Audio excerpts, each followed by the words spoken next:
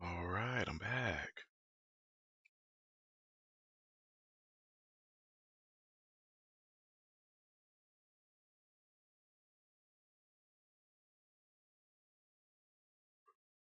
What's going on, Sid? Welcome, welcome.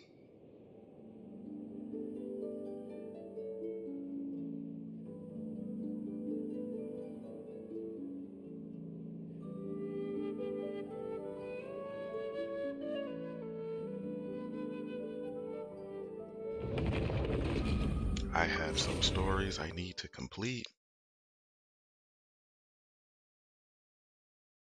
Other than that, I'm good. Let me adjust my game. I think it's too low.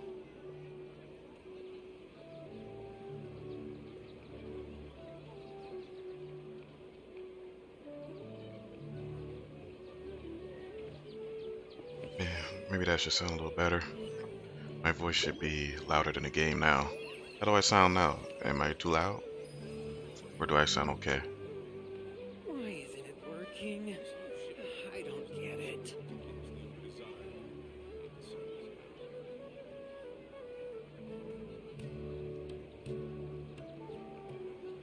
I sound okay?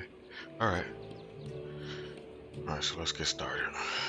What was I doing?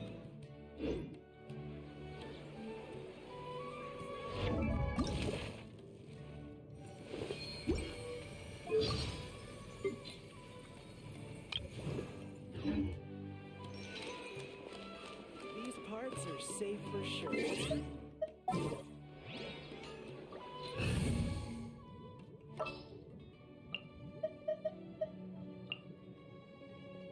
Very well.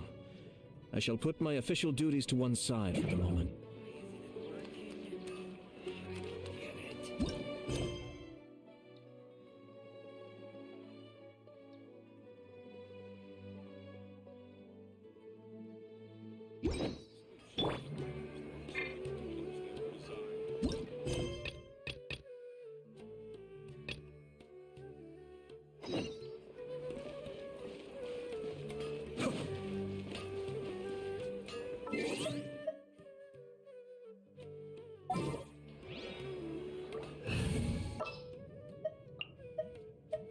Who's our target this time?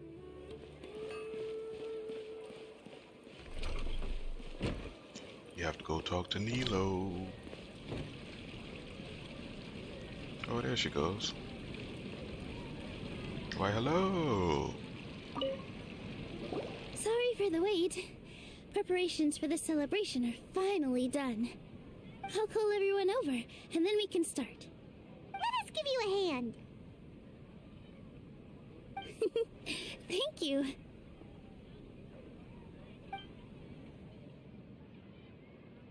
We all know Paimon doesn't help anybody. Maybe we really should have prepared a gift. Then we could also be a part of the exchange. As it is, all we can do is wait and watch.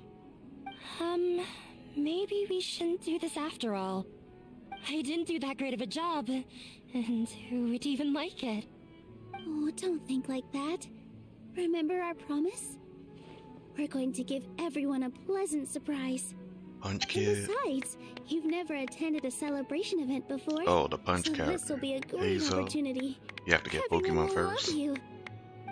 I'm still That sounds like a not plan. really sure about this. There's nothing to be worried about. Just take a step forward and give yourself a chance. There aren't any scary people here, right? Right. Huh. All right. Maybe this will help. Everyone, over here! Inaya has something great to tell you all. Wait! I've already said that I'm not ready yet. What should I say? Take it easy and relax. Deep breath, in and out. Once you've taken a long exhale, calmly tell everyone what you want to say. If you don't say anything, then all the hard work we put into embroidery practice would have gone to waste. Using it as a gift, though? It really isn't that good. So when Inaya was talking about making a prop, she was actually preparing a present. Of course, Paimon, of course. If you weren't such a bum, maybe you would have made a present too. But of course, you don't carry anything, you don't help, you take the traveler's Mora. You're the worst friend ever. And the traveler has the nerve to consider you a friend. Yeah, it feels like she still doesn't really see herself as part of this community.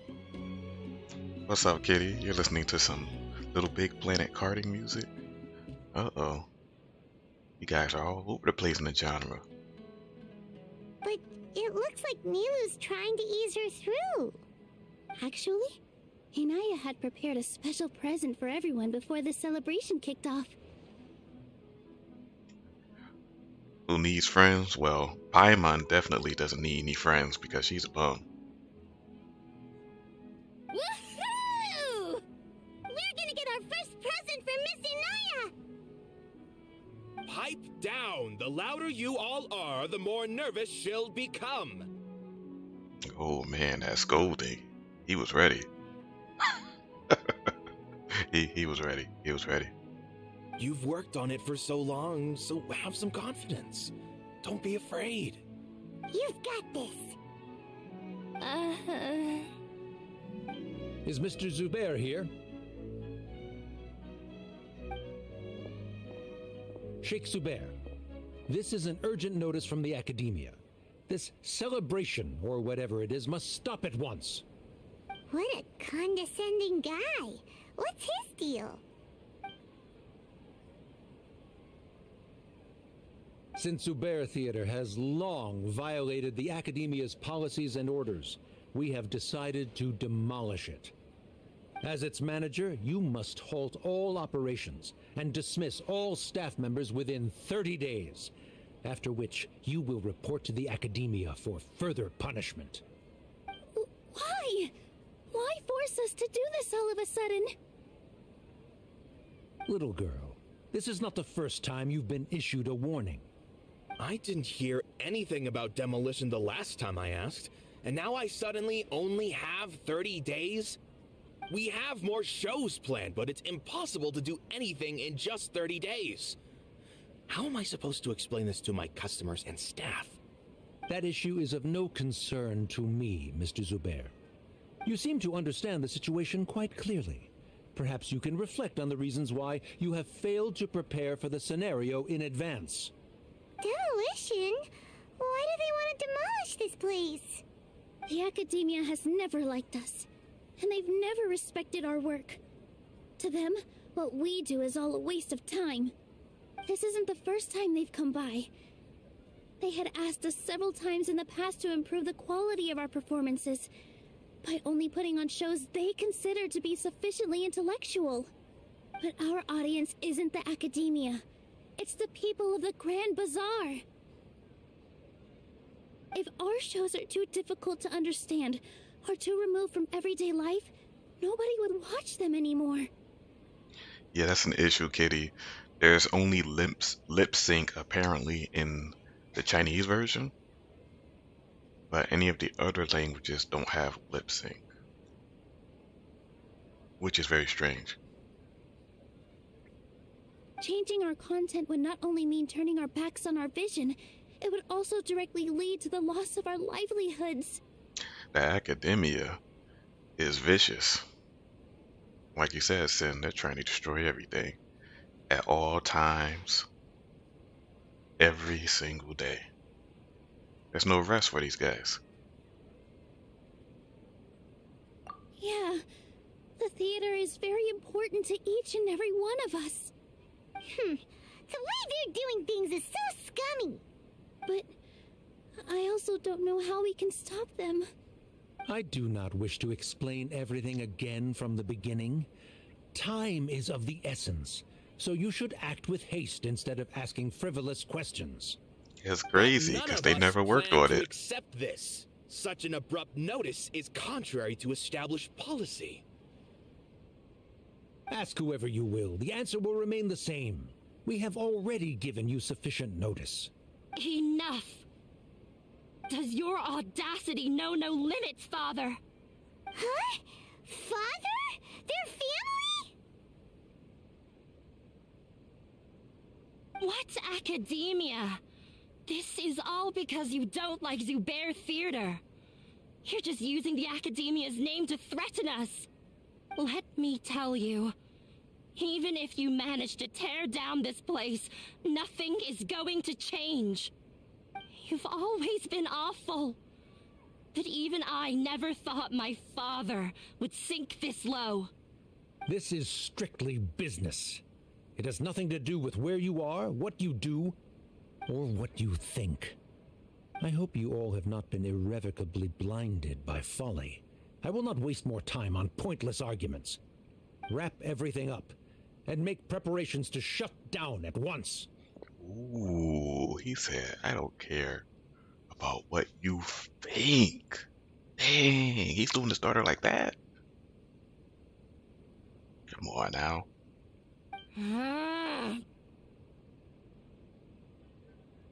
She was so nervous before, but when it came to Pops, oh yeah, I'm screaming at you.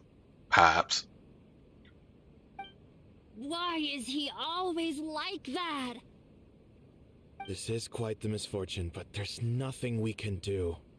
That's it for today, everyone. Let's clean up. I'll go talk to them again tomorrow. The storms that come out of the blue are always the hardest to deal with. Kitty, what are you going to do tomorrow? What's happening?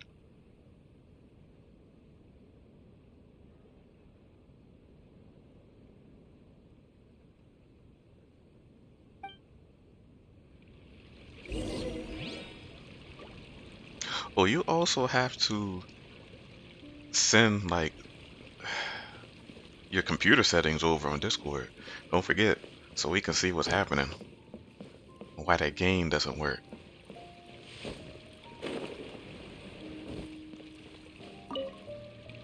Sorry. I invited you thinking this was going to be a happy occasion. I didn't know that things would turn out like this. Oh, you're going to restart Resident Evil 8? Nice. Are you changing the difficulty or anything? Just replaying it? There's no need to apologize, Nilu. No one could have seen this coming. Oh, Paimon just wishes she could have at least gotten to the food. Is what that guy said true? The Academia has already given you many warnings? Yeah, I guess you could say that. They've always seen us as being meaningless. Knowledge is king in Sumeru, and their pursuit of it leaves no room for the arts. But if that's all it is, there's also no reason to go so far as to demolish the theater. After Inaya ran away from home, I brought her here to Zubair Theater. She really talks about her family. All I know is that she didn't get along with them. I never expected it to blow up like this. If you did nothing wrong, then there's no reason to listen to the Academia, right?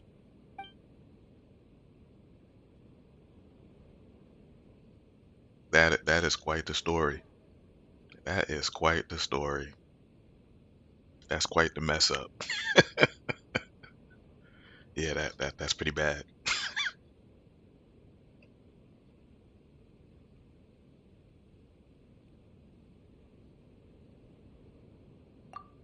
Nahida? You mean Lesser Lord Kusanali? She'd probably help if she knew what was going on.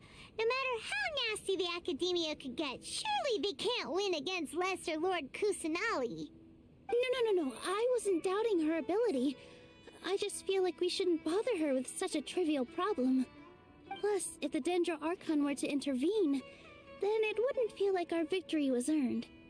That's true. Who cares? Let's just take him in a fight. That's true. I'll try to think of something. We can't just let everyone suffer in a perpetual state of fear and uncertainty. What to do? Can you pretend to shut down, but secretly continue to hold your shows somewhere else? Or we could go through a list of customers and try to see if anyone in there might be willing to help out. That also doesn't sound like it'll work. A debate? Well, scholars do love to use them to solve their problems, but how would that work in this case? Oh, if we can prove to Inaya's father that the Academia's position doesn't hold water, then they won't have a reason to demolish the theater! I see. Oh, and guys, Defeating him in a let me debate. know if my mic volume is too loud. I'm keeping a close eye because I increased the volume, so I'm just double checking it. If it seems like my voice is just raised too high at certain points, I'll turn it down. It's a good idea, but which one of us could hope to win against a researcher? You sold all of your heals. Huh? Me? No. I'm the literal worst at arguments. I can't debate. Nilu, you are only so stressed out right now because you care so much about protecting the theater. This theater holds a special meaning in all of our hearts. It's irreplaceable. But I just don't know. Can I really take on such a huge responsibility? Paimon'll help too. You feel a lot more confident after doing some prep work. Believe in yourself. Paimon, you can't help. Alright, I've decided. Even though I may fail, I'll do my very best for everyone's sake. That's our Nilu! We're rooting for you! Okay, let's head back and tell everyone what we came up with.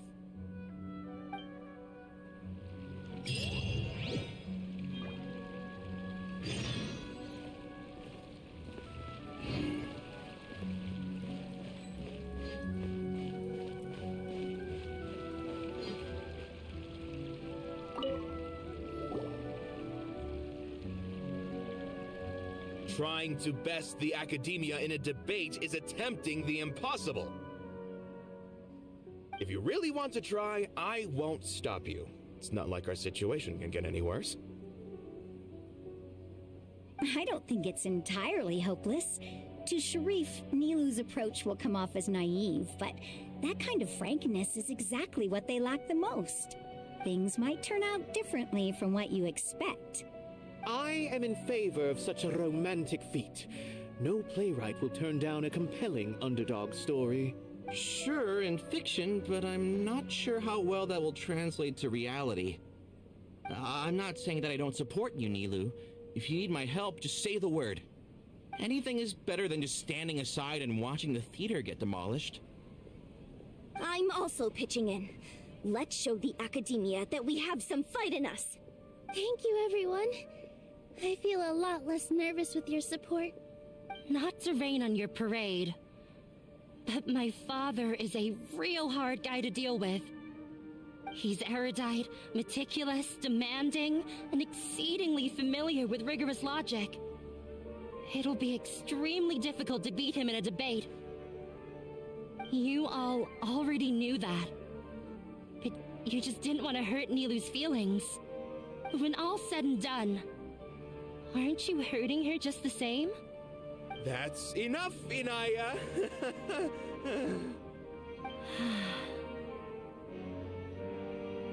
Sorry, I've ruined the mood. I just can't force myself to expect a positive outcome. Nilu shouldn't have to push herself for the sake of an impossible goal. Yeah, it's way too early to give up. You're right, Inaya. Oh, you found out? What was it? We're up against the Academia. Everyone knows that they're very powerful. Being skeptical might actually be the more normal response. But I still want to try. I'm reluctant to just let Zubair Theater go. And it's not just me. I think everyone else here feels the same way. If we're unhappy, we should speak up and let our voices be heard. Say what's on your mind, and do what you think should be done. If we fail after that, then at least we won't have any regrets. I mean, after all, the only thing we can control right now is our choice at this very moment. I understand what you're trying to say. I also have my own intense feelings of anger and regret. Then, could I trouble you to tell your father about our plan for a debate? You can still get in touch with your family, right? Yes, I can. Then, please help us pass on my request. I've never participated in a debate, and truth be told, I'm still not really confident in myself. So now you can play. It requires a GTX 1060 and you have a 1050. Oh yeah, that could be why. That means that your graphics card is under the requirement. But it's pretty close. I'm not sure how big of a difference that is between the two cards, but it's pretty close. But that could be a reason.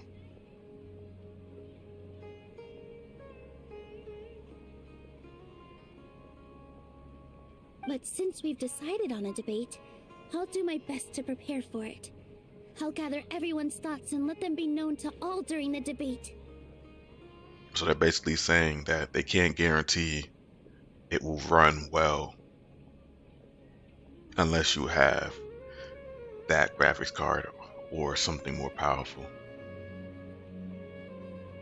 So we're getting the stutters. There's probably some things you can do to improve. What's the extra sound? There's an extra sound?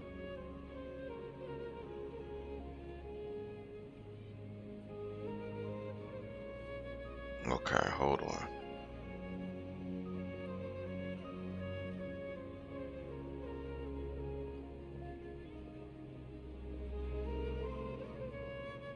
Oh, that was your stream playing in the background. Okay.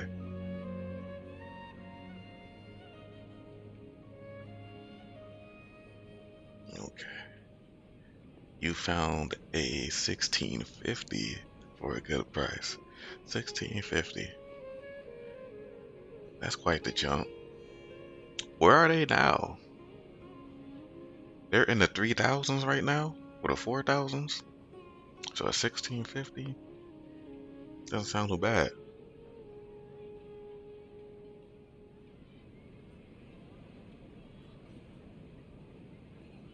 But I am not sure. No, look at this. Look at some of the upcoming games that you plan on getting on PC and see if they have requirements and see if the 1650 meets that.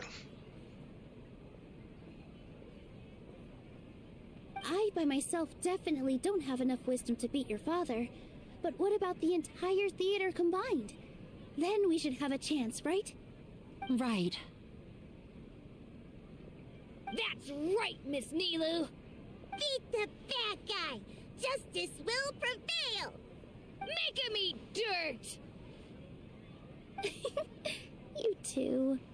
We aren't getting into a fight. But thank you for your encouraging words. I'll do my best.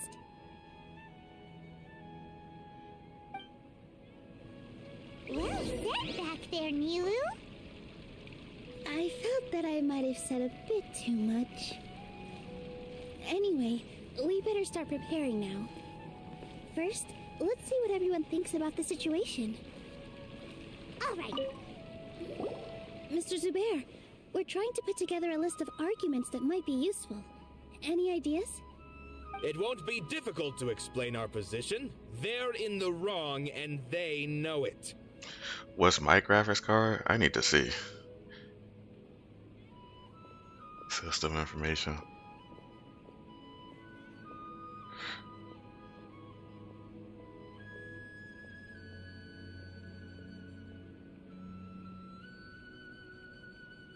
Oh, not through here.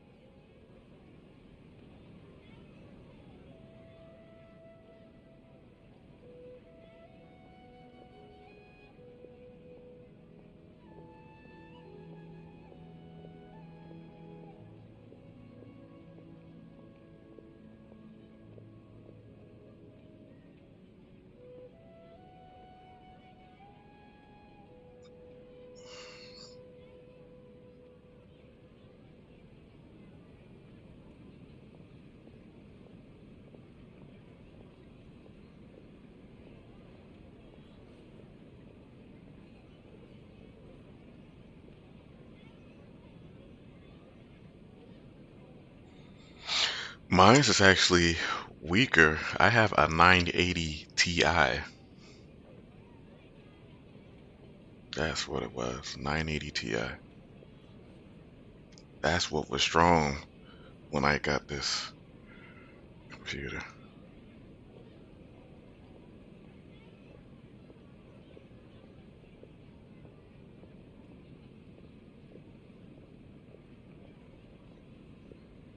Oh yeah, I was curious though. I just saw your message. I didn't have to check. I was curious. If you get a new graphics card, you need to buy any other new parts along with it.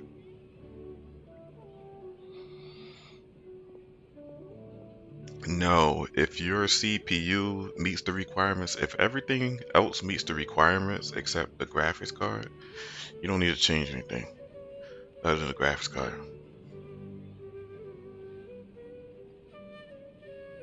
I have meticulously managed this theater's affairs for years, and I have abided by every procedure and obtained every permit.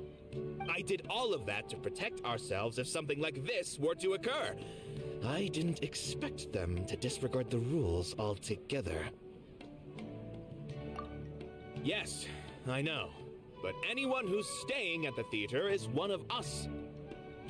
If I can't even protect the members of the theater from outside pressure, then I have failed in my duty as a manager. In summary, you need sufficient confidence and strict adherence to the rules. At least for now, they don't have the authority to demolish the theater. As long as you double down on that point and force them to concede it, you'll gain an advantage. All right, got it. I've seen many situations like this before. The academia sure likes to get its nose into everyone's business. While you prepare for the debate, I will also prepare the theater for the potential aftermath. It's best to prepare for the worst outcome. Once you're done chatting, do me a favor and tell our customers that we're canceling all of our shows. Do we really have to? Right now, no one's in the right frame of mind to perform. I have to consider both our staff and our customers. This is the only way. Nilu, you are incredible. With your talent and youth, you had the least to lose out of all of us. And yet you were still the first to take a stand. I've never thought about leaving your theater, Mr. Zubair. I truly love this place, and I want to keep dancing here. I also want to keep dancing with everyone else. You're becoming more and more like her. Do your best. We'll do all that we can, and leave the rest to fate. Her? My teacher. She was an excellent dancer, but she's retired now. If we have time later, I'd be happy to tell you more about her.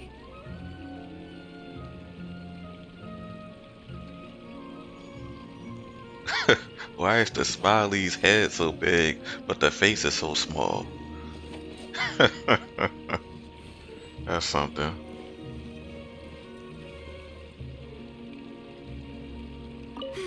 I've gained a whole new level of respect for you. Inaya was right. It's true that I couldn't bear to bring down Nilu. It wasn't out of pity or anything, though. I just felt like I didn't have the right to say anything. After all, Nilu was the one who bravely stepped up and proposed to fight back. I didn't have that kind of courage or initiative. I'd be a terrible person if I spoke badly of Nilu without doing anything to help. She knows better than any of us how difficult this path will be.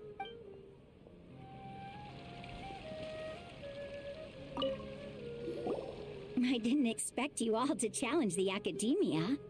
That reminded me of my younger years. Back then, I feared nothing and no one, and I was always charging into the most dangerous of places. I can't do things like that anymore, but those were some of the best times of my life. Sorry. If the theater really ends up getting demolished, then you, Soreen, and Abi will all... It's all right. There's no need to think such heavy thoughts. Even if the building gets demolished, its people will still all be here. Have faith in the resilience of an adventurer. We can always figure something out. Is it case sensitive, like a capital K? Or no? But won't you have regrets if things just come to an abrupt end? It'd be like when you were forced to stop adventuring. Ah, so that's what you were worrying about. Relax. I've had a lot of experience with regret. Things are painful at first, but as they say, time heals all wounds. I wonder if that emote shows up in the emote list. Let me see if I see it. I see all these smiley emotes, but not that one. Maybe I'm missing it. That's interesting. I see this.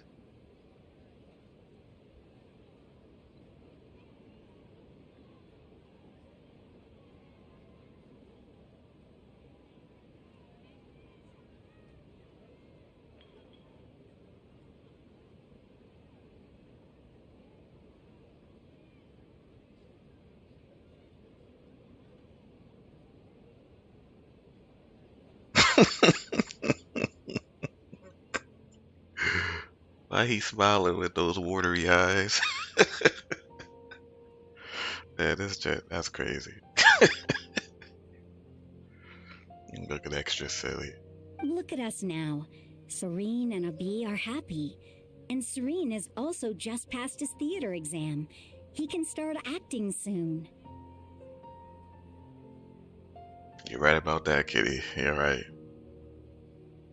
That Smiley saw something it didn't need to see, but it did. He was thrilled because he can soon perform on the same stage as you. We wouldn't be here if it weren't for our past struggles. And would Serene have become a happier person? That's hard to say. Are you trying to make us feel better? Yes, but I truly do mean what I say. Being here at the theater has taught me an important lesson. The most important thing about an experience is how you choose to interpret it. I can choose to believe that my life ended with my husband's death. Or I can choose to believe that it was a blessing in disguise for Serene and Abi. Similarly, even if this theater disappears, a new beginning might just be around the corner.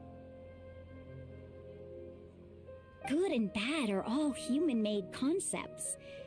It all depends on how we choose to see things. You have a point.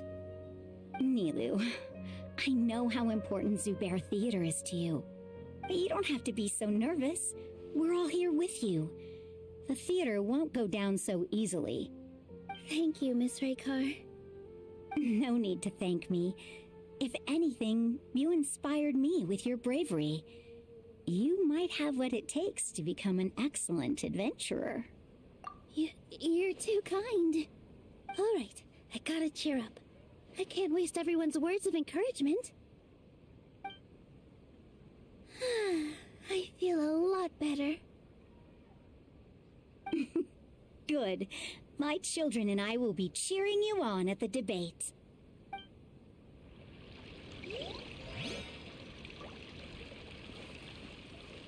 When the day comes, I'll get my friends and the theater's customers to come and support Nilou.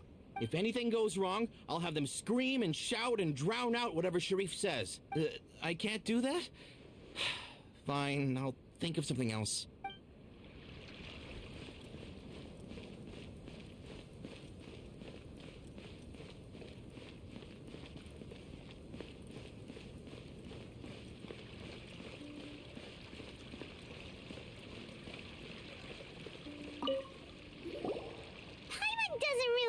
Talk to him.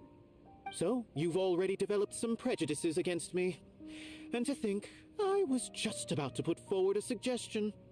Oh, Paimon will listen to that. Although, I know not if you have a new answer to my previous question. Now seems like an appropriate time to revisit it. What do you think is the meaning of art?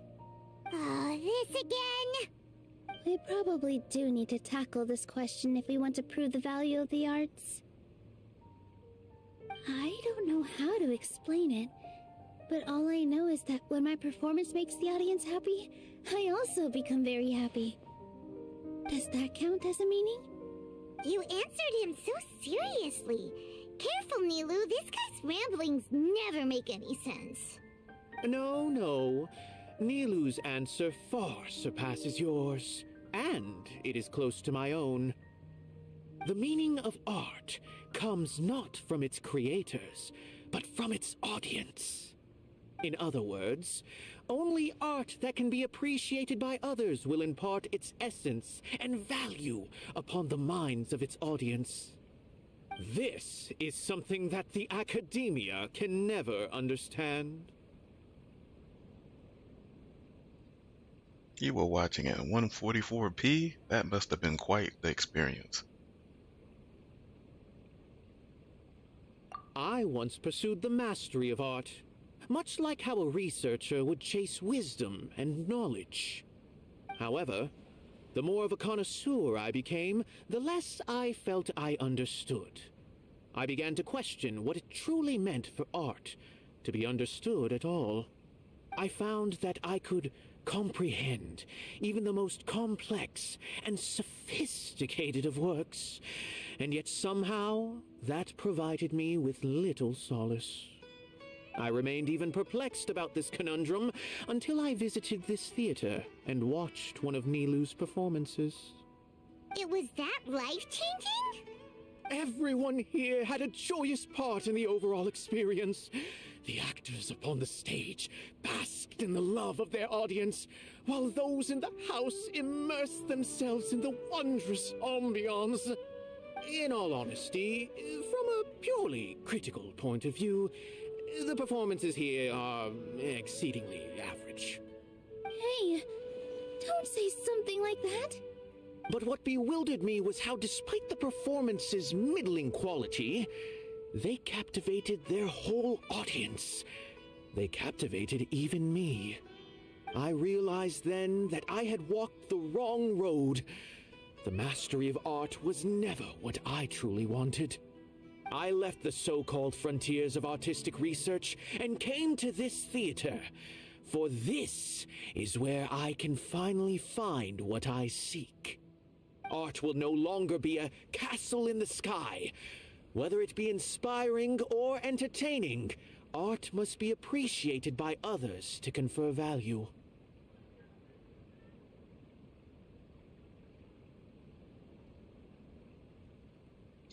Sin is always on the mobile journey. Everything needs to be mobile.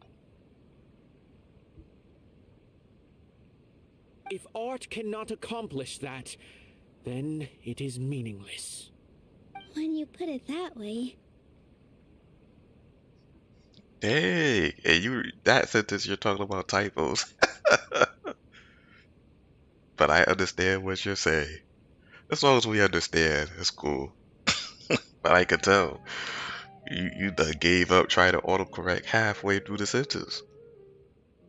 You just put your fingers on the phone, click, click, click, click, click, don't care, click, click, click, click, click, click, click.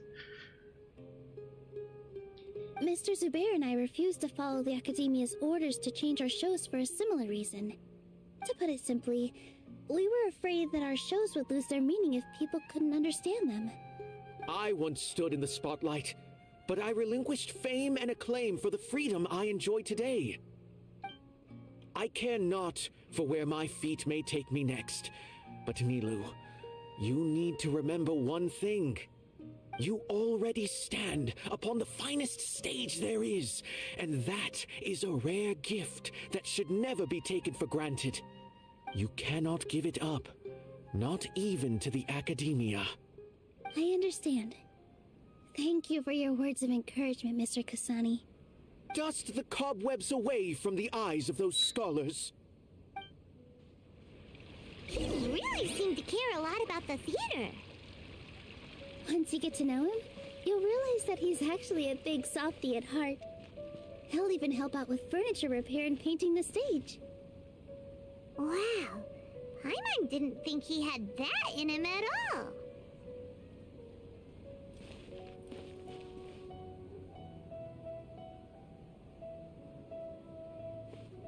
You're here. Is the theater actually closing? He's been worried sick for a while now. He wouldn't stop talking the whole way back.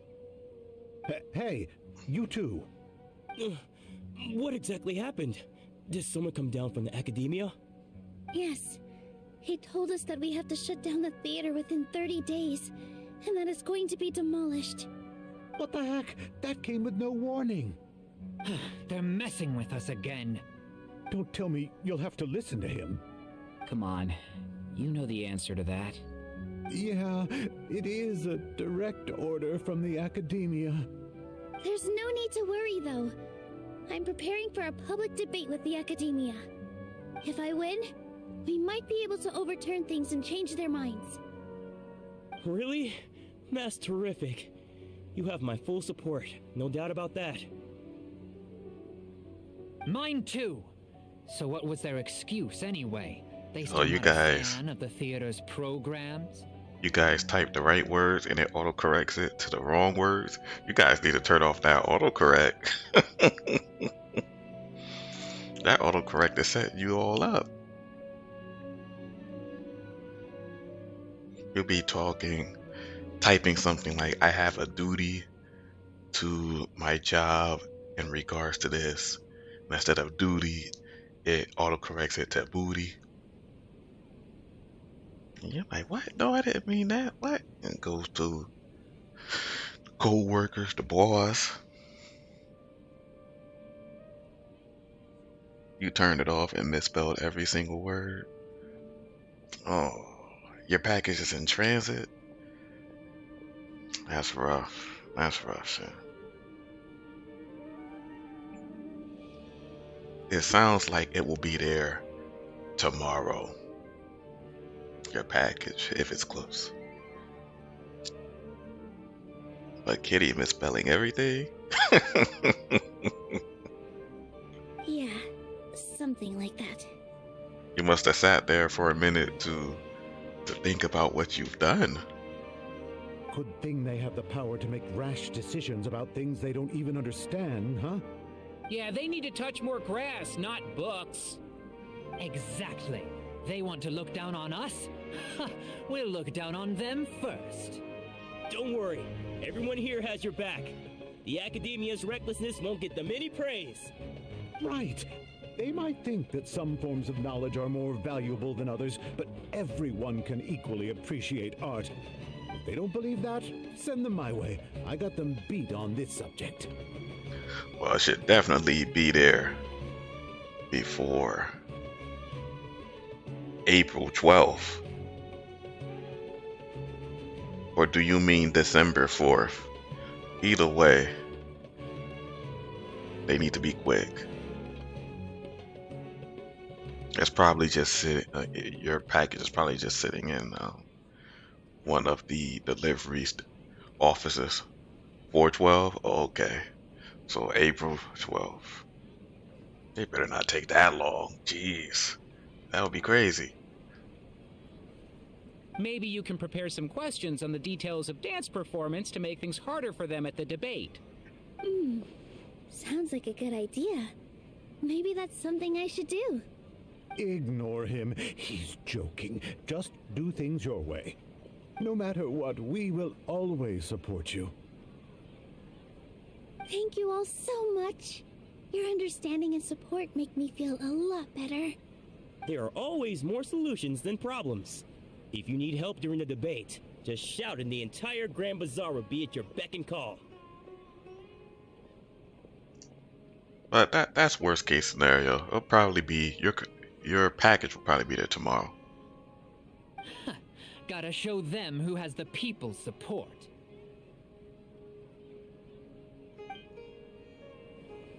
I feel like the pieces are starting to fall into place. Let's head back to the theater and organize our thoughts. Oh, that was a yawn. Sounds good. Inaya should...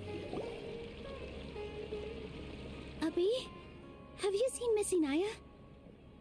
No, Miss Nilu. Miss Inaya isn't back yet. Wasn't she just passing on a message? Does she really need this much time?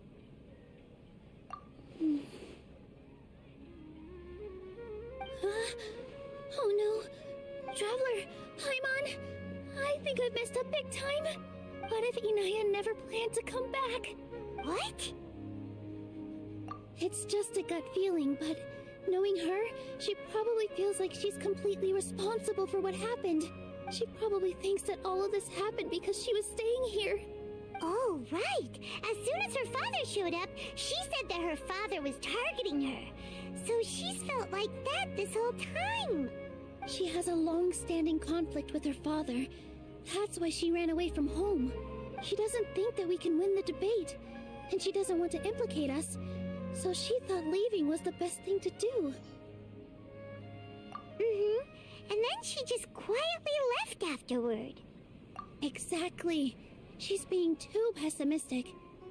How will you know if you don't try? Anyway, first things first. We have to get her back. But where should we start? Sumeru is huge! I think I might know. Let's start by looking outside the city. Before I brought her to Zubair Theater, she was staying at a remote campsite. She got a fever from drinking unclean water, so I carried her back. If she has nowhere else to go after leaving the theater, she might go back and strike out on her own again. Then let's go take a look. Yes, let's hurry.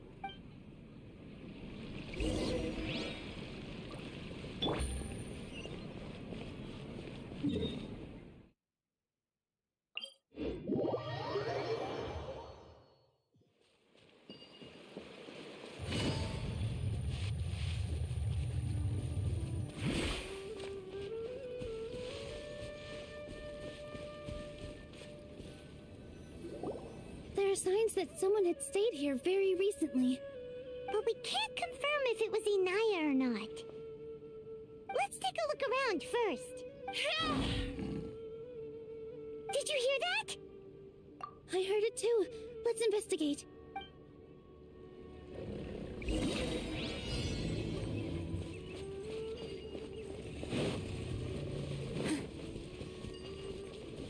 It sounds like we're getting closer. The voice is coming from over there.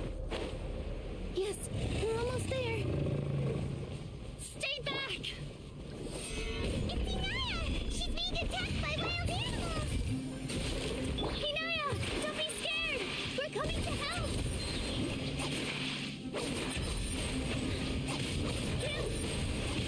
Yeah!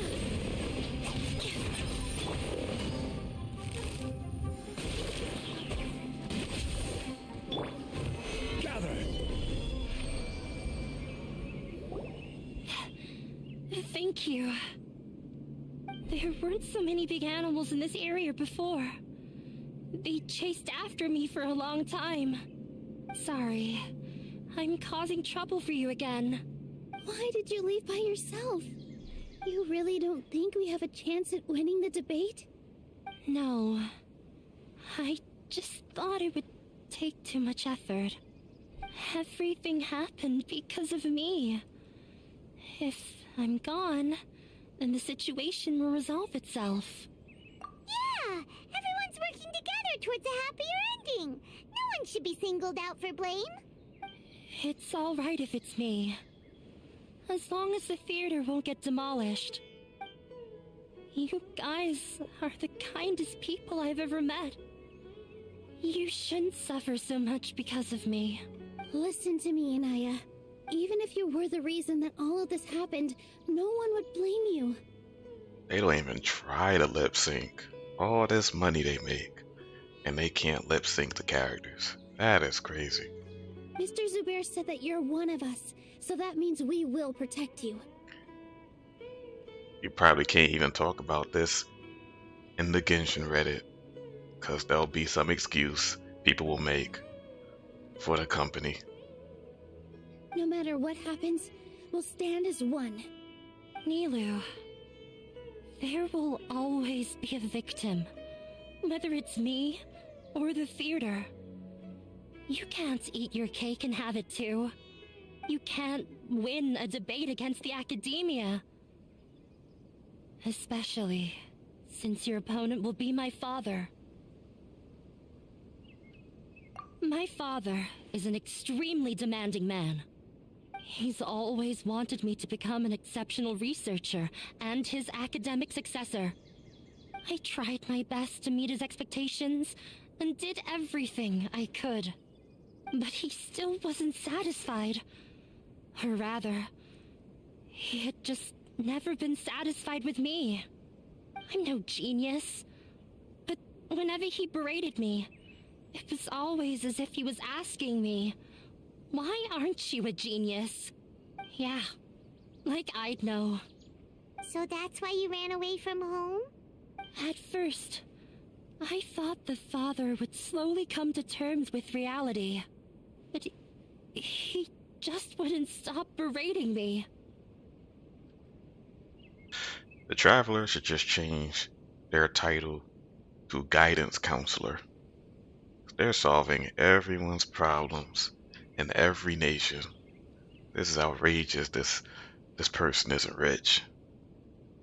For one exam, I earned the 3rd highest score.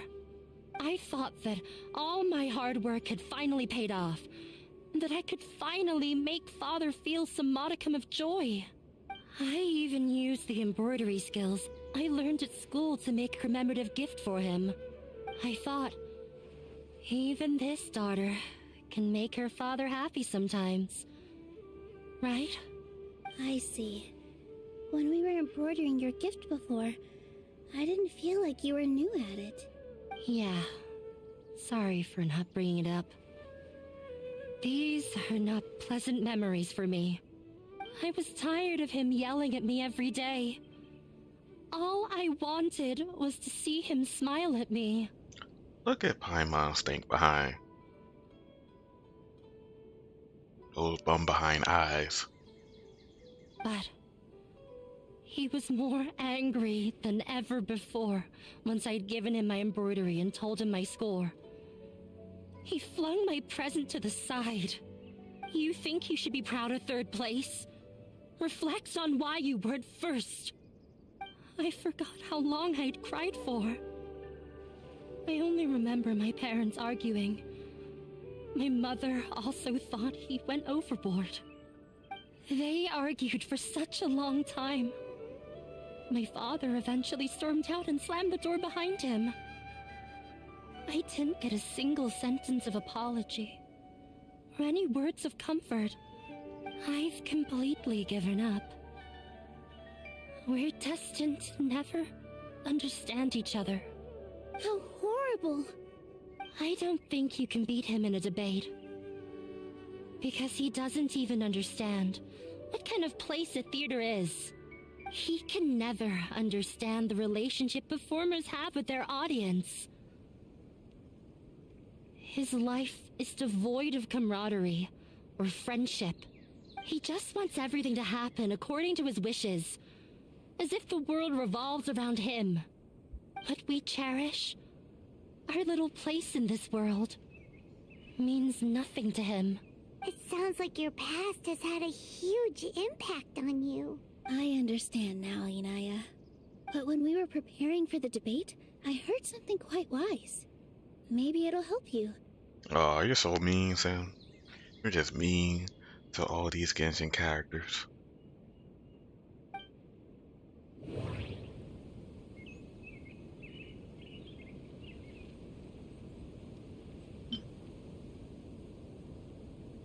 The most important thing about an experience is how you choose to interpret it. Art must first be appreciated by others to confer value. Mr. Zubair has been meticulously managing the theater. Everything checks out. Everyone is free to appreciate art.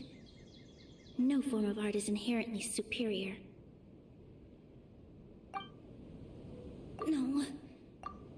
I think it was this one. Let me see. Miss Raykar has gone through a lot in her life, but she told us that she's very happy to live at the theater now. Although she ran into misfortune, it led her down a new path in life. She sees that as a blessing. She told me that the most important thing about an experience is how you choose to interpret it. Interpret it? I can sympathize with your unhappiness at home, but after you ran away, you ended up at the theater and became one of us. Those unhappy experiences allowed you to really cherish your bonds with everyone, and also gave you the opportunity to become friends with us. Don't let your past suffering keep you from the new life that you've worked so hard to find. Oh. Let the past stay in the past.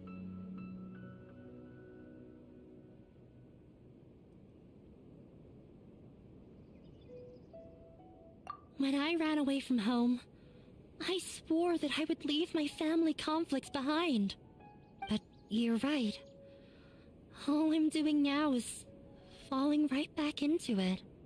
Maybe you'll disappoint him, but that doesn't matter. You have a new future waiting for you. Don't let go of the answer you've worked so hard to find. That's right. If we put our heads together, there's bound to be a way. You're right. There's nothing to be afraid of. I'm not trying to meet his expectations, so why should I give up because of him? I can't afford to lose anything more. We have to win. The debate will not only protect Zubair Theater, but also allow me to settle things with Father.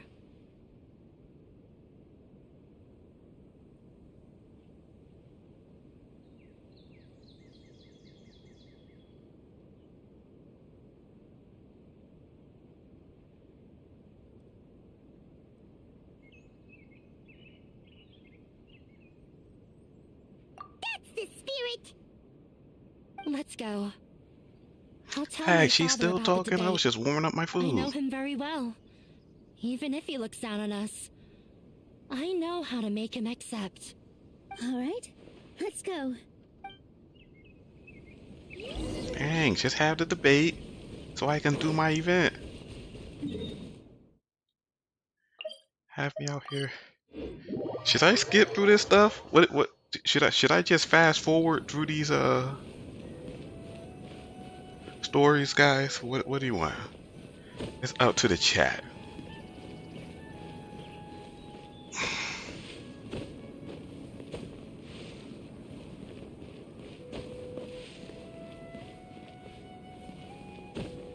Okay, we're gonna have to fast forward it. Well, okay. Looking forward to your good news. That should be everything. I'm not sure why, but... You were great, Nilu. Talk like that, Thanks for that, but I still feel like it'll be an... Yeah. I met... Huh? What's left? Huh? This isn't a theater. Wait. You're not asking what the theater... Let me think. The most important thing about an experience is how you choose to interpret it. The most important thing about it.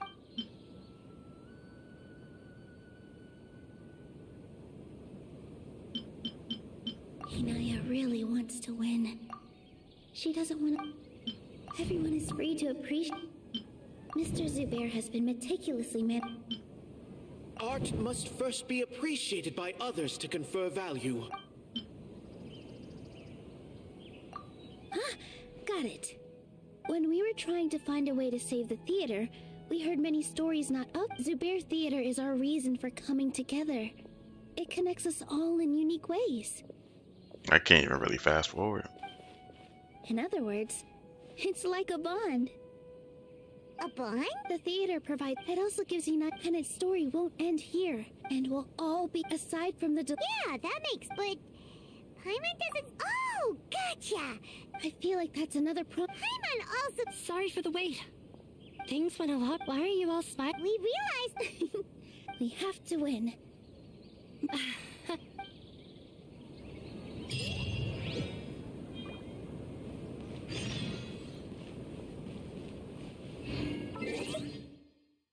Wait for the debate 2 days later. 15, 18.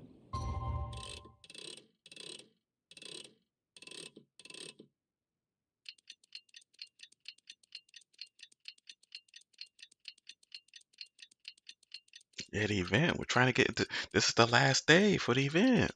I have to do all these stories.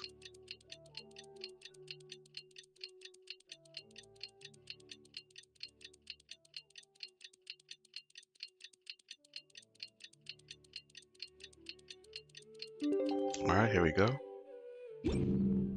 Votes are made. In the blink of an eye, it's already debate time. We did a lot of preparations with Nilu. Hopefully they were helpful.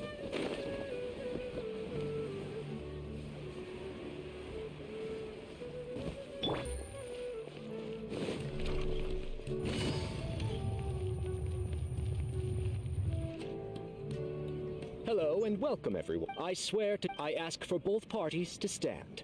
May the Dendro Archon also serve as a... Since you may have misunderstood us from... However, the truth is that the Academia wishes for every resident of Sumeru to be afforded opportunities to grow and cultivate their wisdom. Therefore, the works they consume should also possess enlightening qualities and intellectual value. We have failed to identify these qualities in the shows performed at Zubair Theater. In other words, instead of struggling against the Academia in pointless confrontations, if you had spent your time reflecting on improving the quality of your shows and enlightening your audience, Zubair Theater would not be today facing such a tragic fate. Aggressive from the get-go. He's really putting on the pressure. Can Nilu stand her ground? Calm down, Nilu. First, carefully analyze what he said. He said that we were shut down not because the Academia looks down on the arts, but rather because our shows aren't up to their standards. However, The most important thing about an experience is how you choose to interpret it. don't think that would... Okay, let's see. Art must first be appreciated by others to confer value. Don't think that would make... Mr. Zubair has been meticulously managing the... Everyone is free to appreciate art. Hinaya really wants to... This one. In your eyes, our shows can't meet the Academia's expectations. Shouldn't it be the audience who decides if a show is intellectual or enlightening? Why is someone from the Academia judging that? Also, I believe that there is no such thing as a wiser or more enlightening performance. Art doesn't discriminate, and it appeals to all. Everyone has the right to appreciate art. Appreciation is but a primitive form of satisfaction. Guidance and enlightenment are necessary if we are to induce growth in the performers as well as the audience. This stance holds performers to a higher standard and encourages the development of the arts. If all performances are simple-minded, require little effort to comprehend, and lack any impetus for the betterment of society, then the people will not be able to develop a greater level of artistic understanding. Nurturing the populace's understanding requires a long and arduous process, and guiding this process is the Academia's true goal. He changed the topic without batting an eye. Good thing I'm prepared. If I remember correctly, what I should say here is...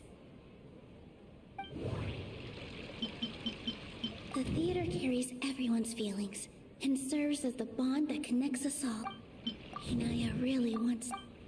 Everyone is free to appreciate art. No form of...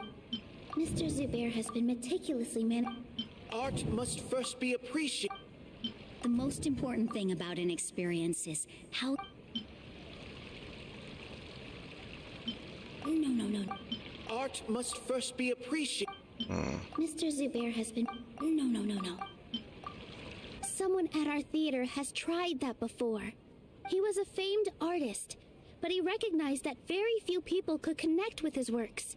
I agree that art should be enlightening, but we can't pursue that goal by creating complicated works. If a work can't tap into an audience's personal experiences or feelings, then its contents may as well be a castle in the sky.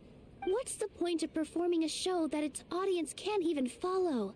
That would only be forcing people to watch something they don't like. You can only reach that conclusion from a place of ignorance. In that case, before passing judgment, you should first become a better dancer than me. Ooh, got to. You tell them, Nilu. Looks like he's backed himself into a corner. As the party holding the burden of proof, Sharif has failed to provide sufficient support for his judgment of the quality of Zubair Theater's programs. Likewise, the definition that Nilu put forth is but her personal opinion. Neither party is the victor for this particular point of contention. Additionally, I must request that both parties exercise greater control on their emotions. Keep it up, Nilu! You're doing great! In that case, I shall speak of more concrete matters. The essence of this issue is that you have violated the law, so you must now pay the price for your transgression. This course of action is also completely procedurally sound. We have already contacted Zubair Theater multiple times regarding the theater's repertoire. However, you have consciously ignored our warnings, or perhaps your compliance was purely superficial. Regardless, that failure has indirectly led to the present day's proceedings. That is indeed so, according to the laws decreed by the Academia. He started talking about procedural stuff, so I need to focus on... Mr. Zubair has already provided signed copies of all documentation related to our operations. Everything is perfectly filled out and valid.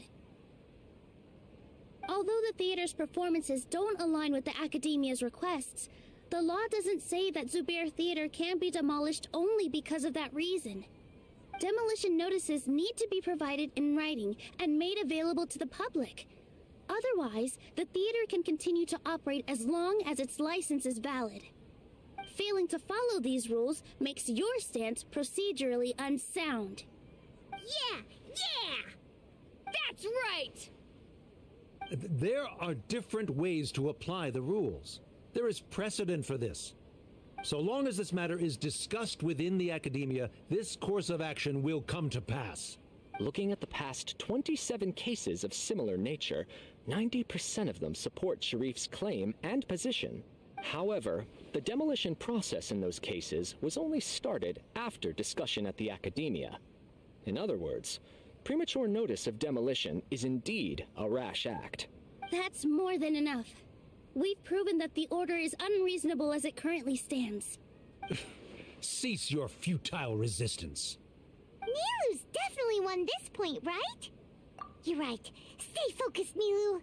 Even if permission for demolition has yet to be obtained, it is a fact that your performances violated the Academia's policies on numerous occasions. Based on that fact, we can permanently revoke your right to perform in Sumeru. Under the current system, it is indeed possible to immediately revoke Zubair Theater's performing rights. That's a thing? Rather than protecting Zubair Theater, I surmise that your true intention is to maintain your hold over your audience and their patronage as your source of income. Without them, Zubair Theater is nothing more than an empty building. And without its performances, the theater has nothing else of value. What you said isn't true at all. Keep it cool,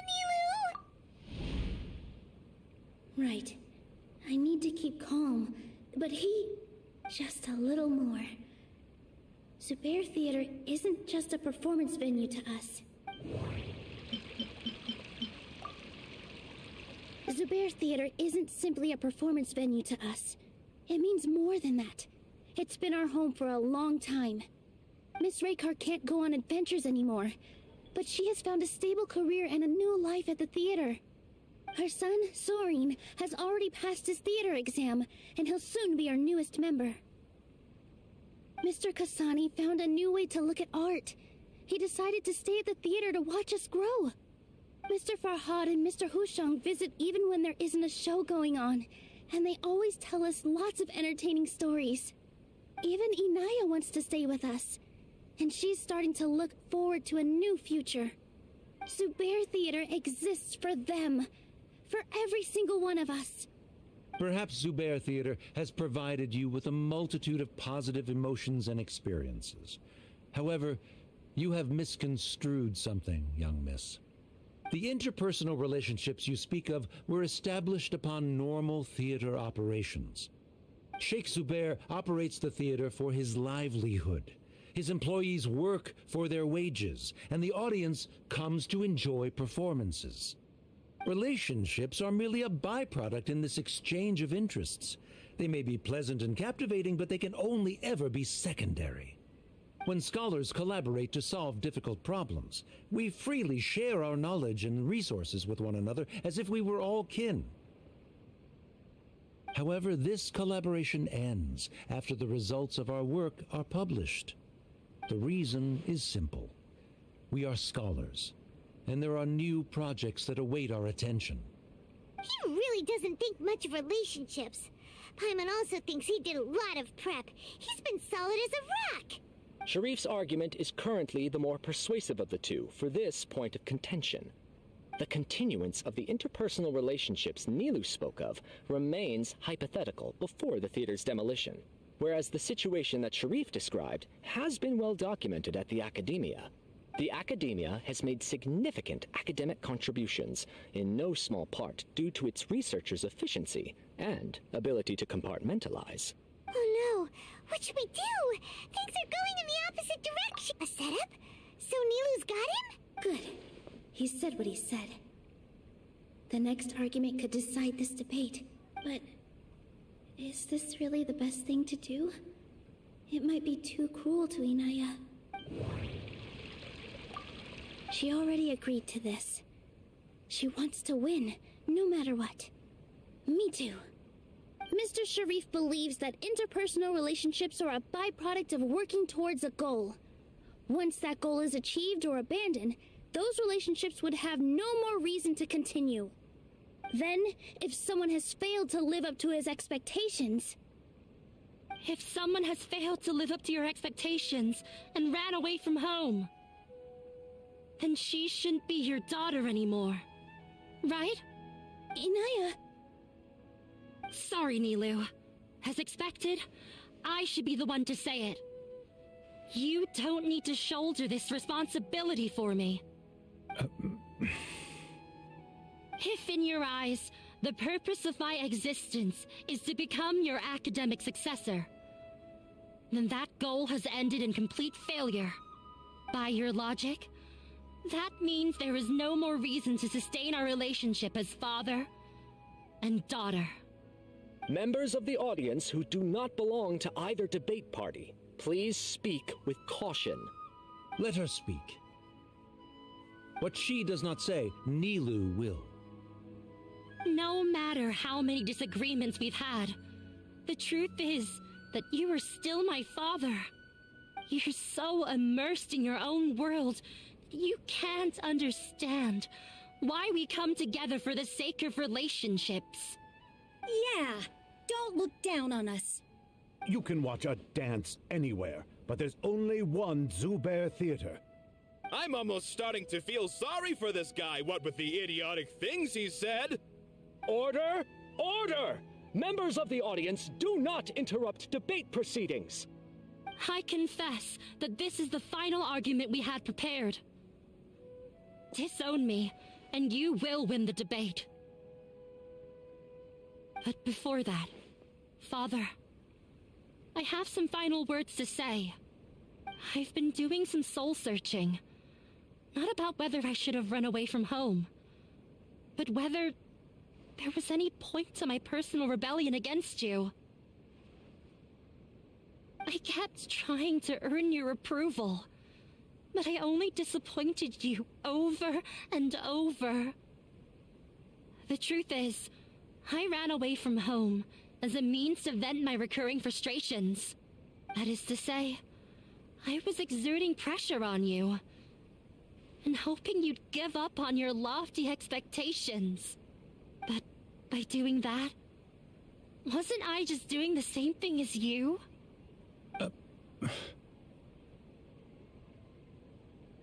I won't force my expectations upon you anymore. At Zubair Theater, I have found the life I've always wanted. I will move on from my family troubles and strive towards my new goal. But if you dare to harm this place, then I will stand with my friends here and fight against you. This is not the time to space out, Sharif. The debate is still underway. You already consider them to be your friends. You should be asking us that question. Of course we are! Miss Inaya is a really good friend. It was a bit of a process, but we won her over. Make no mistake. All those who come to Zubair Theater become one of us. We will always be with her. Such puerile simplicity. However,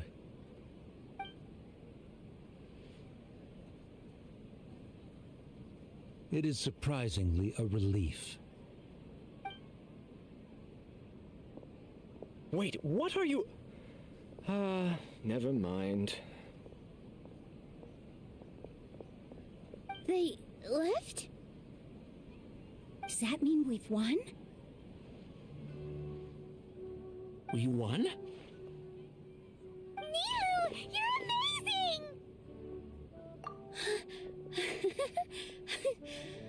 I relaxed for a moment and I feel a little faint. It looks like he still has a place for her in his heart. Terrific work, Nilu and Anaya. They likely won't cause any more trouble for us. Didn't know you could get so fierce. I have a lot of newfound respect for you two. This really took a lot out of me, though. I don't ever want to do this again. Both Miss Nilu and Miss Inaya were so cool! Should we throw a second round of celebrations?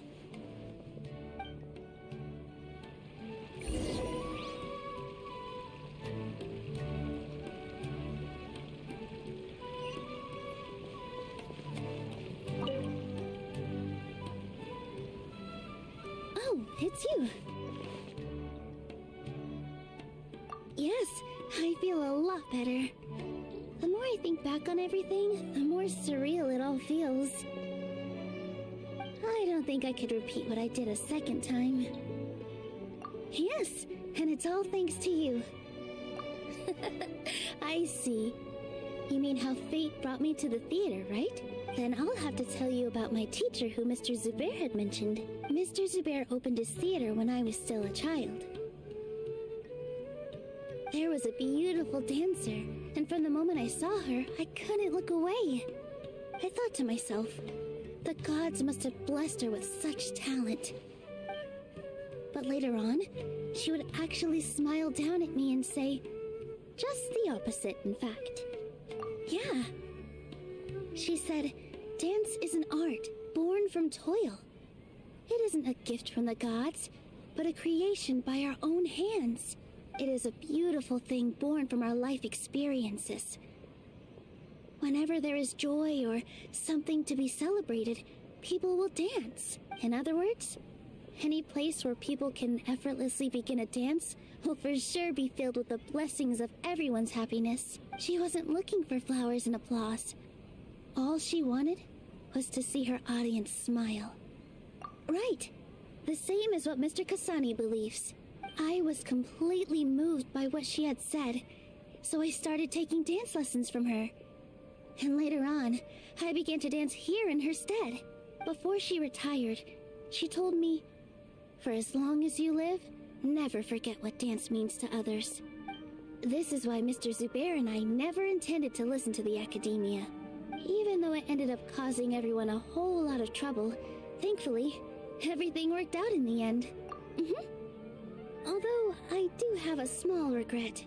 Yeah, even though she has already decided to stop fighting with her father, they never managed to have a real conversation with each other. Before he left, Mr. Sharif looked like he had a lot on his mind. He probably has a lot of things he wants to say, but will now perhaps never get a chance to. Yeah, but I still hope that things can change. It never hurts to have hope. You and Paimon are more than welcome to keep attending our shows. Who knows? Next time, you might see Inaya on the stage. Are you still worried about Inaya? Let's be sure to come back often.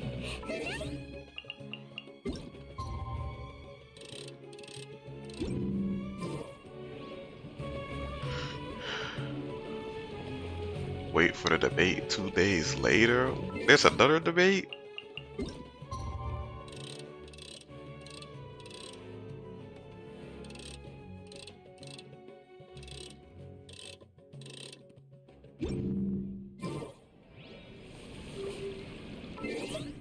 2022.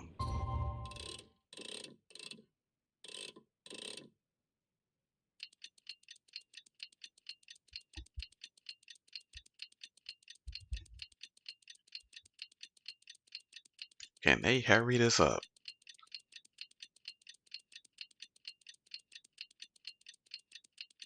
Police.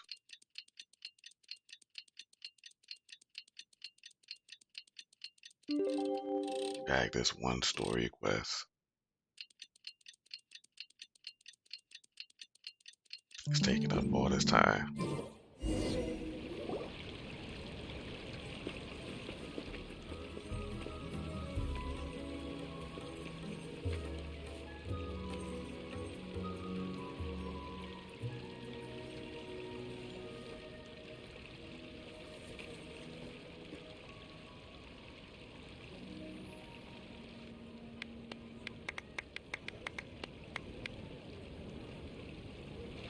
Everyone, I'd like to introduce you to our newest member, Hinaya. Hello, everyone. She'll be dancing for us from now on, so please give her your support.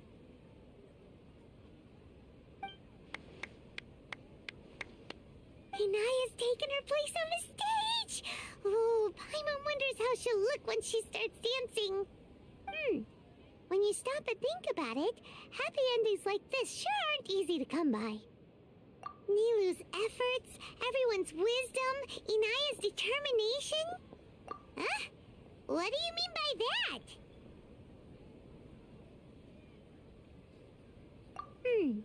You do have a point there. The whole demolition thing was going overboard, but he really could have banned Nilou and the others from dancing. If he really wanted to be ruthless, he could have done some real damage, even without winning the debate. Oh well, it's not like we can understand how people like him think. Let's focus on watching the performance. Huh? Wait, look who the cat dragged in! Isn't that Inaya's father?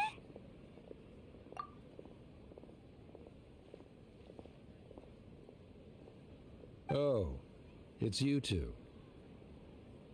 I don't have much to do today, so I just came to look around this place. Are you looking for Inaya? No, I am simply here to watch a performance. There is no need to trouble her.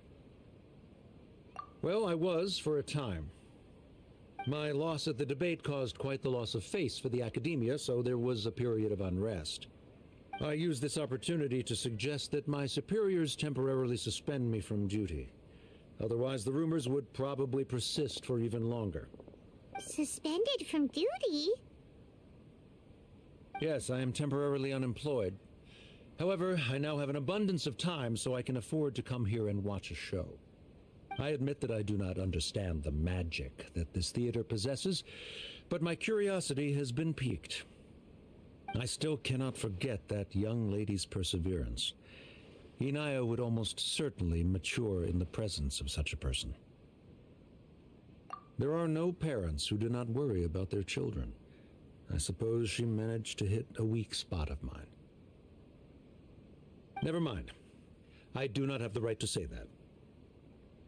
You're already here, so you might as well go see her. No, that is not necessary. I will take my leave after the show concludes. Do not tell her that I was here. Come on. Who knows if you'll get a chance like this again? But... Huh?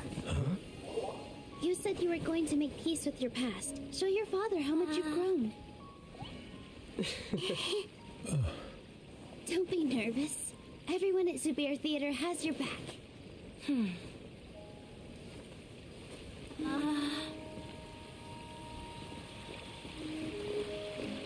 Hey, let's go somewhere else.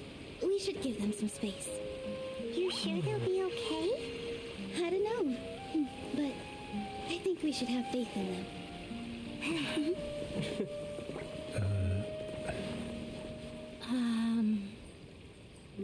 Yes, Inaya. I have something for you. I'm still learning, It's hardly a masterpiece, but it's yours, if you'll take it. Huh? You don't have to take it. It's fine. Never mind.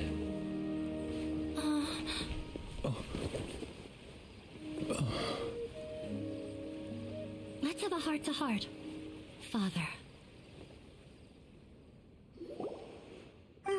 Like father, like daughter. They're both so awkward with their feelings. Yeah, she probably would have snuck away as well if I didn't drag her back. Do you think they'll be able to reconcile? I'm not sure. A complete reconciliation may also not be the best thing for them right now. All those years of arguments and misunderstandings can't be settled overnight. It might be best if they continue to keep some distance for now. But no matter where their hearts and bodies may be, they will always be family. All I wish for them is to be able to one day tap into the warmth of that bond.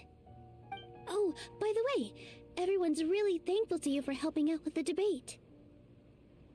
So, we made you a little something. Hope you'll like it. Isn't this Zubair Theater? Whoa! This is amazing! It's so detailed and polished!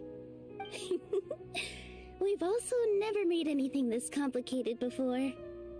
Mr. Zubair and Mr. Kasani took charge of the design, while Inaya and I made all the little pieces with the help of others. Miss Reika or Miss Nadja made and assembled the centerpiece. As adventurers, you two will doubtlessly travel to many more lands and see many more things. That's why we hope that your time at Zubair Theater will become a fond memory of your journey. You two are welcome back anytime. We'll come back and watch you dance whenever we get the chance. You're welcome. And there's no need to be so polite. You learned fast. Come on, take it. This is the story of you and me. It's a tale that I'll never, ever forget.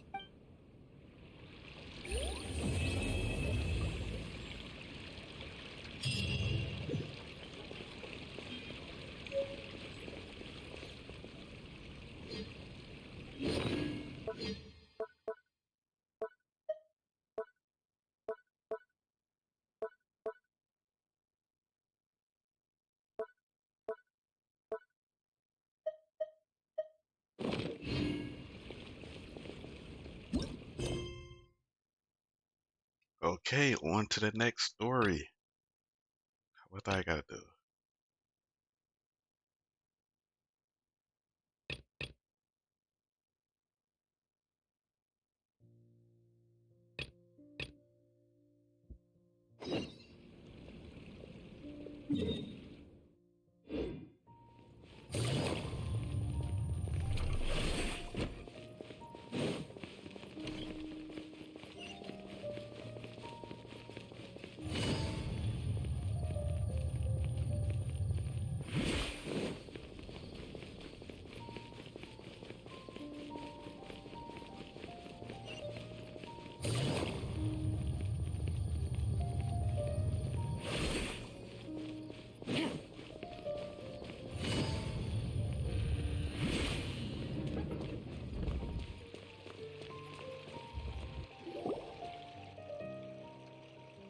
Wait, you two!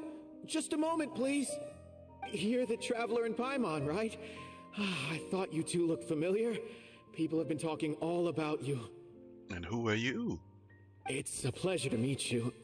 Do you have a moment? There's something I'd like to discuss with you. My name is Nabil. I'm a Matra in the Academia. You're friends with Sino, right? I've heard him mention you before. Currently, Sino is out investigating a case involving smuggled canned knowledge. It's been days since we've last heard from him. Oh no. Do you think he's in trouble? Well, to be completely honest, it's pretty hard to imagine anything that could pose a threat to Sino. But since we haven't heard from him, we're starting to suspect that the case might be more complicated than we had originally thought. Word has it that you two are brave, smart, and extremely capable adventurers. Do you think you could lend us a hand and help investigate the smuggling? Alright, since you asked so nicely, we'll help. Large amounts of canned knowledge from unknown origins have been appearing on the market recently. Sino suspected that there's a secret route being used to move the capsules. According to some research, using large amounts of canned knowledge could lead to some serious consequences, and unfortunately, most people have yet to realize that. Rumors also have it that some particularly dangerous canned knowledge has made its way into the market. Regardless of whether the rumors are true or not, this case calls for urgent action. Last we heard from Sino, he was investigating somewhere outside Sumeru City. It seems that he had found some leads at the time, but we haven't heard from him since. Sounds like we better go look for him. Come on!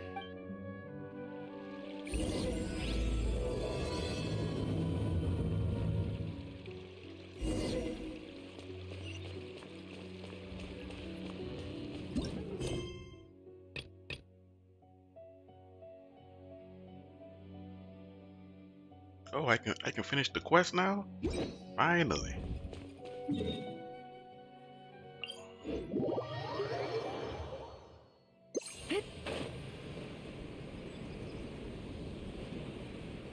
Then I might actually be able to use do the event before the time runs out.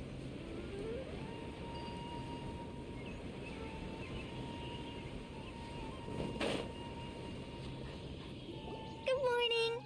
Looks like you're awake. Yep. I prepared some breakfast today. Please have a taste. I hope you like it. It's nice to have you here so we can eat something yummy. Well, now that I've recovered from Elazar, I'm feeling better than ever. I can even prepare 4 or 5 meals a day now. Yeah, I forgot that they're cured. And Paimon bets they're all delicious.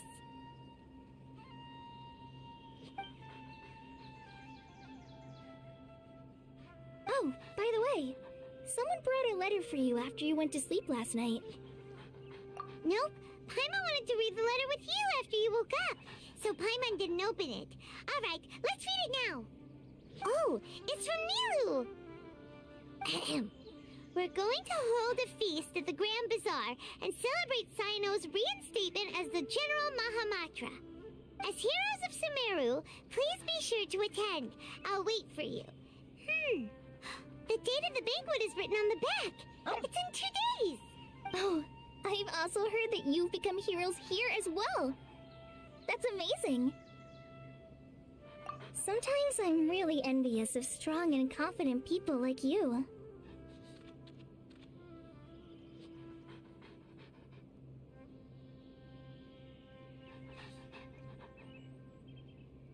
You kinda want seafood? Well, Sen, you should get some. That sounds pretty good right now. Whether it could be fish, shrimp, crabs, sushi. Oh, you're embarrassing me. Anyway, let's go to the Grand Bazaar to have a look. Oh, before you leave, be sure to inform Master Tainari.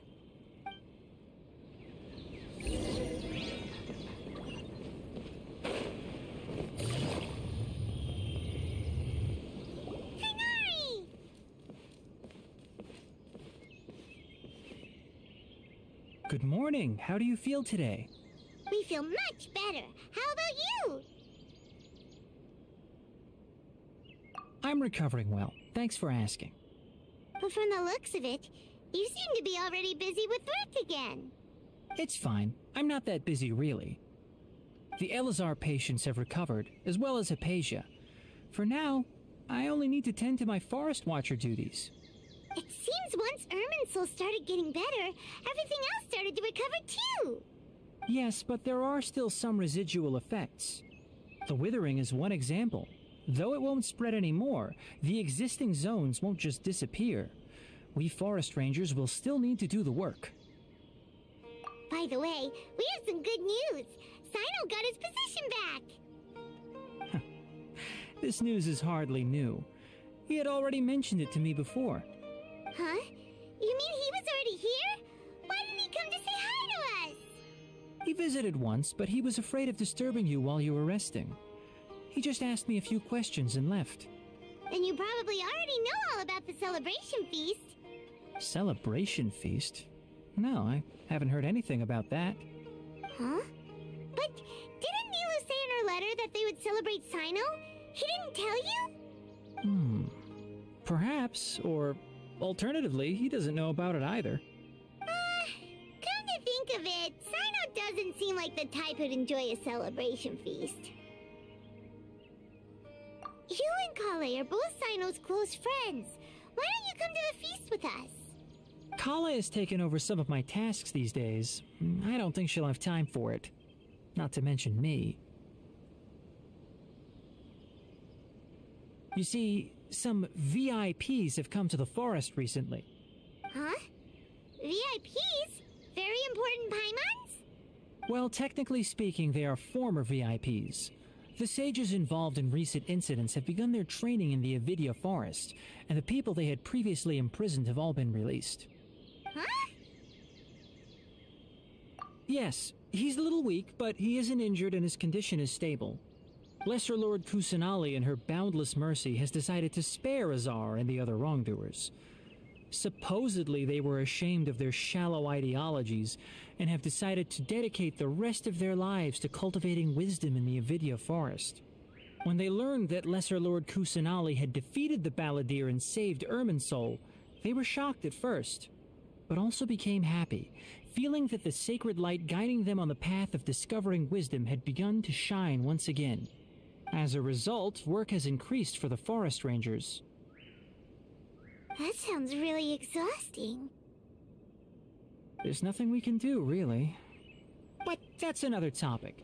Back to the matter at hand. Are you two planning to head out? Ah, right! We're here to request permission to head out. Would that be okay? You've recovered well. You may go, but be careful. Yay! Will do!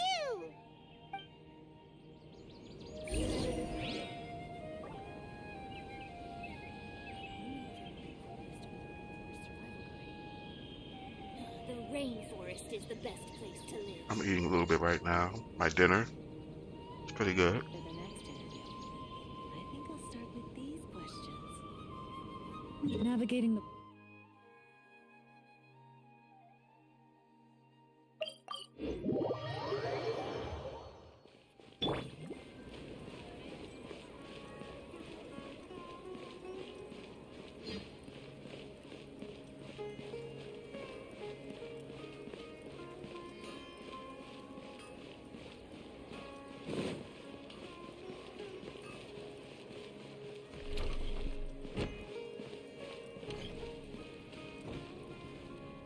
Well, there won't be any problems if the feast starts at that time. Everything has already been prepared. Mr. Zubair, I finished tallying things up here. Well, except for the guests. Is a simple reply really that much to ask of our guests? It's affecting our arrangements. Oh, it'll be fine. Besides, it never hurts to get things ready in advance. I was thinking the same thing. The feast will be held sooner or later, right? Hey, Nilu! Traveler, Paimon! We got your letters, so here we are! You're the best. The other guests haven't even replied yet. I gotta get some water. I'll be right back, Jack. Huh? Are we the only ones that have arrived? Yeah, I had someone deliver letters to all of our guests. But maybe everyone is still busy with other things. Look, I get it. Sumeru is in an extremely important period of transition right now, but even if your friends are important figures, they shouldn't just ignore your request like this. Nilu is Sumeru's #1 celebrity after all.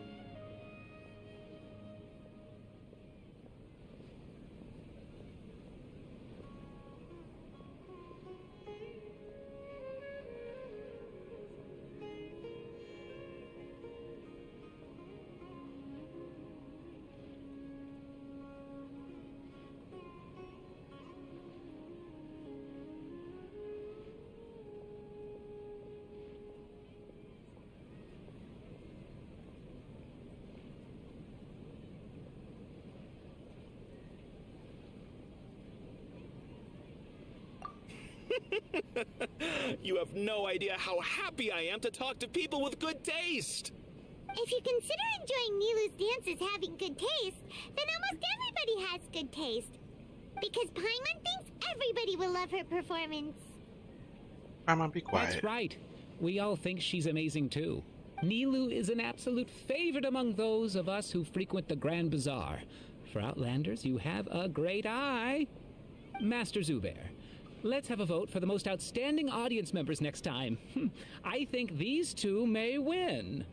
Nonsense. It is not for us to determine the value of an audience. But indeed, we could try giving gifts to people with particularly good taste. I heard there's a device in Fontaine called a camera that can record people's appearances as pictures. Such pictures would make superb gifts. Ooh, good idea. I wonder where we can find one. I don't want you giving pictures of me to everyone. I'm satisfied just being able to perform here. There's always a lot going on at the Grand Bazaar. Yeah, and that's why I love it here. Traveler and Paimon, could you help confirm if the letters were actually delivered? If for some reason they didn't receive the letters, then please tell everyone that there will be a feast here. Oh, Kitty, you're out? Okay, take it easy. Yeah, these quests are taking extra long. I just finished one, and it wasn't even the beginning of that quest. This stuff is crazy. Yeah, we can also check out how everything in Sumeru is going now. When Crazy I wrote the long letters, quest. I heard that Dia was in Port Ormos, and Alhaitham was at the Academia. As for Sino, we've only heard that he appears at the Academia from time to time. I'm not too sure about Rahman's whereabouts. My guess is that he's with Dia. As for Dunyarzad, I just hope she's feeling better. I sent her a letter, but I was afraid of disturbing her. Okay, got it. Let's go, Traveler.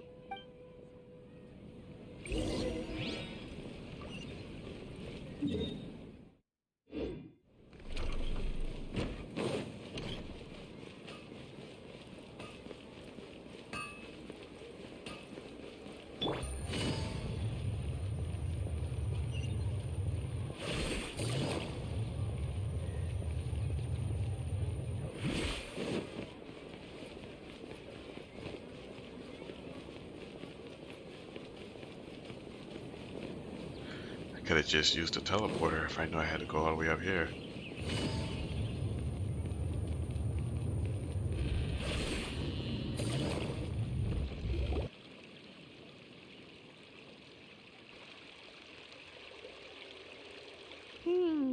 We haven't seen Alhaitham anywhere.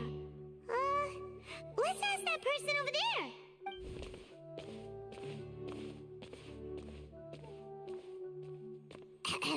Hey there, have you seen Alhaitham around? Yes, it seems Scribe Alhaitham has gone to the House of Dana.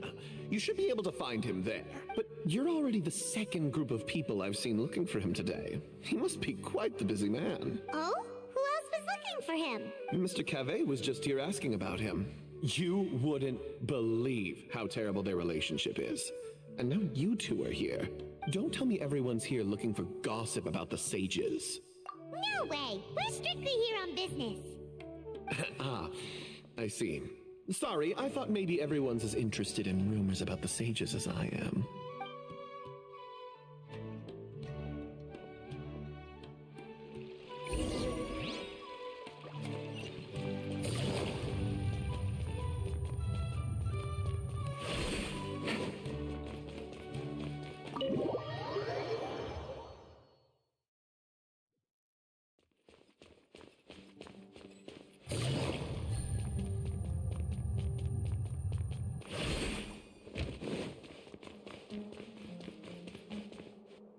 Alhaitham should be around here somewhere, right? Oh, he's over there! But it looks like he might not have time for us. Just put down that worthless book and tell me what happened in the Academia. This is not just some worthless book. Do you have any idea how difficult it is to find a physical book like this in Sumeru? It doesn't matter. It's probably just another thing that you used your authority to get your hands on anyway. Just put it aside. Listen, I came back today only to hear that the sages have disappeared. Oh? You sound surprised. I thought you would already know the inside story. Would I be here asking you if I knew? You're the scribe, not me. So just tell me what you know already.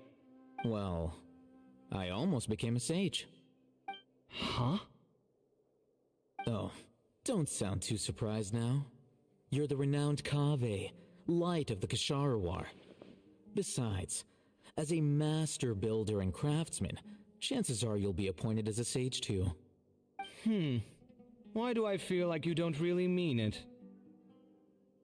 Huh. What makes you say that? Why would you question my heartfelt sincerity? Maybe it's because you've never said anything good about me before. Yeah, well, I share a similar sentiment, and anyone who knows you as well as I do would surely do the same. Oh, you... See? This is why I hate discussing anything with you. Your ridiculous and arrogant attitude always gets in the way. It seems that you really can't stand my personality. Ha! What was your first clue? Well, then you might as well move out of my house. Are you threatening me? Stooping to a new low, I see. Ugh, and don't change the subject. You, a sage?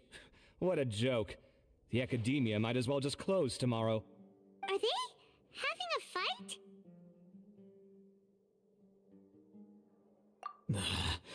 Forget what's going on with the academia. Haven't you been busy with your construction project? Tell me, when are you going to build yourself a mansion? Don't get me started. I get angry just thinking about it. So, what great building did our master architect work on this time? Like I need to tell you. Keep your nose out of my business.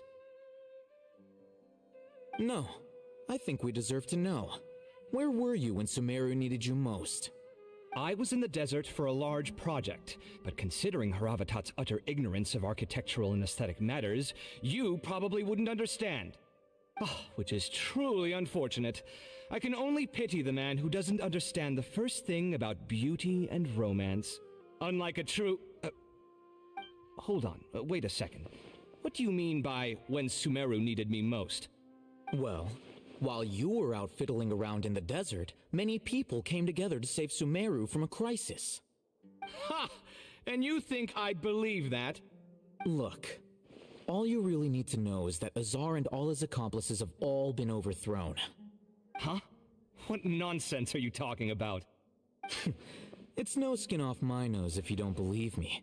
It's not like my Darshan was the one trying to apply for funding from the Grand Sage. Yours, though, on the other hand... You know what? I'll ask around. I'm sure someone knows what's going on here. You're dead if I find out you're lying to me.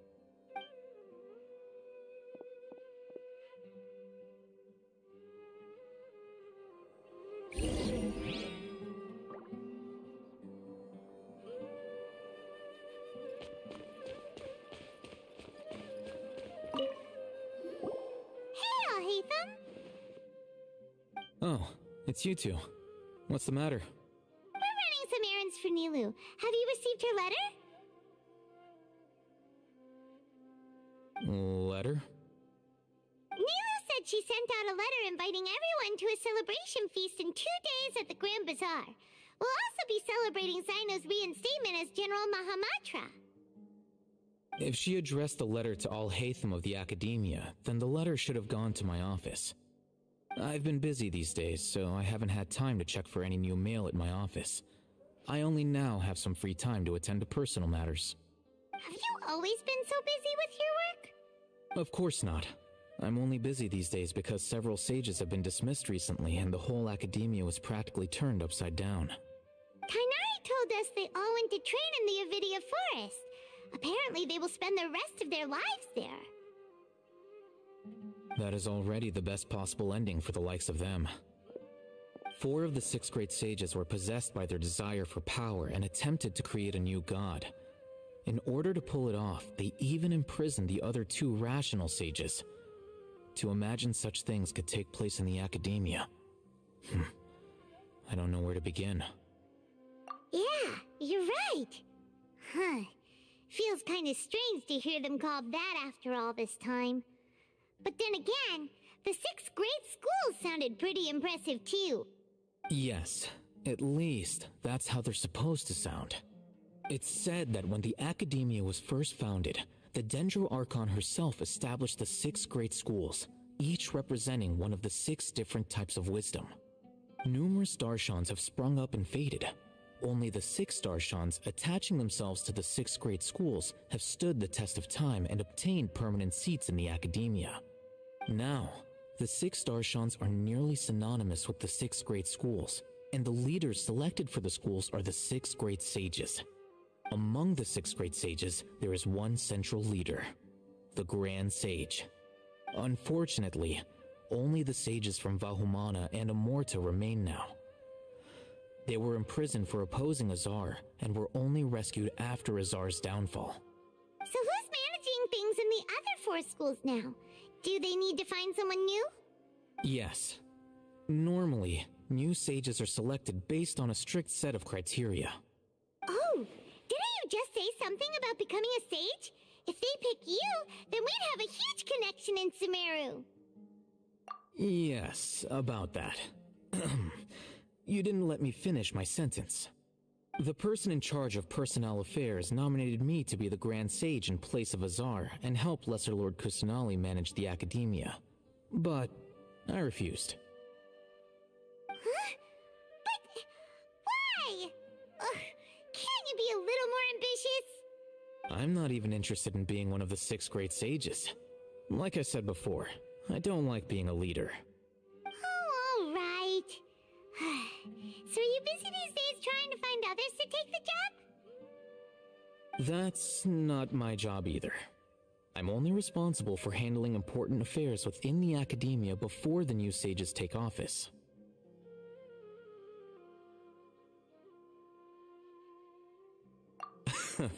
And the first thing I'll do is reject Kasharawar's application for funding. By the way, who was that other person just now? Is he your friend? Do we look like friends? Paimon doesn't know. That's why Paimon's asking. His name is Kaveh, my roommate. You could say he's the representative for Ksharawar scholars. Which is exactly why he always has so many problems. So everything that's happened recently must be a huge change for the people of Sumeru.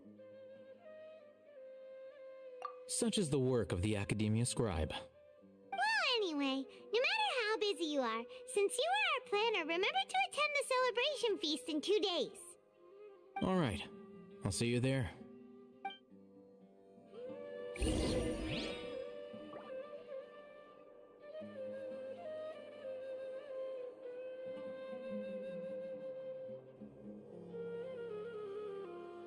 Okay, 1 second.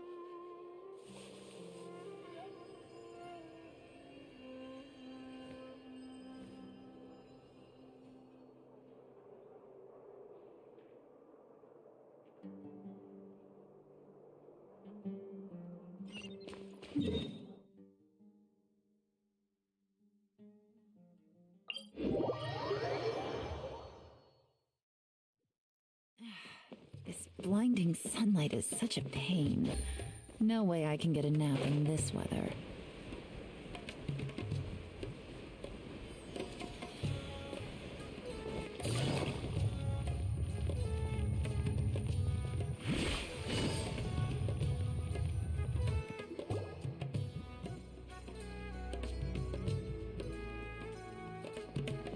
This is Port Ormos. Now where could you... Is that Paimon I hear? Huh? Oh, it's been a while. How are you doing? Dinyarzad! It's been so long since we've seen you! I'm doing well. I can go as far as saying I have never been happier in my entire life. I don't know if you've heard, but Elazar has completely disappeared, and all the patients have recovered. Are you kidding? Knowing them and the connections they've got, I'm sure they've heard about it. That's right. My lady is feeling better now, so I'm accompanying her for a walk. Why do you still call me that, Dia? You've already informed my father of your resignation. I guess I'm just used to calling you my lady. Old habits die hard. Resignation?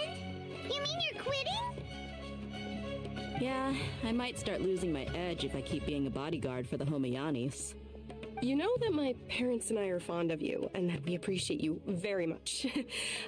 It wouldn't be a problem if you wish to continue to be our bodyguard. I'm not a woman that's easily persuaded. You should know that by now, my lady. When I took this job, I had already decided that I'd quit as soon as you recovered. It's time for me to get back out there and chase that horizon. So what are you gonna do now if you're not gonna be a bodyguard anymore? I want to take a risky job and put my body to the test again. Huh?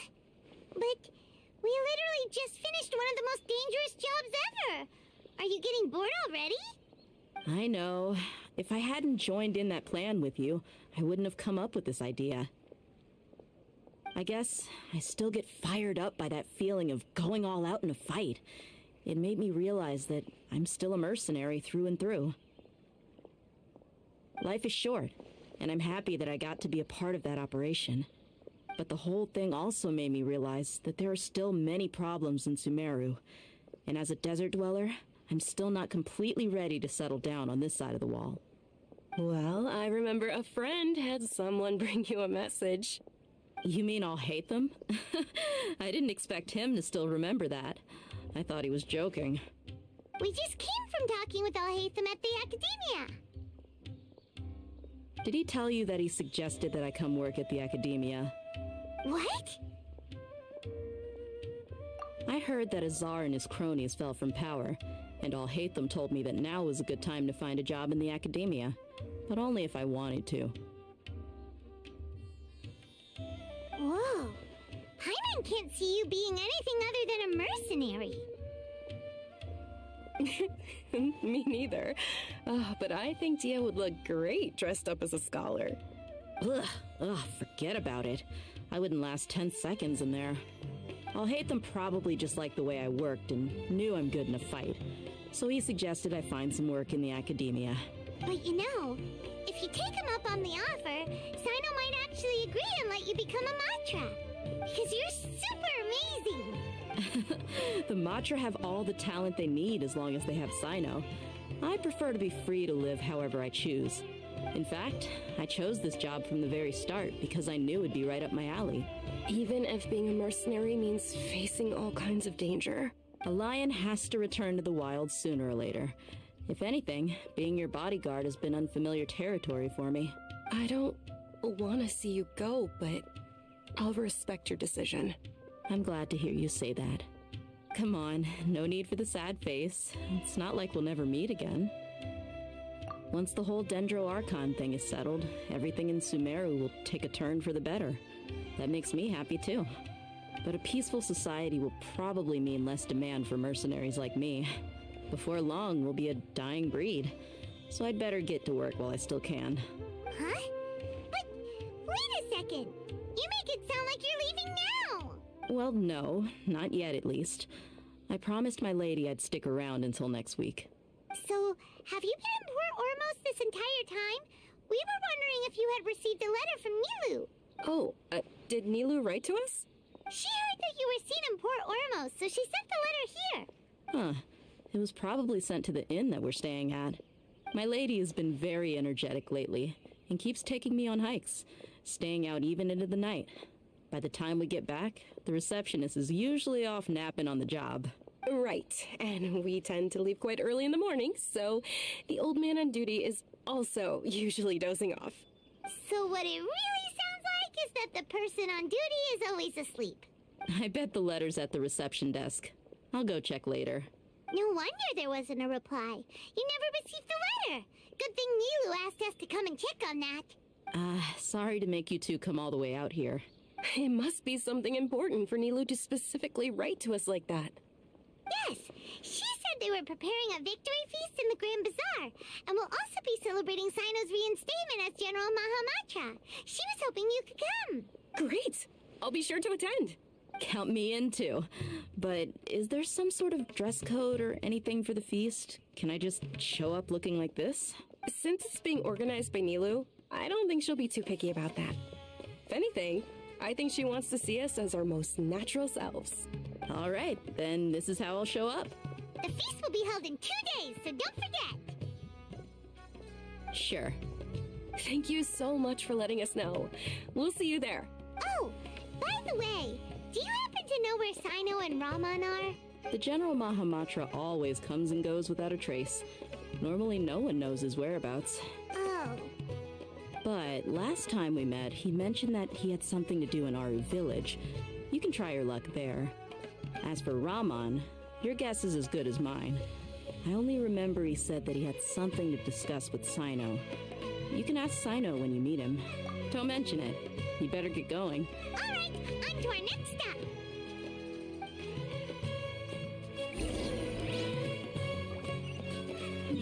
Okay.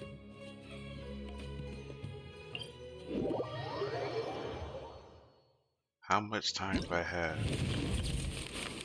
9 hours. Jeez.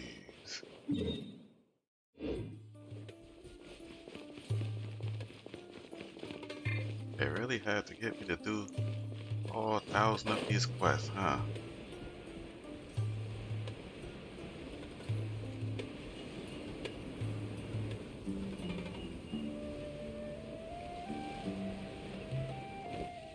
It's been a while since we last visited Aru village. Ah, there's Sino. Big Chief?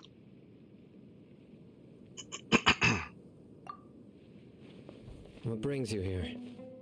We recovered well, and Tanari agreed to let us leave, so now we're out and about again. It seems Gandharvaville's medical treatment is still as good as ever. And Tanari is recovering well, too. Uh-oh, the peace sign. You're leaving too? Going to sleep? Or just going to hang out somewhere? I thank you for hanging out.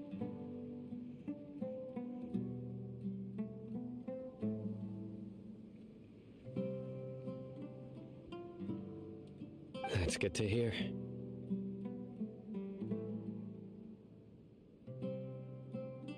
Oh, it's okay. It's all good. The streams have been long today, yesterday, trying to get through these quests. I probably would have been streaming like some Horizon or something. I really wanted to get You're the one who brought us to him this when we event lost done. consciousness, right? Thanks for that. I'm glad I'm doing this though. I don't mind. Wish the stories were shorter though, for sure. More time spent on the gameplay, replayability, than just the hours of story mode. You're welcome. Tainari has excellent medical skills, and Kale is quite attentive. It was the best place for you. But why are you just standing here like a dead tree? I'm meeting some people. Oh, you mean Candace? I've already talked with Candace and the village chief. They're still at the usual place. You can go there if you'd like to see them. But you know one of the people I'm meeting as well. Oh, by King Deshret's blessing, my friend suddenly appears in the desert. Don't tell me you've run into trouble and need us to help now. Roman! And... huh? Sataria? Oh, you know me? Oh, well, you're pretty famous in the academia. Screen started buffering for 10 hours. Dag. Don't worry, these are our friends. No need to be so guarded. I see. I'm doing well. Many good things have happened recently. Same here. Really, I feel that my whole life has started to shine after suddenly finding a new direction. Oh, tell us everything. Yeah, you go ahead. Alright, well, I suppose I should start by saying I've decided to leave the academia. What? It's not that I've given up on being a scholar. Instead, you could say I've found a new identity. I will no longer pursue research like a typical scholar, but I have not completely given up on my relationship to knowledge either. I can see what you're saying now. What do you mean? I plan to leave the academia and return to teach here in the desert. Wow, so you want to become a teacher? Sataria will return to support education here and teach people from the desert. She can't teach everyone on her own, but there are many of us Eremites all over Sumeru. She came to discuss a collaboration with me and hoped that I could bring her ideas to the Eremites. Yes, it's my hope that the Eremites can help me select a group of smart people with the best aptitude for teaching. I'll teach them, and after they've finished learning from me, they can go educate more people.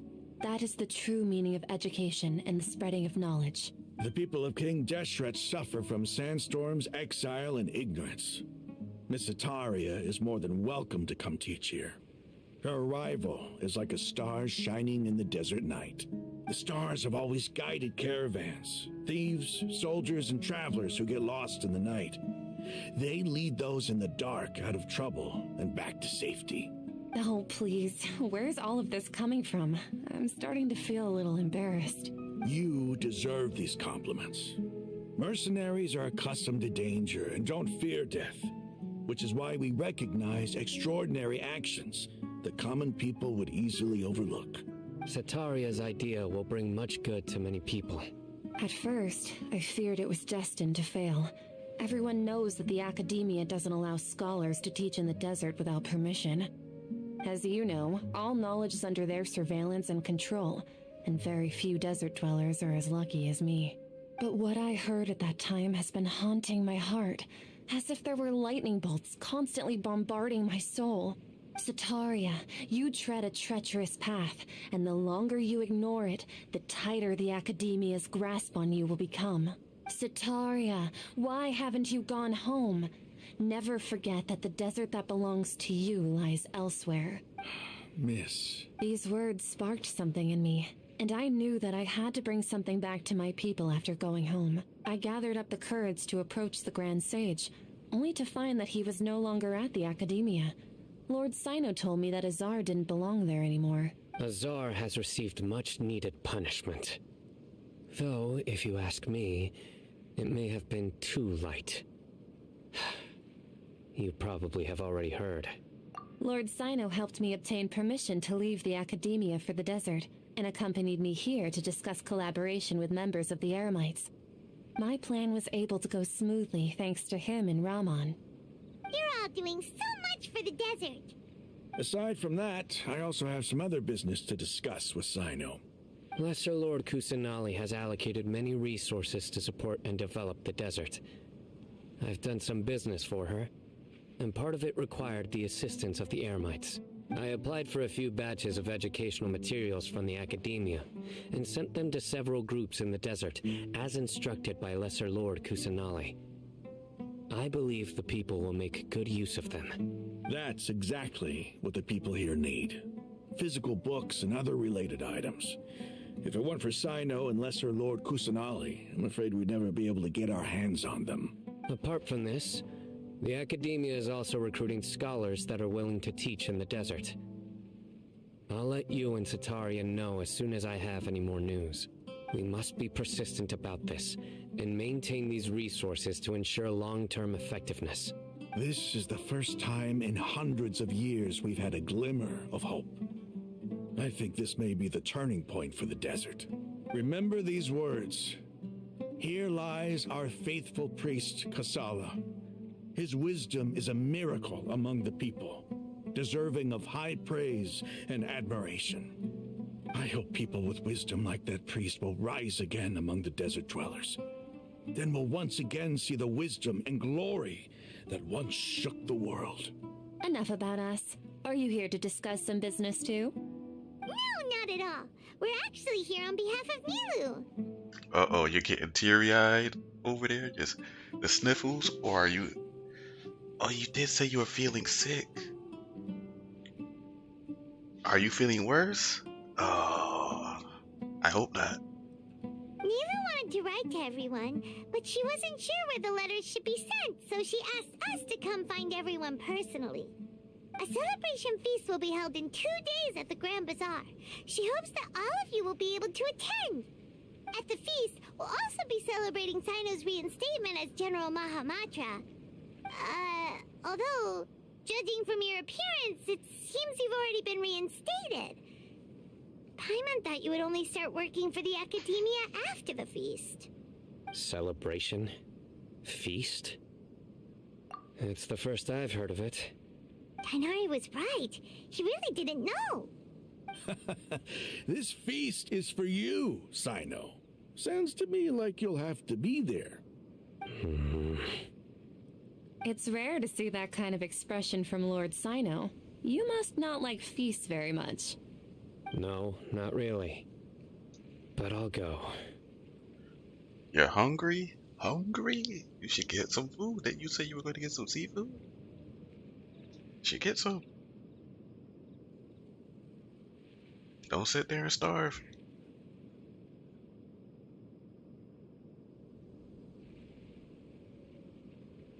Well, I still have a lot to handle here. Besides, I need to look after Miss Sataria in the desert, so I'll have to pass. I'm afraid I won't be able to join you. Although, if you'd be so kind, please give a message to Miss Nilu for me. The message is, I'm sorry for how I treated you before, but now I understand the beauty of your dance. It's like a light shining in the sky. You and the art you symbolize are not only beautiful, but also lively and powerful, so much so that it was prohibited. Please keep dancing, and someday I'll be able to appreciate your art in person. Okay, we've got all that down. Our job here is complete as well. Oh, Sino, remember, party's in 2 days. Make sure you're there. Got it.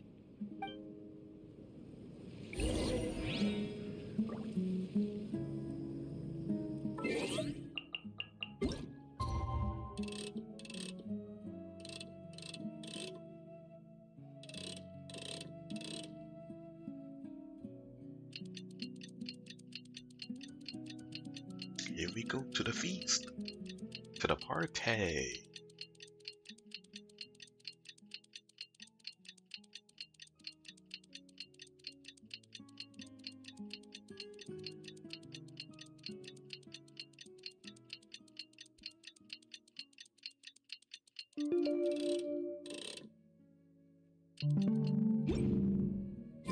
Today's the big day.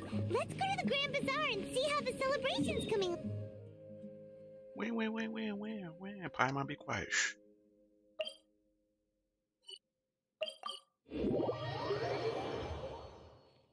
Always yapping.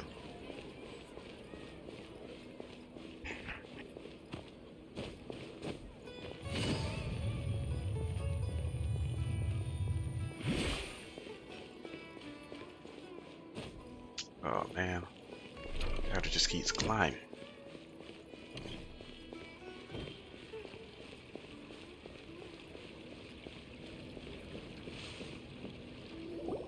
All right, here we go. Here.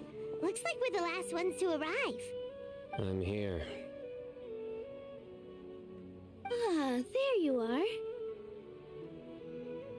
Well, look who finally decided to show up. You look like you came here immediately after finishing up some work. I'm very happy to see you here. But we're not late, are we? It's just that everyone else arrived ahead of time. I propose that the last one who arrived be put in charge of today's speeches. Nah, there won't be any speeches today.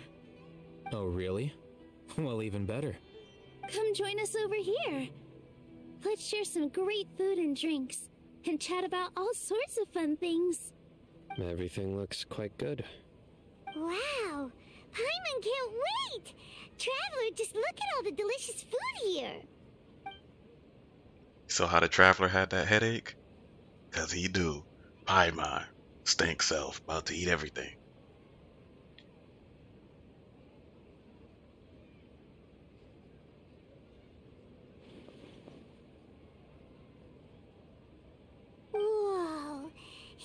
delicious!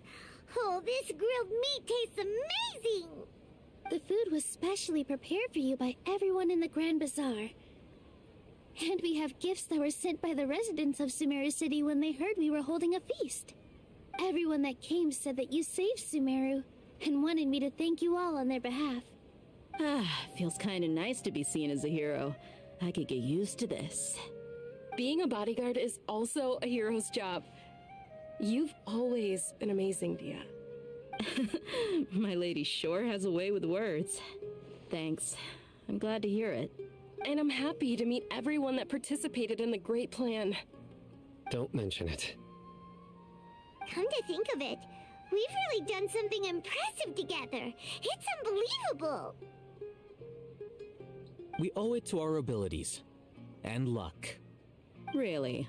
Why do I remember everybody thinking that luck was against us and feeling like we hardly had a chance of succeeding? That's how I remember it too. It's luck that brought us together, and it was luck that let us form a team. Then, it took even more luck for us to formulate a plan and implement it successfully. Moreover, judging from the results, everything worked out well. Yeah, everyone gave it their all when it mattered most. It was almost like a performance. We took the stage and put on our best show. Everyone played their part, and thanks to everyone's efforts, the performance was a great success. So, would you say we're good actors too? It's such a blessing that Lesser Lord Kusanali was able to return to power at the Academia. Yes, even after being abandoned and neglected so many times, she's finally returned. Lesser Lord Kusanali once used all her power in a great disaster, which resulted in her losing all her wisdom and memories of the past. The Academia basically abandoned her because of it. This should be something everybody should remember. Huh? You look surprised. I didn't say anything wrong, did I? No, everything you said is correct. That's good. Something wrong? Yeah, what's with that face? You knew all of this already. Even if those two giants of the Academia are here, I still have to say it. Those sages really have some nerve. 500 years ago, Lesser Lord Kusanali used all her power for the people of Sumeru, and what did they do in return?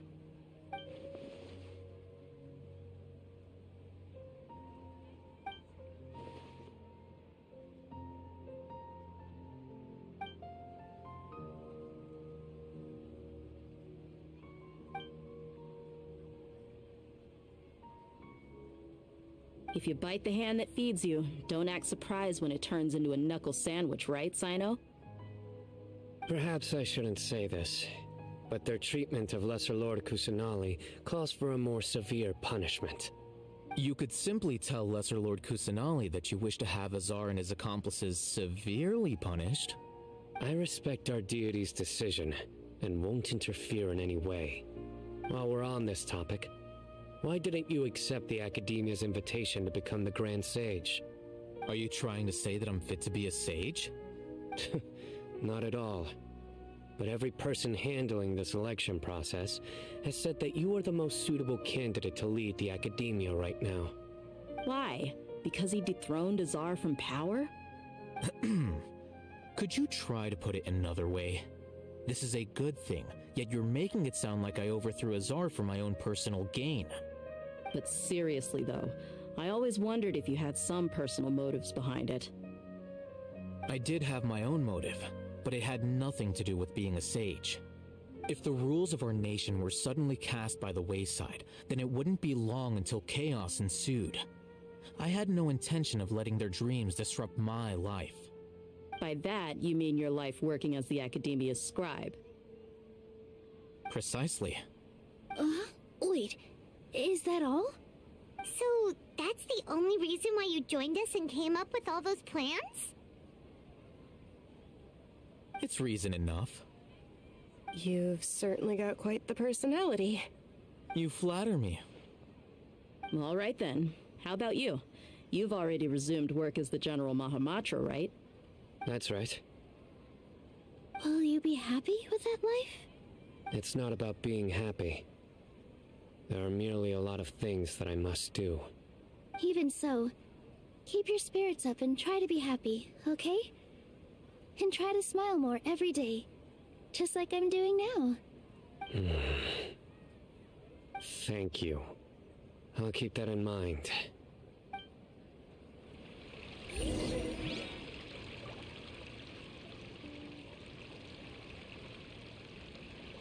You're tired of hearing about academia? They keep carrying on and carrying on. Ah, there you are, traveler. Well, how is it? Are you enjoying the feast today? If there's anything you're unhappy with, just let me know. I'll be sure to take note of it. That's good. It's the first time I've ever invited so many exceptional people to one place. I was a little nervous myself. You see, every guest here is quite extraordinary. It's unbelievable that we've got everyone together here. Almost like a fairy tale. Make sure you live it up tonight. I'll be happy as long as you're enjoying yourselves. I'm honored to have her think of me this way. If I have a chance in the future, I would really like to invite her to one of my performances. I can't explain why, but I just feel elated right now. Thank you.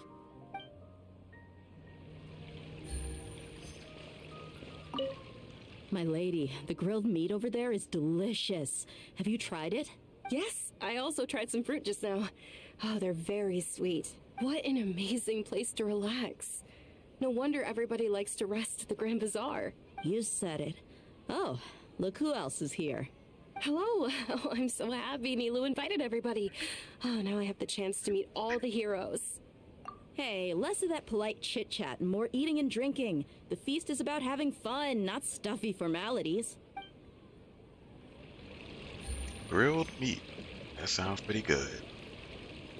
Some I grilled seldom beef or chicken. participate in such lively gatherings. Or But the lamb? atmosphere here is quite good. No. This gathering today has a unique meaning. The Grand Bazaar is lively because the people here feel happiness from the bottom of their hearts. Unlike the farces at the Academia.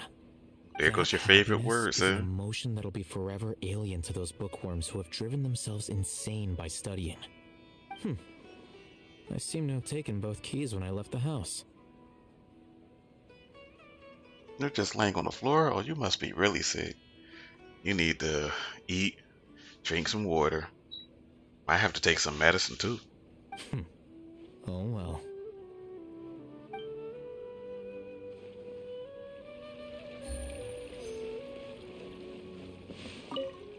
The atmosphere here is good, and everything is delicious. Yeah, I don't often come to such places, but it feels quite good. I have a lot to handle these days. Otherwise, I could show you around. There's always next time. We're friends after all. This feast is pretty good. I like it.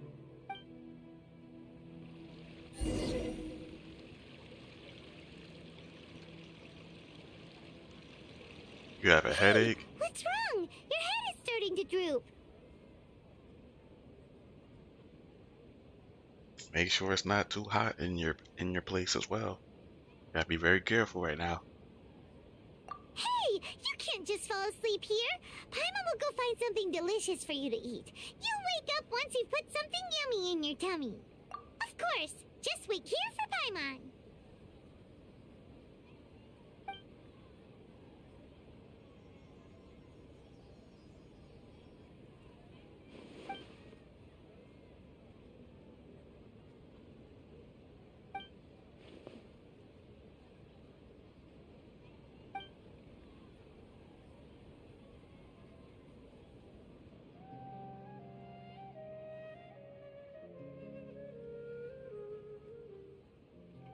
It's me.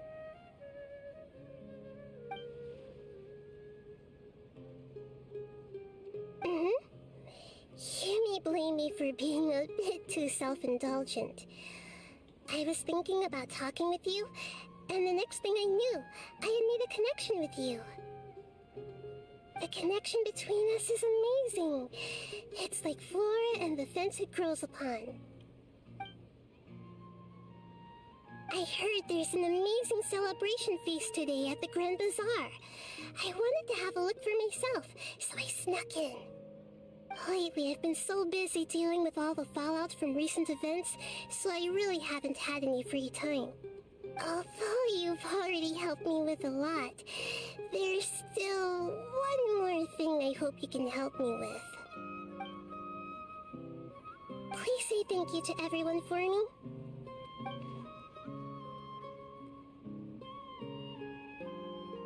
Oh, is it not convenient for you to do that for me? But if I just show up all of a sudden, people will become all quiet and stiff, won't they? What if I end up scaring them and ruining this wonderful feast? That'd be the last thing I want.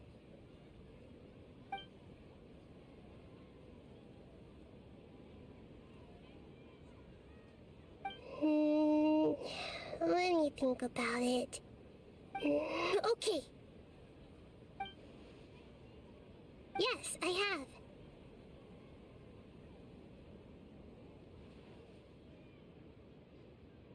You said I should go thank everyone as myself, right? So, I've decided to borrow your body for the time being. Please don't blame me. The flora also climbs up to the fence to get closer to the sky.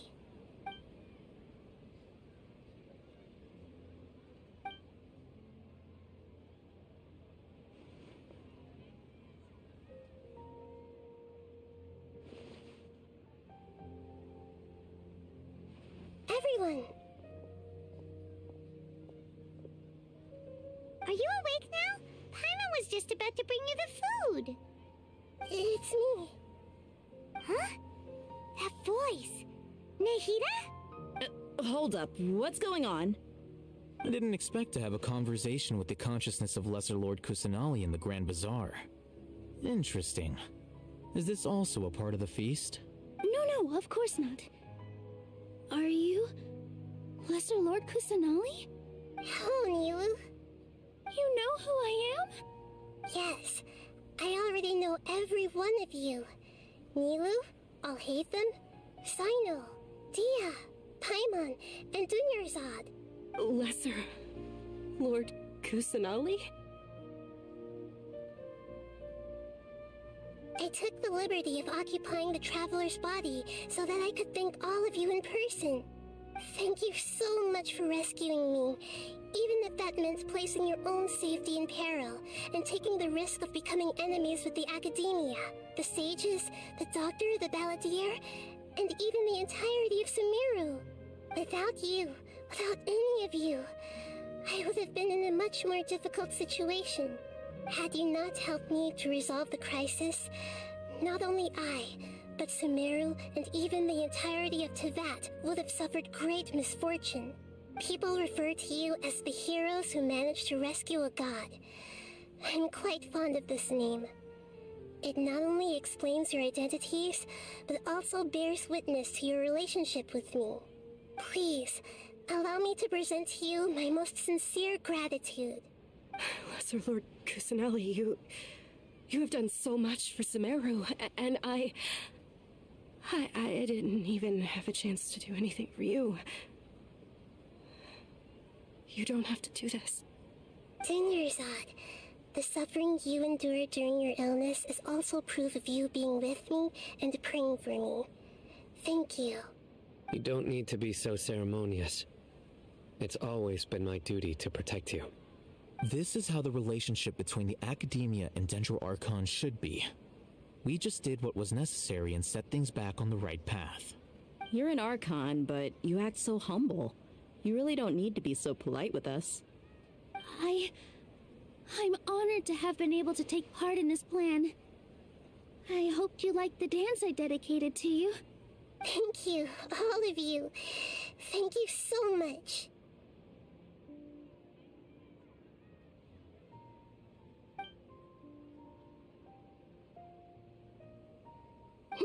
Yeah.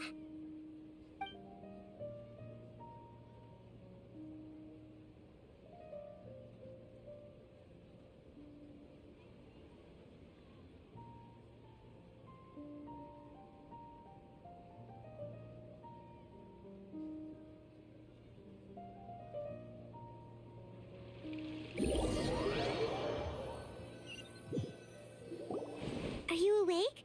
Did you rest well? After Nahida left, you ate a lot of food. You've become a glutton. That just means you still have a lot to learn from Master Paimon, the Sage of Gluttony.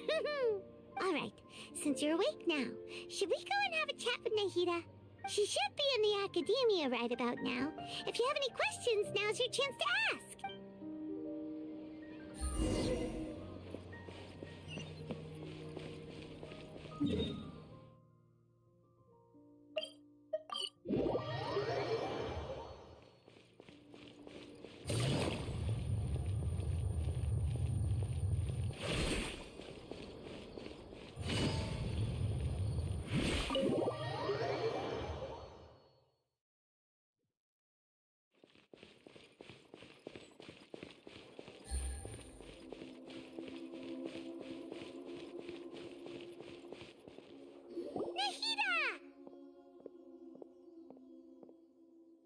Hello, Traveler and Paimon. What a fantastic night. I'm still immersed in all the happiness and joy, like a candle floating on water. So are we, and that's why we're here to talk with you. Is there anything you want to know?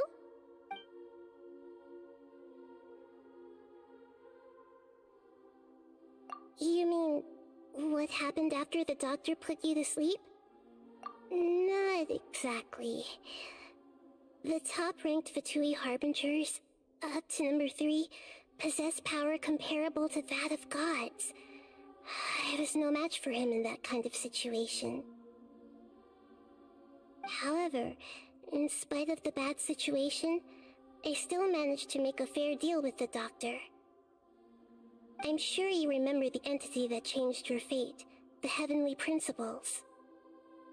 In fact, the Heavenly Principles has been quiet since the Conria disaster 500 years ago. I used this point as leverage against the doctor. I told him that the Heavenly Principles may be awakened if I destroy the Gnosis. Although it was just a bluff, he still fell for it. I assumed that the Heavenly Principles wouldn't just stand by and let such extensive damage to its laws take place. And as for what I exchanged for the Gnosis, the exchange served as both punishment for the doctor, as well as a boon of new knowledge that I couldn't refuse as the God of Wisdom.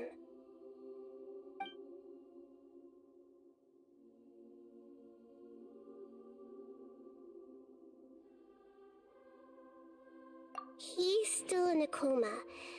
I've hidden him like how one would hide a feather. I know you have many misgivings about him, but as someone who had become a god, he has retained a number of very useful features. Don't worry, I'll keep an eye on him and make sure he doesn't do any evil. In addition, there are still some mysteries left in him.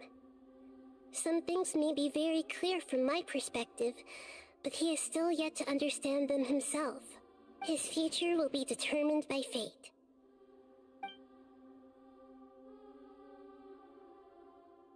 After recent events, the Akasha can no longer function as it used to. I've given it some thought, and have decided to shut it down permanently. But this is definitely not a bad thing. Even from the beginning, I've been planning to shut it down. The Akasha's centralized administration of knowledge has always restrained people's curiosity and curtailed the number of paths available to them. I don't think this is good for Sumeru. Although people may initially feel a little uncomfortable with the loss of the Akasha, they will soon understand that this life is more suitable for them. And as for the future of Sumeru, I'm preparing to regain control of the academia. The former sages have received their punishment, but the new sages have yet to be selected. I will oversee the process personally. I hope that the new 6 great sages will be more focused on academics. Sumeru needs such leaders more than ever.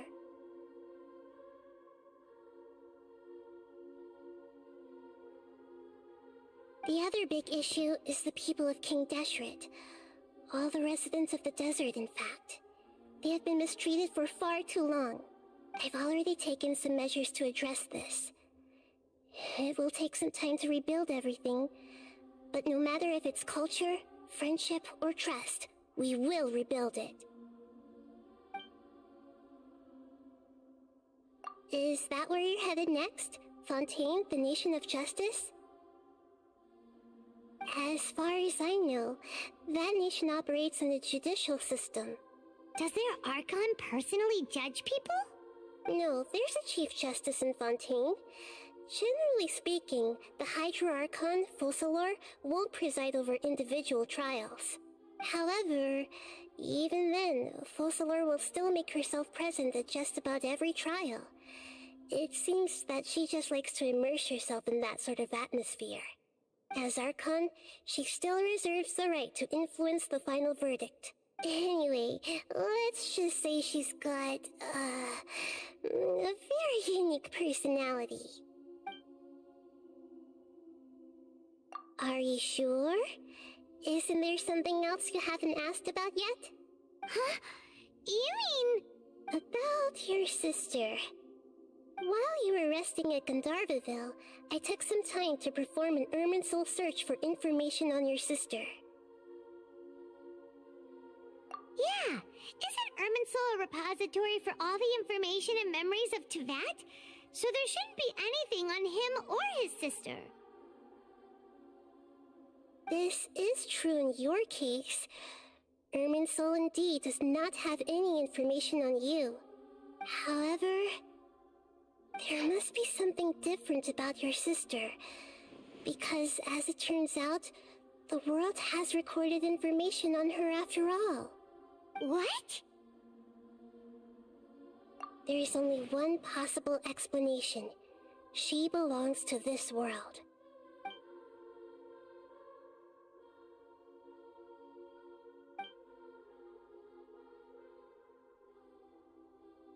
But nothing about this makes any sense!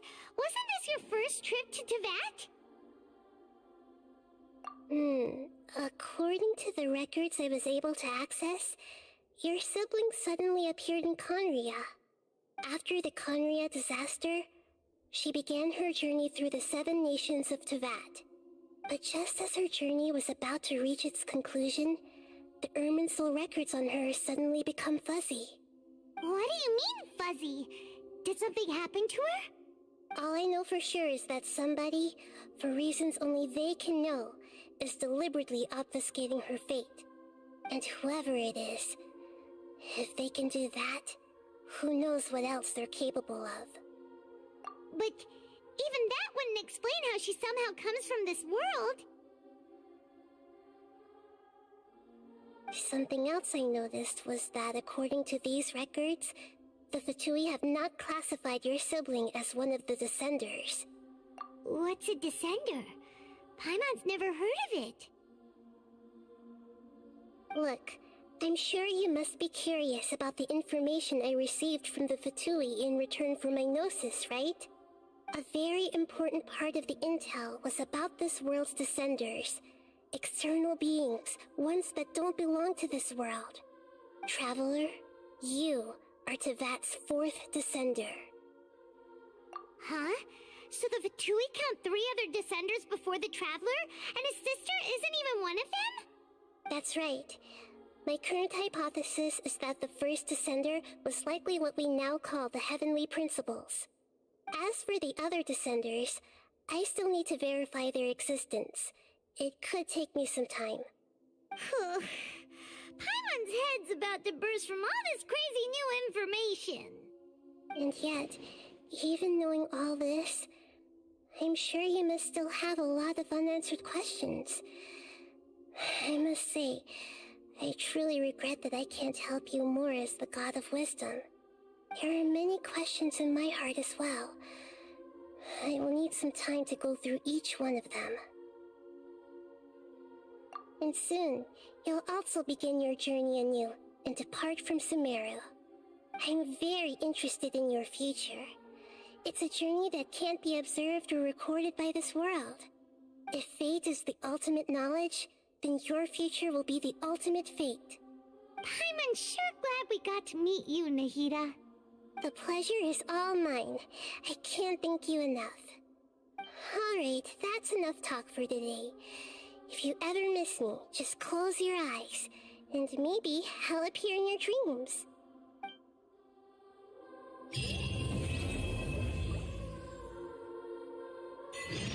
Things in Sumeru have settled down now. Paimon bets people will be coming up with new and interesting ideas at this time. How about we take a walk around Sumeru City and see if anyone needs our help? Paimon has a sneaking suspicion that it just might pay off. Hey guys, give me 1 second. I have to use the restroom. Okay? Be right back. It might take, like 10, 15 minutes. Be back.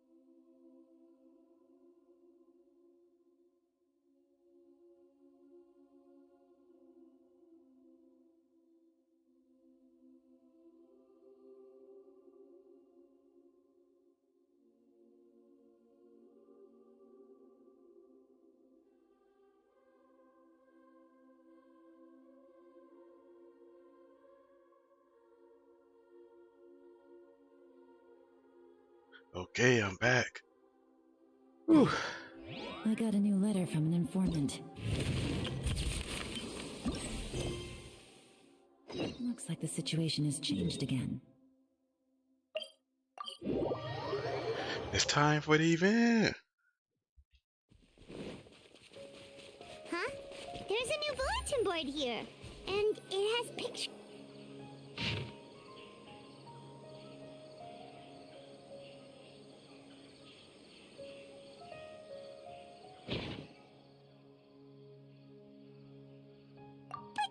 Fungi are monsters!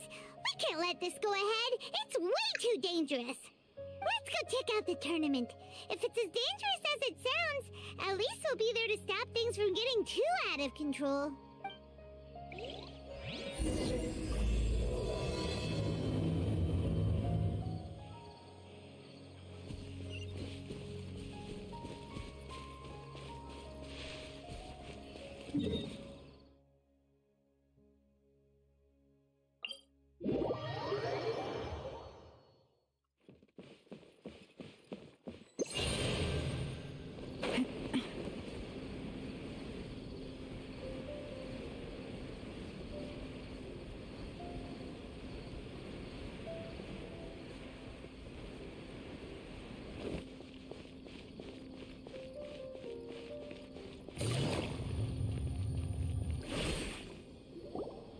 Welcome, contestants, to the Nilutpala Cup Beast Tamers Tournament. I am Cautilia, a senior Immorta researcher and the organizer of today's tournament. I'm sure you're probably all very intrigued by the idea of fighting fungi and excited at the prospect of our amazing prizes. But at the same time, you may well have some concerns about the safety of this tournament. Worry not, the wisdom orb we've developed exclusively for this event makes use of Immorta's most advanced intellectual boost technology. It is absolutely reliable and safe. So please cast your reservations aside and enter the tournament with confidence. Also, it gives me great pleasure to announce that this event is sponsored by Mr. Elhingen, a renowned businessman from Fontaine who has generously provided a grand total of 60 million mora for our prize fund. And if anyone is able to prove themselves capable of carrying out Mr. Elhingen's philosophy by passing the ultimate trial, he will be willing to give them his entire fortune. The only other condition is that the winner must agree to carry on Mr. Elhingen's legacy by hosting the Nilutpala Cup Beast Tamers tournament in the future. Whoa! Paimon can't believe that rich guy threw 60 million mora at this event. Just like that. And what was all that about inheriting his entire fortune if you promise to keep his beast taming tournament going? Also, hosted by an academia scholar, huh? Pretty official. Might be a little inappropriate if we just barged in and tried to shut it down. So, why don't we enter the tournament and see if this wisdom orb thingy actually works? No, that's not it. It's just, now that everything in Sumeru has finally settled down, don't you think it'd be a little unfair to Nahida if we keep picking trouble with the academia? And he sounded really confident. Paimon's curious about how this mysterious fungi taming device works. Although they've caused us trouble in the past, the fungi aren't just aggressive monsters, right? They're more like wild animals with bad tempers. Since there's no longer any safety concerns, we don't need to worry. Maybe we can even try becoming friends with the fungi. Paimon thinks that would be fun. Besides, if we do well in the tournament, we'll be able to earn some extra mora. There are basically no drawbacks. Yep, that's the way we roll. Looks like we sign up over there. Come on, let's grab a wisdom orb and enter the tournament.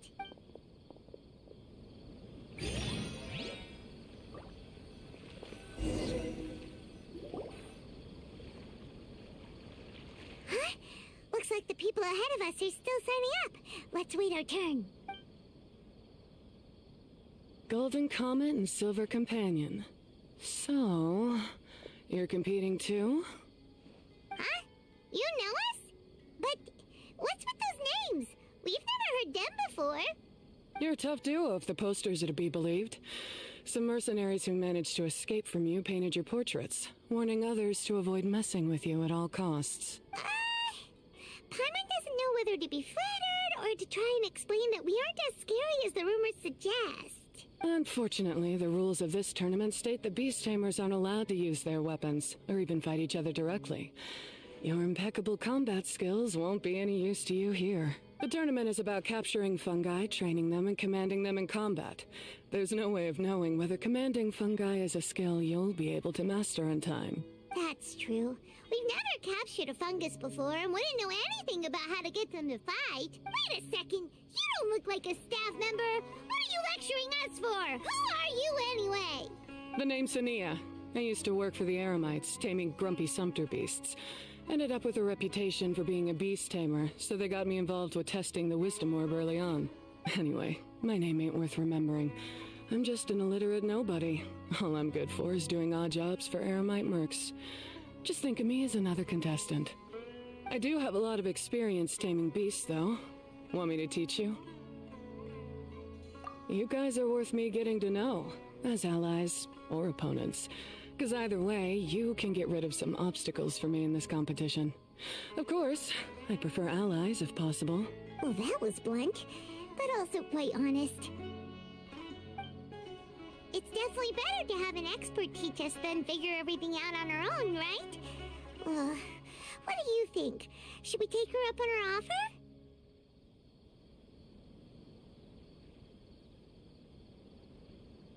Yep, Paimon's extra crazy all the time. Every day. Alright then. Take this wisdom orb and let's go catch some fungi at the designated area. She gets right to the point, doesn't she?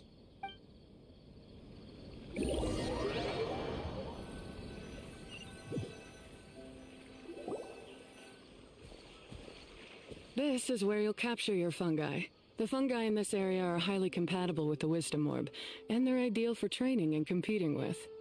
The Wisdom Orb can capture and store fungi. It also serves as a controller. I recommend giving each fungus a code name to make commanding them easier.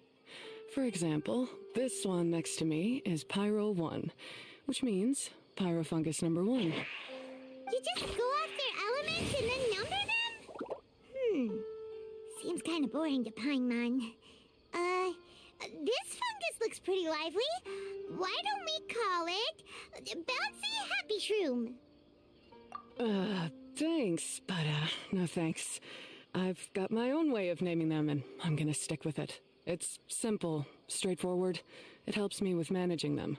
Yeah, you're probably used to calling it Pyro 1 anyway. All right, we'll stop.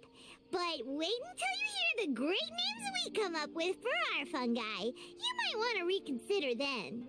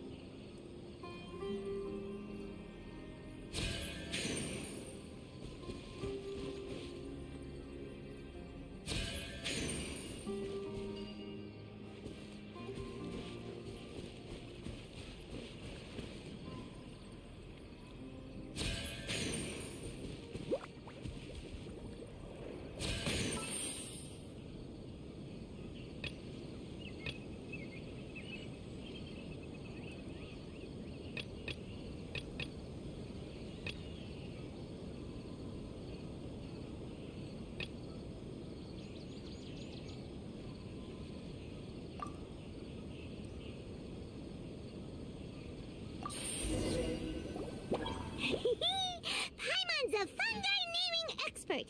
Every one of these will sound really cool when you call them out in the arena.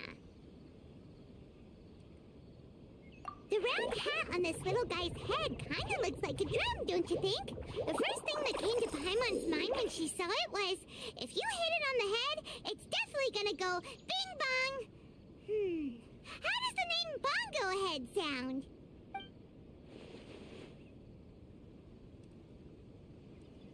But look how happy it looks! That means it likes the name. Okay then, Bongo Head it is!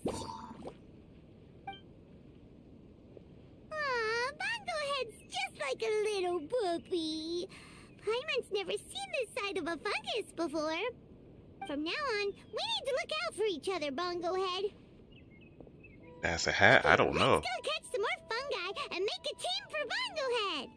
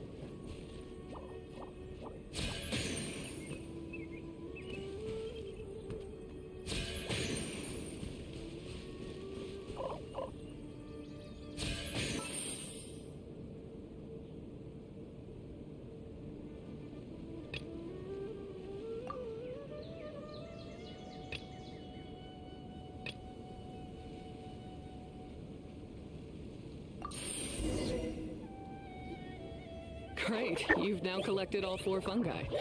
The next step is to use the floral jelly provided by the organizers to boost your fungi's abilities.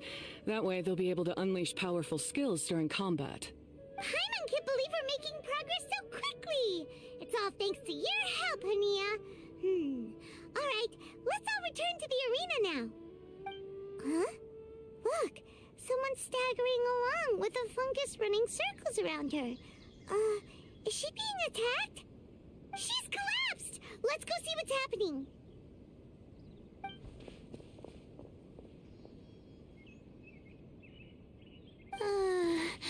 I can't go on too weak. Are you hurt? How bad is it?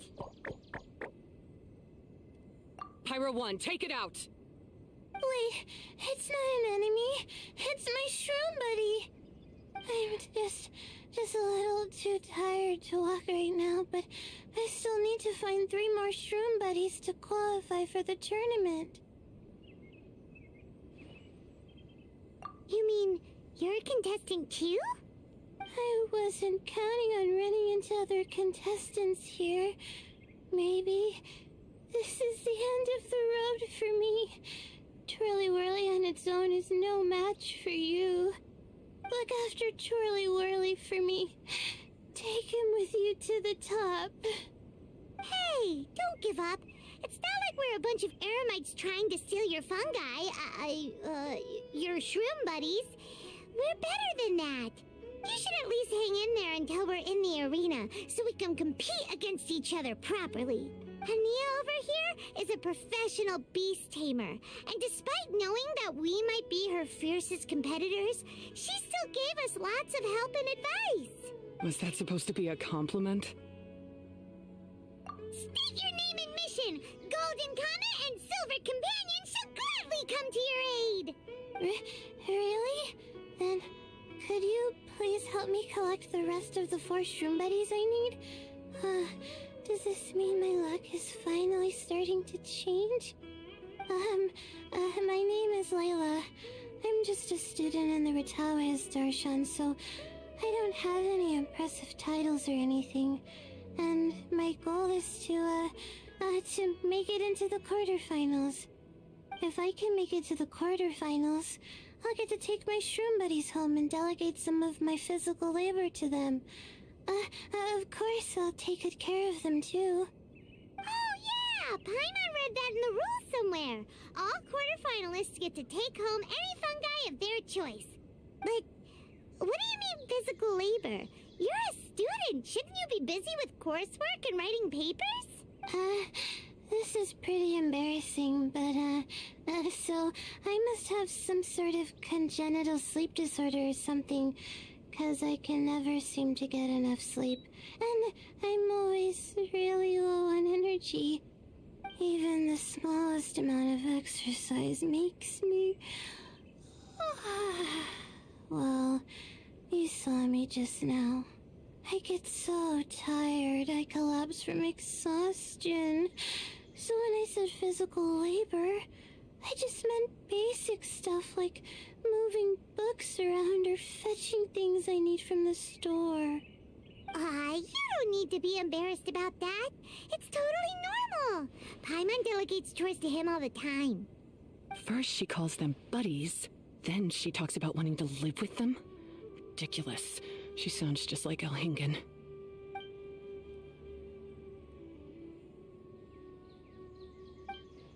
Well, looks like you've mastered everything already and moved on to helping others.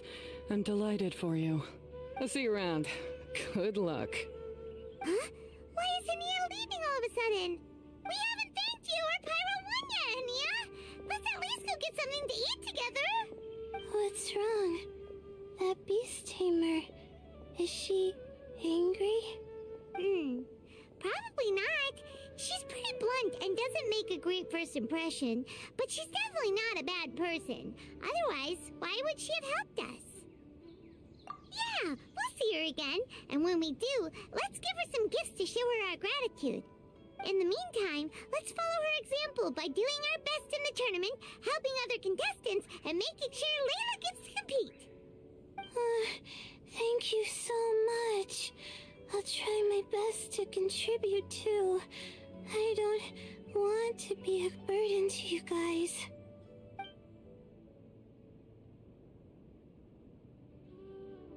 Nicely done. Now that we put together Layla's team, she should be eligible to take part. Let's head back to the arena and confirm with them.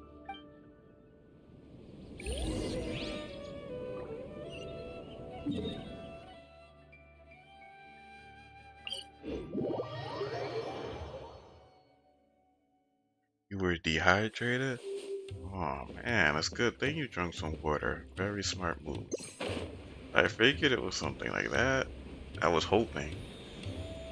That's why I mentioned, drink some water, eat, maybe take medicine if you're not feeling good after that.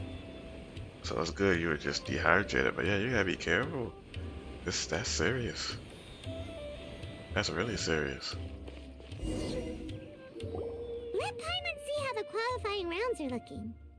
Great! We're in a different group from Layla, so we won't have to compete against each other in the early stages of the competition. Actually, I hope I don't have to fight you guys in the later stages either. Oh? Hello there, little ones. Sure enough, you're at the center of the action once again. You two truly are like the main characters in your own light novel. Miko? What are you doing here? Is Paimon hallucinating? This tournament was advertised far and wide, including all the way over in Inazuma. They even handed out flyers in front of Yai Publishing House. Don't you think a tournament like this makes a perfect candidate for light novel treatment? Yai Publishing House is working on a bestseller that, if all goes to plan, will stay a bestseller for the next 50 years. The theme is friendship and rivalry, so we decided to bring our up-and-coming author Soka here to gather some inspiration. I, of course, need to ensure my writer's manuscripts are up to par, so I will be taking part in the tournament myself to get a little taste of what it's like. Here's my little partner in crime.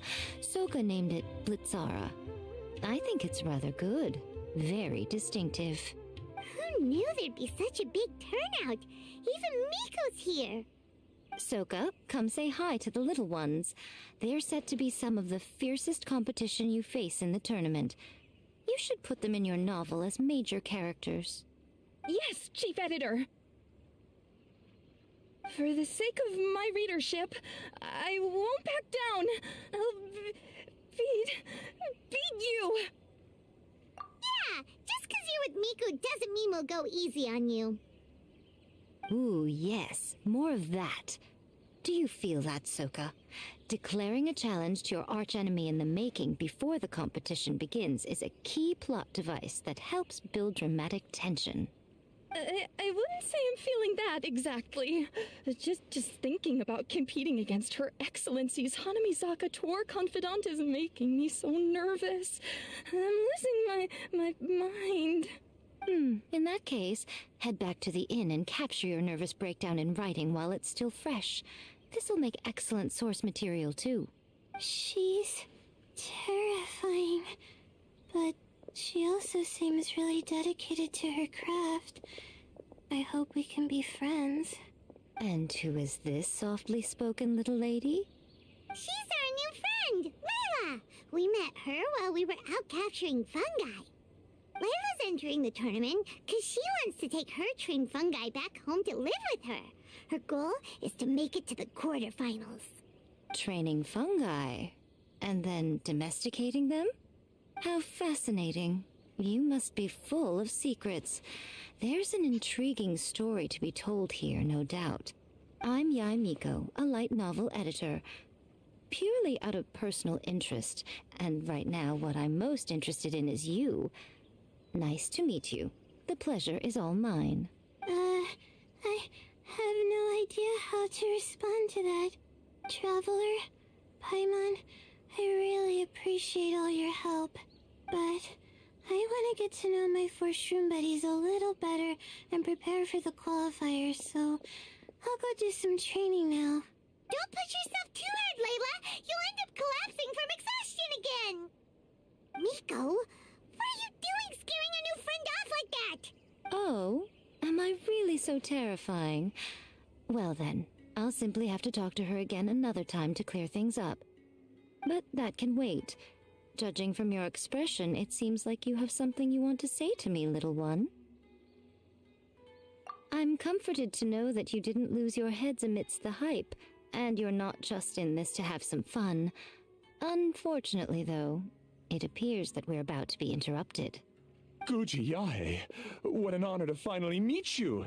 We're so privileged that our tournament is your first destination in Sumeru. Huh? Isn't that the organizer? And that super rich businessman is here too. Goodness, I presume that the tournament is proceeding very smoothly indeed. Otherwise, how would the host and sponsor themselves have the time to spare to chat with contestants one-on-one? How you jest, Guji Yae! Those such as your esteemed self deserve nothing short of the most lavish reception Sumeru has to offer. I see you've already had the chance to try out the Wisdom Orb. What are your thoughts on the future prospects of this technology? You know, with your blessing, it can be introduced into Inazuma, allowing you to swiftly resolve the situation of, Right now, I am nothing but an ordinary editor-in-chief. I'm here to enjoy my vacation and gather some inspiration along the way. And if I can at all help it, I'd rather not concern myself with such weighty topics as the future fate of nascent technologies. Don't be so pushy, Mr. Kautelia. Droning on about the Academia's business ambitions is hardly respectful to our honored guest, who has traveled all the way from the land of thunder to be here. Not to mention that Guji Yae is busy catching up with her friends. I dare say it was both unnecessary and discourteous to interrupt their conversation like this. Shoot, I'm about to get some more water myself. A most pertinent remonstration coming from you, Mr. Elhingen. You do conduct yourself in such an unobtrusive manner, much as you have in your entire career, quietly amassing an enormous fortune while remaining almost entirely unknown. Why, to hear such high praise from the great Guji Yae is more prestige than I could ever hope for. Please, should you require anything at all, do not hesitate to seek my assistance. I will do everything within my ability to make your stay in Sumeru an enjoyable one. Also, to have the renowned traveler here at the tournament is an unexpected delight. I'm very much looking forward to seeing you in action.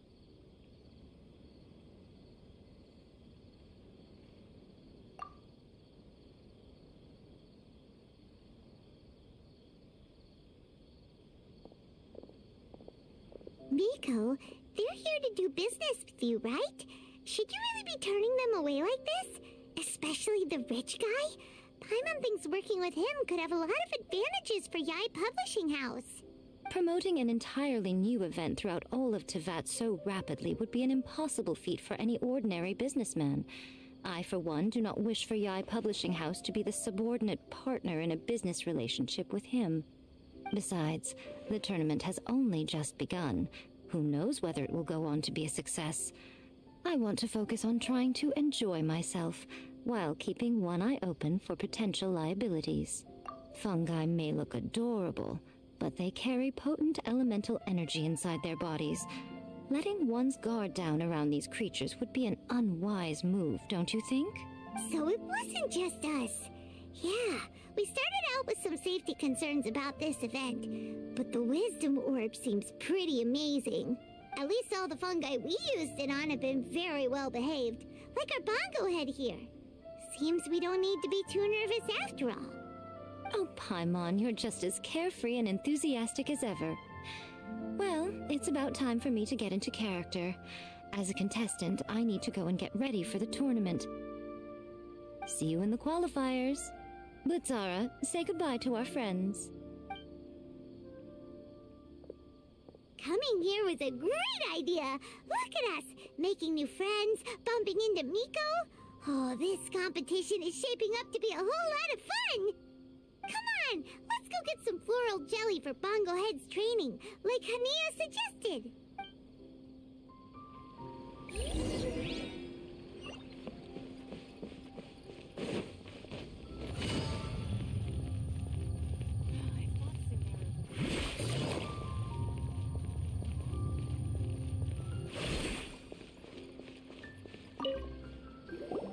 Ah, the champions to be, here at long last.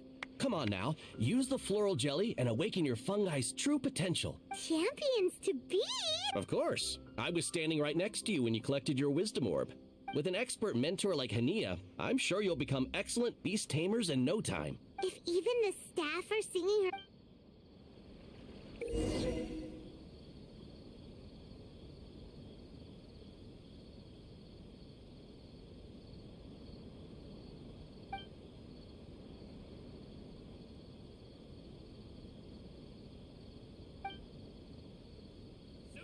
Specialty spices. You won't find them anywhere else.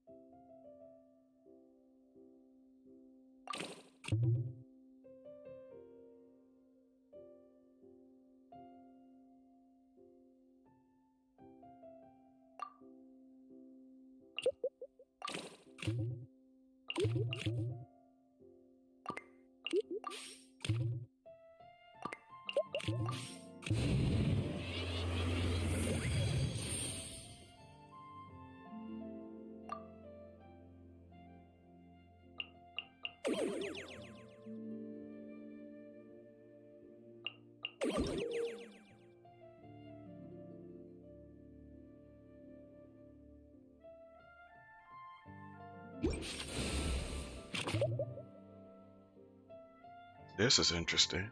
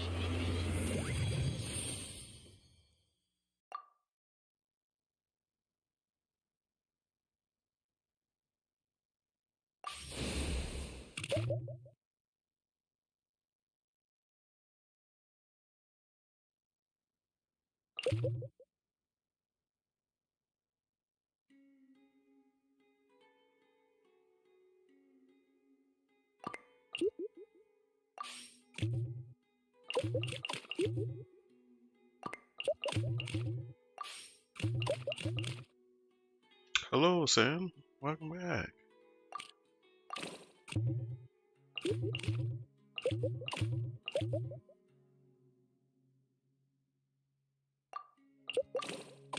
Okay, so I think you can only do this in 4 moves. Okay.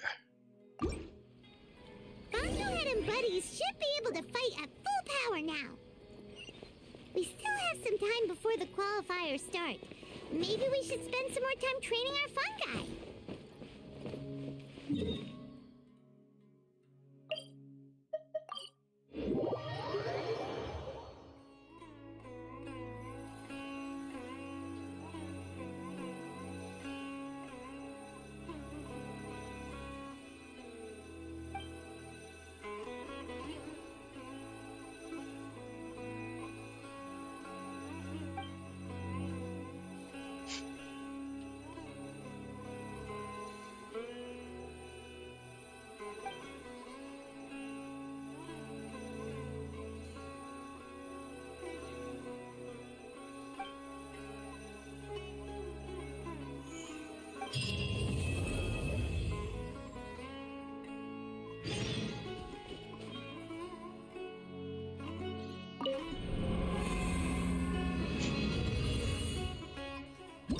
Let's see what this is all about.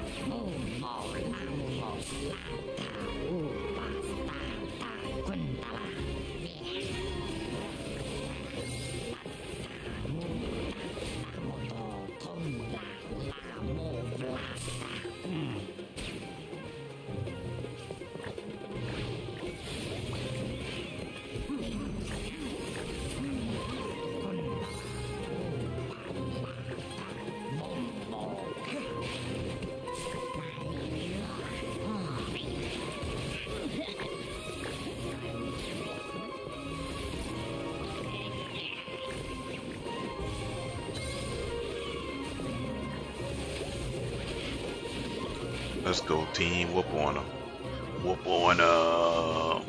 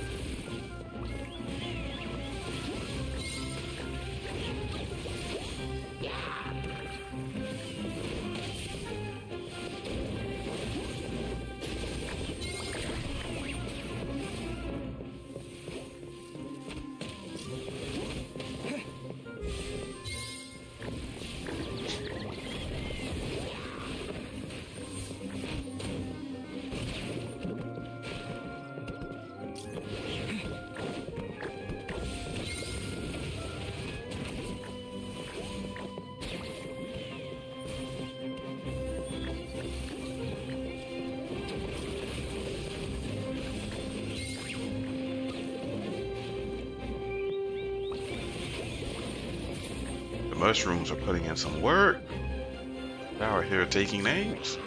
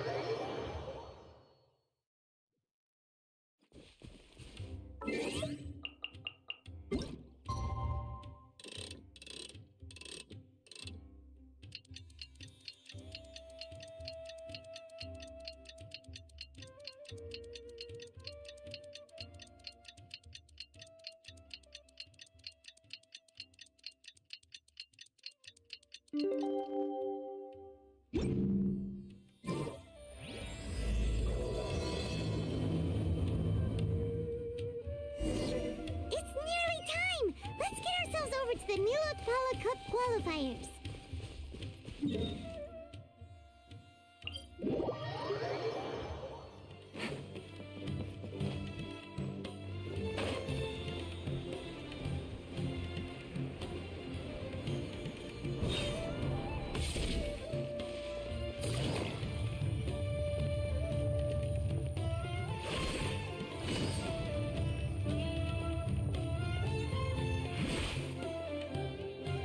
Looks like the qualifiers are about to kick off. Alhingen's giving an opening speech. Ladies and gentlemen, the Nilut Pala Cup Beast Tamers Tournament is about to begin. I genuinely hope that everyone has fun in the competition and wish you all the very best of luck. At the same time, I ask that you bear in mind that this tournament is held in the spirit of friendly and fair competition. By all means, give everything you've got, but respect your opponents at the same time. Don't lose your head. This is just a sport, not a fight to the death. I have spent a considerable amount of time in my life searching for a way for humans and dangerous creatures to coexist. The wisdom orbs you now hold in your hands show me that it is indeed possible. I sincerely hope that this event will show the potential of beast taming to a wider audience. People need a way to avoid conflict and stay safe in the wild. And beast taming can help us achieve this. Oh, so that's why Alhingen is putting his whole fortune into this. What an inspiring goal. But Kautilya, on the other hand... Thank you for your speech, Mr. Alhingen. I'd like to add a few words of my own, if I may. Welcome, Beast Tamers! The wisdom orbs in your hands are a truly groundbreaking invention, representing the culmination of centuries of technological innovation at the Academia. Actually, there are 9 extraordinary technical breakthroughs that make them so exciting. Kautilya, everyone's eager to try them out for themselves. There's no need to delve into all the details right now. Of course. Well, I'll explain everything to you all when I get the chance. I'm sure you'll get a sense of just how advanced this technology is when you start using it in the arena. Trust your wisdom orbs and have fun in the competition. What a total nerd! Doesn't he know there's a time and place to talk tech? Good thing Alhingen has enough situational awareness for the both of them. Otherwise, this could have dragged on for a long time. Ooh, the qualifiers have officially started! It's time to face our first opponent!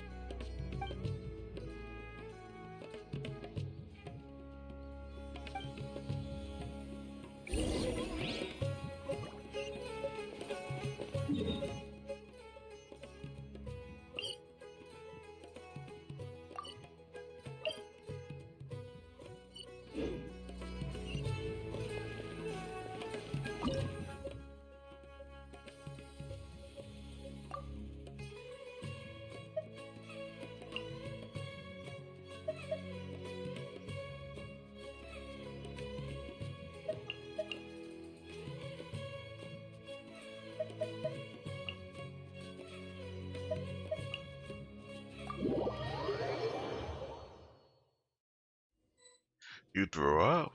Oh no.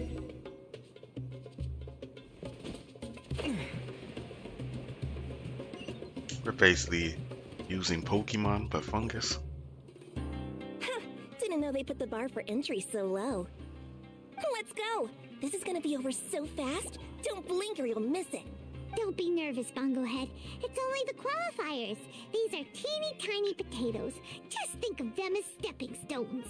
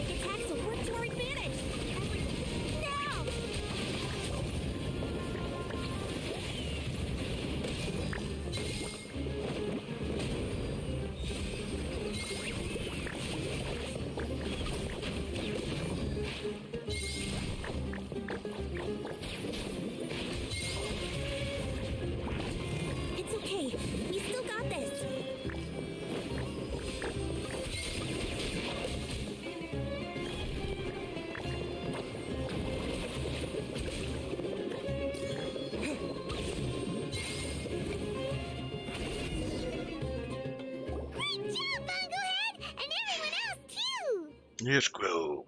But how? How can my swift fighting style fail? Everyone, retreat now!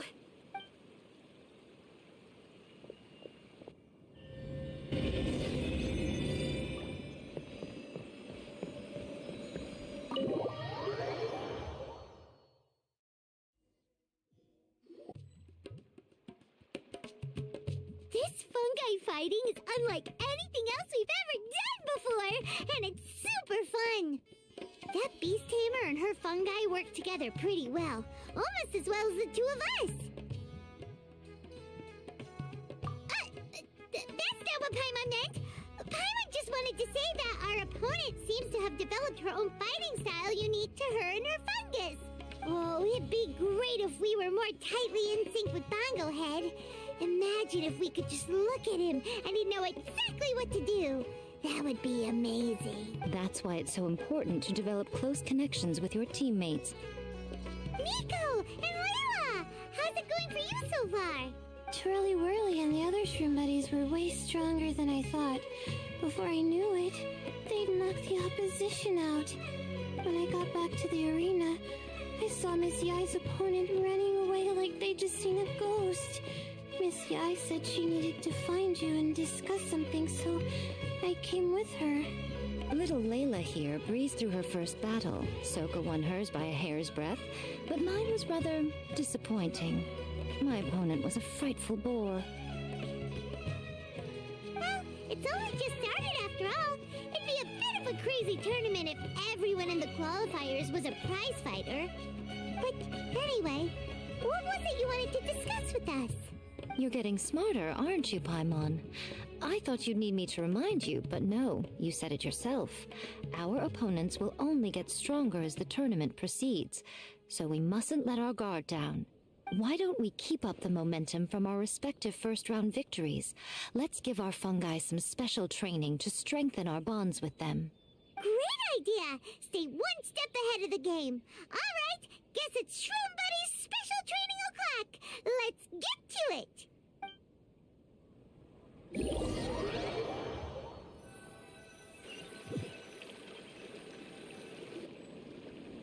The view here is wonderful. It smells of the rainforest here, and we're far enough away that no one will bother us.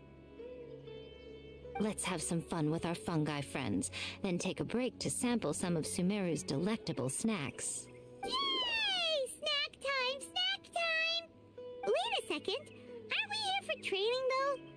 Or did you put something in the snacks that'll improve our bonds with our fungi? Okay, Sin, I see you. You just make sure you start feeling better. You're throwing up and stuff. You might need to just lay down, relax. Even if I had that kind of power, I wouldn't dream of abusing it. I assure you, the dried fruits and pastries I brought are quite ordinary. Perhaps you thought I'd planned an intensive training session for you? That won't be necessary. On the contrary, when you're constantly on edge, you miss quite a lot of important things. Since the goal here is to bond with our fungi, we should treat them as friends and create happy memories with them. Eating and having fun together are vital components of friendship training. Imagine if all the Traveler ever thought about was making you stronger, forcing you to build rock-hard muscles just to watch you send mitochurls flying. Would you gladly comply? Why are you looking at Paimon like that? Oh, don't you dare try anything like that, or Paimon will ignore you for 3 days! No, 5 days! See? You and he have a very strong bond, but that doesn't mean you'd be happy for him to inflict a rigorous physical training regimen on you. Do you really think the fungi would be any more receptive when they've only just met you? Huh. Well, when you put it like that... Miss Yai is right. Also, I'm curious to see... Yeah, it takes time for friends to get to know each other properly and come to trust each other. I can't always rely on this gizmo to communicate with Twirly Whirly. It makes me feel like I'm giving orders. Yes. True love cannot be controlled by external forces. Little Layla's belief is a classic one.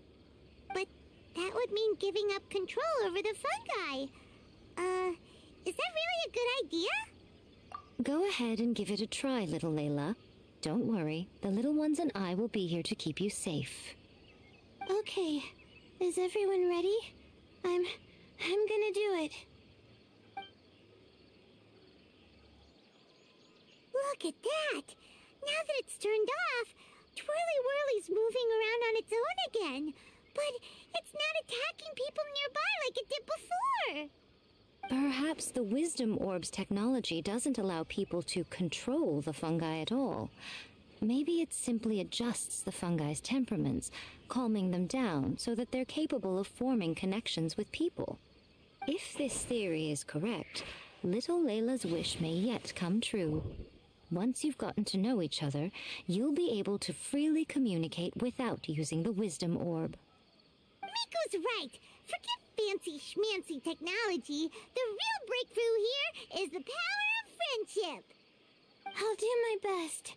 I want to learn all about Twirly Whirly's likes and dislikes, then buy lots of snacks from the almighty merchant. Paimon wants to get to know the real Bongo Head too. Let's try deactivating our Wisdom Orb, shall we?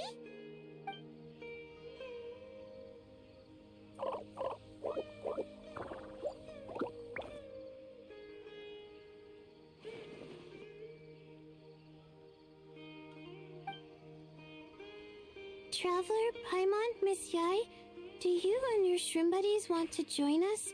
I think Twirly wants to play in the water over there. You'd better be careful.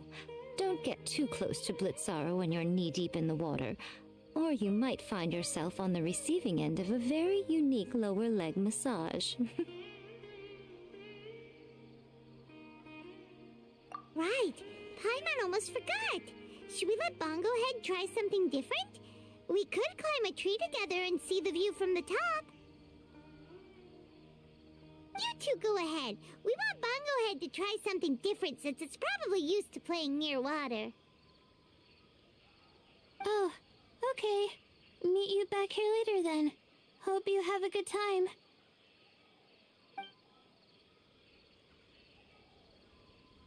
Bongo Head, we can do whatever you want to do. Just let us know. Paimon will probably understand you. Why isn't it responding? Guess Paimon will have to try using delicious treats to win its affection. Help! Help me! Something's not right! Why are these fungi so aggressive? Did you hear that? It sounds like someone's calling for help. Hurry! Let's go check it out!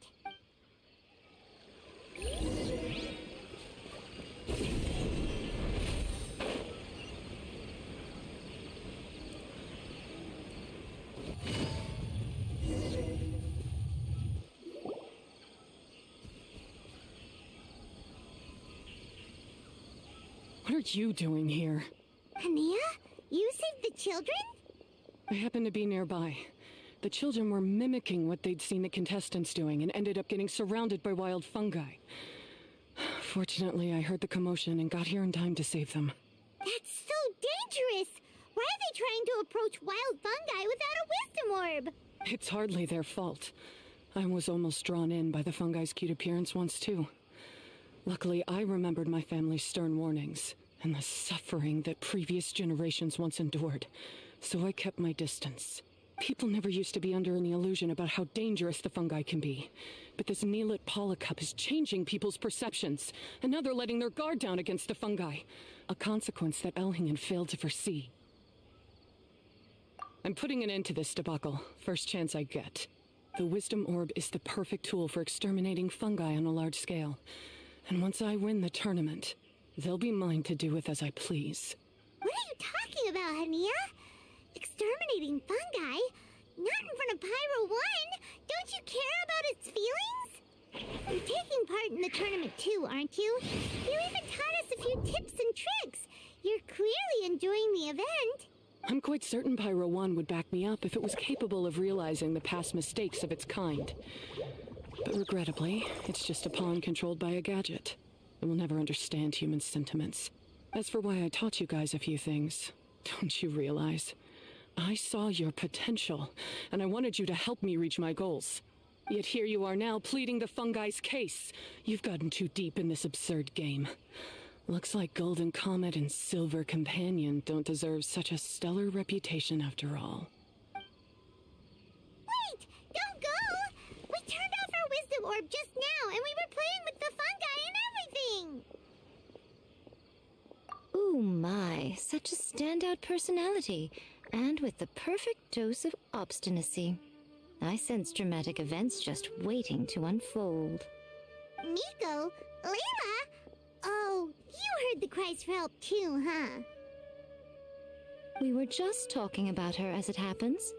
Little Layla told me that Hania gave you some guidance when you first entered the tournament, but after you met Layla, she very abruptly left. Looking at it now, she seems to be a classic case of a wrong path character. Blames the many for the mistakes of a few and seeks to wipe them all out of existence.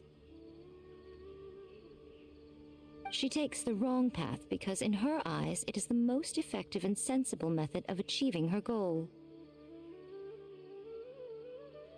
Fungi can definitely be aggressive and damage their environment, but some research also suggests that they're only acting in accordance with their nature, just like any other wild animals. The fungi have existed for a long time. No one knows what the ecological implications for the rainforest would be if they all got killed off suddenly. Right! We shouldn't resort to extreme measures. No matter what Hania has been through, we can't let her do this just because she wants to. You intend to stop her achieving victory? I can't say I didn't expect that response from you, but I hear she's one of the favorites to win this tournament. Are you prepared to face such a formidable opponent?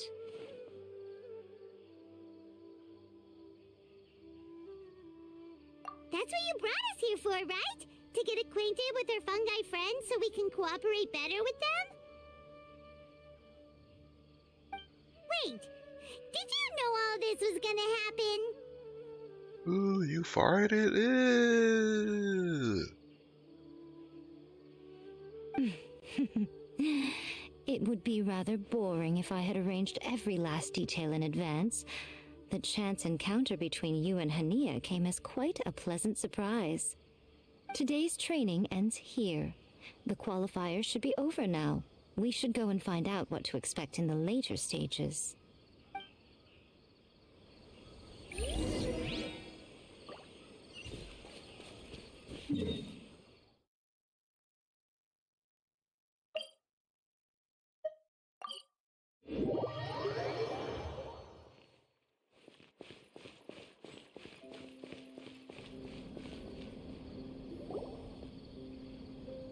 There are a lot of people over there. Are they looking for something? I heard that the organizers set up loads of message boards for the audience to leave comments and interact with each other. It sounds like a good way to encourage discussion about the tournament. I wonder if people will talk about me and Twirly Whirly. Oh, if only I could use this experience in one of my papers somehow. Paimon thinks that's a great idea. You always need a ton of information to write a paper, and you can't always get the info you need. But this time, you're the one providing yourself with the information. You can write whatever you want. That's a nice idea, Paimon. But I'm from the Ratawahiz, Darshan. The kind of information I'm gathering now would only be of any use to someone in the Amorta, Darshan. Yeah, you can provide the information to Amurta students. Maybe sell it to the highest bidder. Wait, no, royalties! Charge royalties! Mora is a secondary consideration, but I could make it a fair trade by getting the Amorta students to read through some advanced papers for me and figure out what Twirly Whirly's kind likes. If I can narrow the search, it'll make my life a whole lot easier. I won't have to buy hundreds of different things and get Twirly Whirly to try them all. Just thinking about it makes me want to pass out. Layla, that's an amazing idea! Nope, not me. That was you. Please, get them to look into what Bongo Head likes, too! I'll do my best. When I get back, I'll write a letter and send it to the Amorta.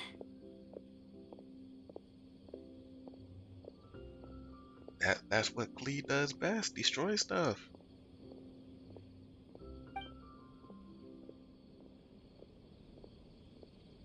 Little one, the pairings for the remaining 32 are out.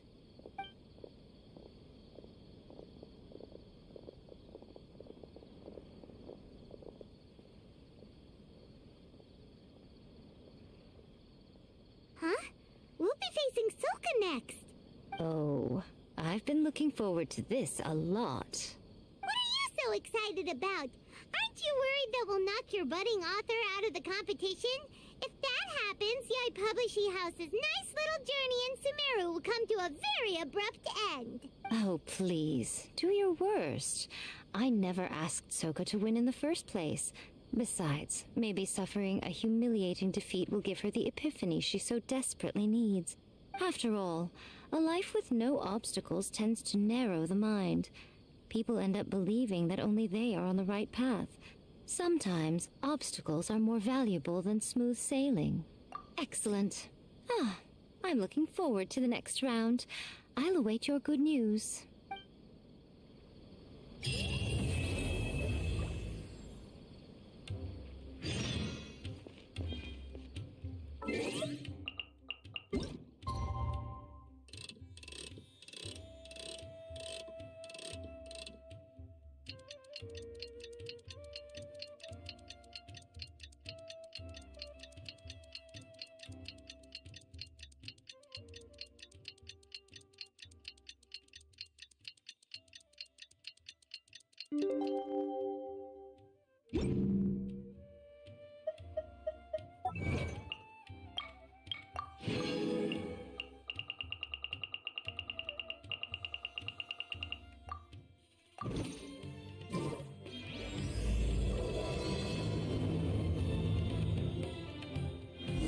Today's the round of 32 for the Neelith Pala Cup. We're up against...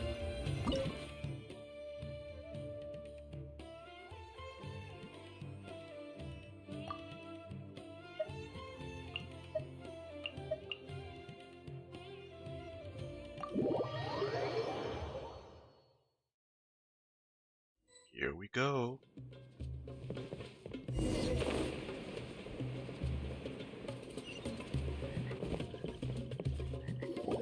Traveler, Paimon, this day has come earlier than I had expected. My apologies, but my writing career is at stake here, and my reputation in Lady Yai's eyes... I can't allow you to beat me. Don't get too cocky, Soka. We won't go easy on you.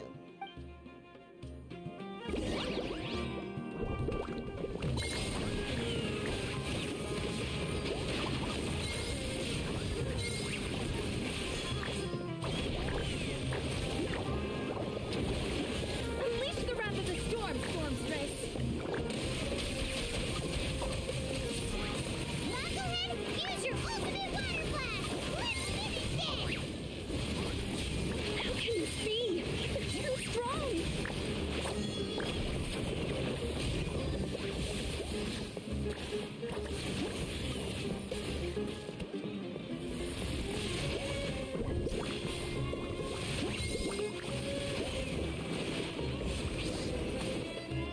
I can't believe it.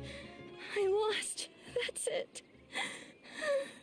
It seems that the guests of Tenshukaku have powers beyond the reach of mere mortals like me. Oh no! Did we go too far? Soka's taking this pretty hard. Miko said it was fine not to look back, but she'll definitely be mad at us when she sees her in this state. Oh, Paimon's freaking out! Okay, we should just go apologize to Miko. Come on, Bungo Head, put on your best guilty face!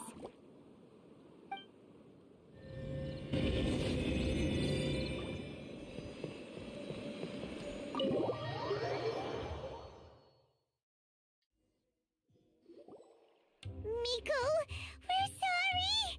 It was all Bungo Head! We didn't know it would take Soka out so quickly!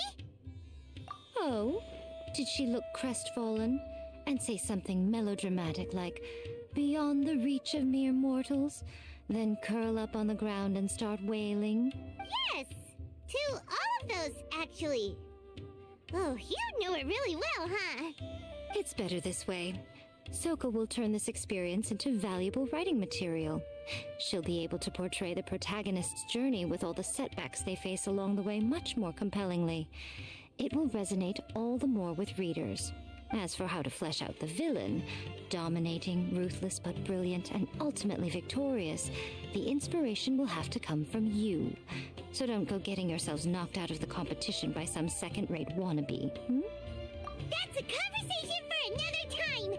Oh, Miku, please ask Soka to go easy on us when she writes us into the novel! Traveler, Paimon, and Miss Yai... Layla, take it easy! Don't go fainting on us! I'm alright. So, I wrote to the Amorta students, and they were really keen. I got a reply with the information I needed within just a few hours.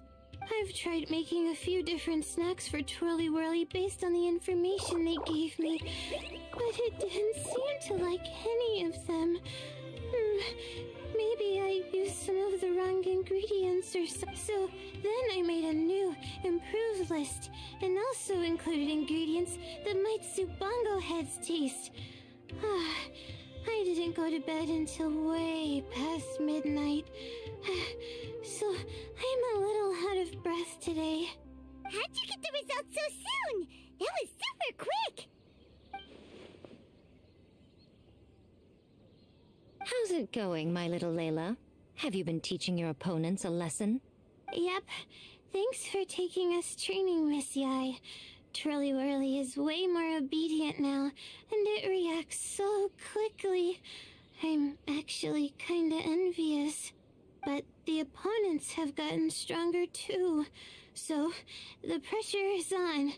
I gotta train with Twirly Whirly some more if I want to have a shot at getting into the quarterfinals.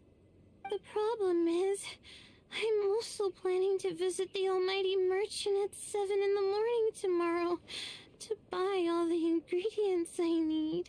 Oh, that's no problem. I'll join you with your training session, and we can leave the little ones to buy the ingredients. They're quite the experts in running errands. Oh, sounds like you two help out Miss Yai quite often, huh? Right! Yeah. Please don't turn us into scary evil bad guys. Don't worry, little Layla. They're just apologizing to me for defeating Soka. Go buy yourself a nice drink, take a break, and catch your breath. What happens then? Thanks so much. You guys are the best. This is the address where I arranged to meet up with the Almighty Merchant. And here's the list of ingredients. Thanks again. Hey, it's our pleasure. You helped us look into Bongo Head's preferences, remember? Glad we can return the favor.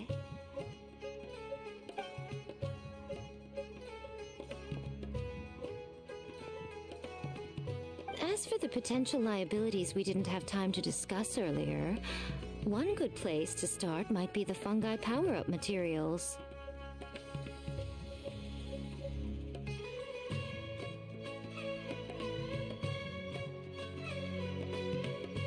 Why, this is the most exciting subplot of the novel, the secret investigation. I'm sure you must be curious about where the magical powers of the Wisdom Orb and Floral Jelly really come from. Besides, if we fail to uncover what's really going on in this tournament, we simply leave Hania to her own devices. Who knows what chaos might ensue? I suggest that you act just before sunrise, while most people are tired and resting. You may find some important leads.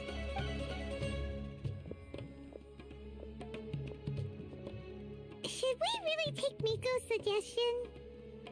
Yeah, you're right. Okay, let's wait until early tomorrow morning and go check out the fungi power-up place. Don't worry, Bongo Head.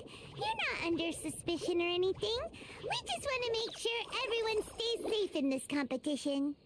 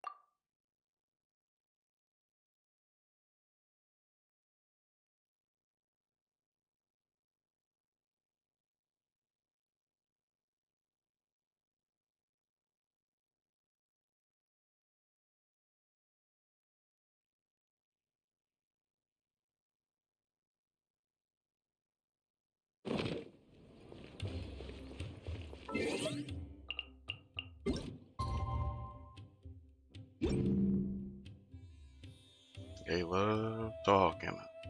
All they know how to do is talk.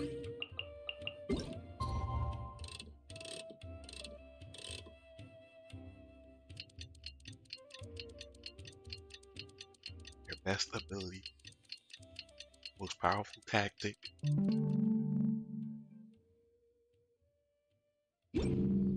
Running the gums. It's time! Let's head towards the fungi power-up place. It should be totally deserted. After we're done investigating, we can go buy all those ingredients from the almighty merchant Leela mentioned. Then we'll come back and... This all looks like regular floral jelly. It's right out in the open for everyone to see, and they've even put the recipe on the table. Well, it's not like we can just take them away and go investigate them. That'd be stealing, right? We'd probably be disqualified and might even end up getting arrested by the Corps of 30. Oh, but we do have a camera. How about we take some pictures of the floral jelly and its recipe? At least then we'll have a record of all the important information.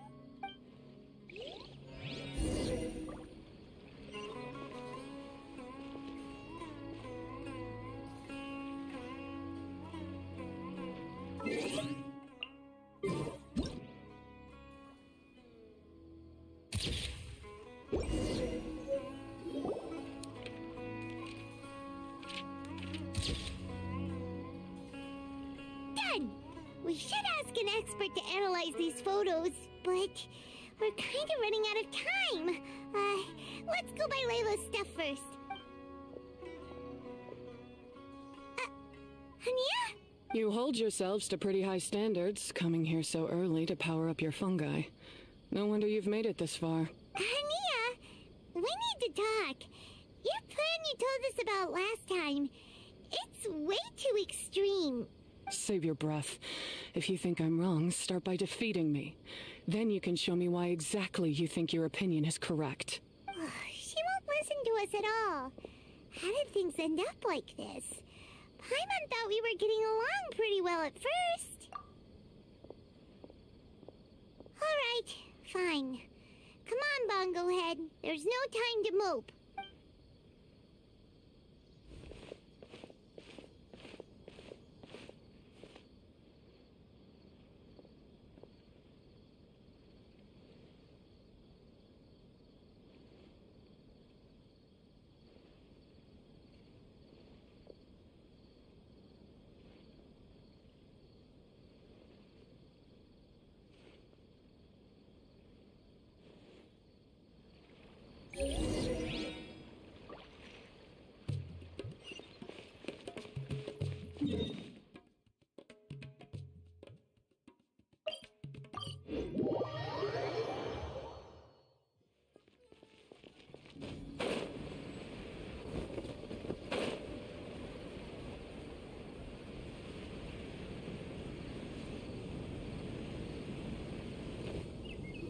Layla's note said that this is where we should be meeting the Almighty Merchant.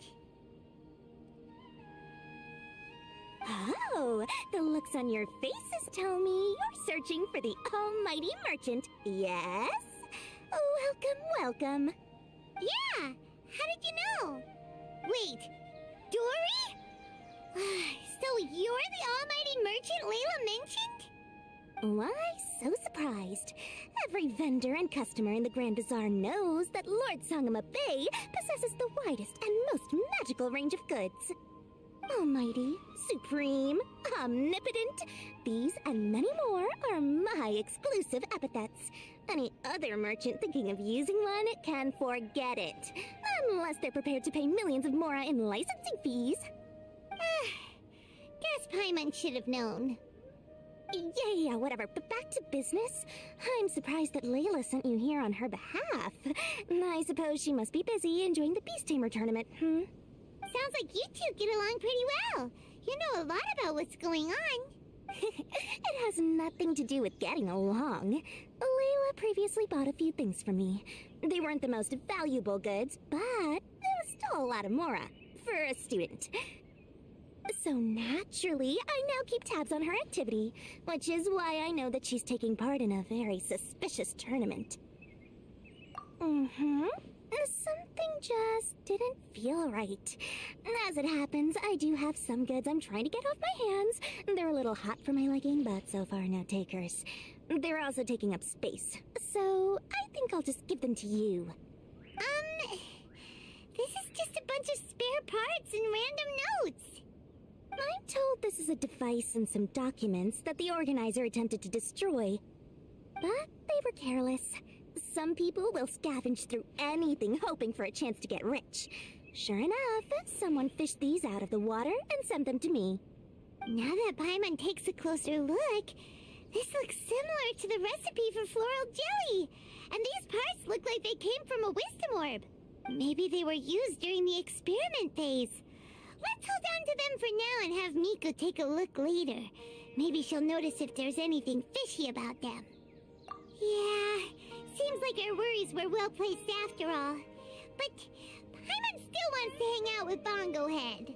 I don't know what you two are talking about, but it sounds like these items might prove useful to you. Tell you what, I'll give you a discount. 60 million mora. Thank you for your business. Huh? Why, you sneaky little... I'm just kidding. No one gives a hoot about these items except for you and the Matra. We have other business to do today.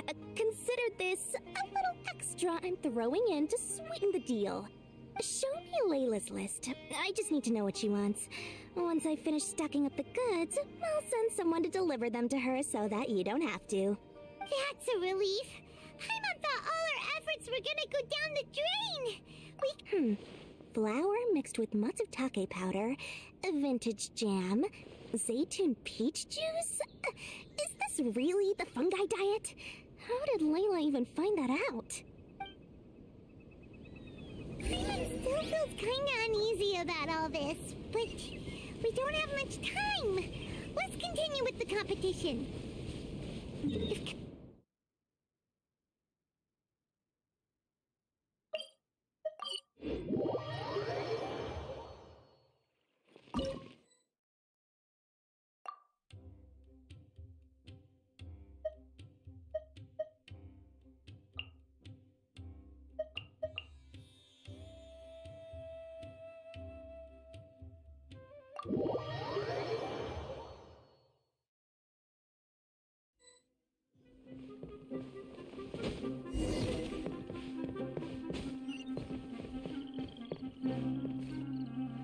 I can see you're serious about this. Good. Time to put my years of rigorous training to full use. Now, prepare to witness the power of my all-cryo fungi team.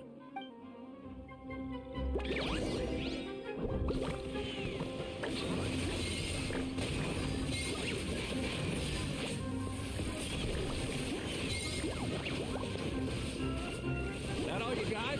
Couldn't melt a snowflake with that.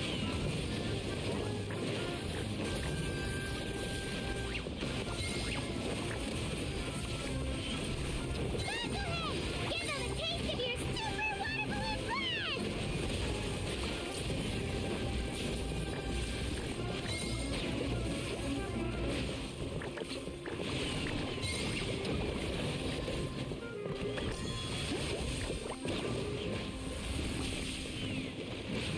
Seize the gusto, Frosto!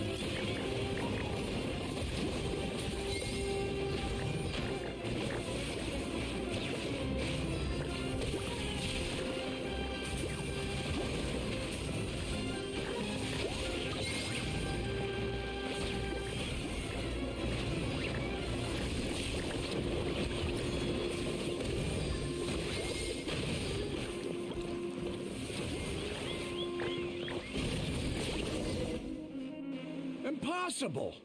My team has been defeated? Whew! That was a hard-won battle. You and your buddies put up a good fight, Bunglehead.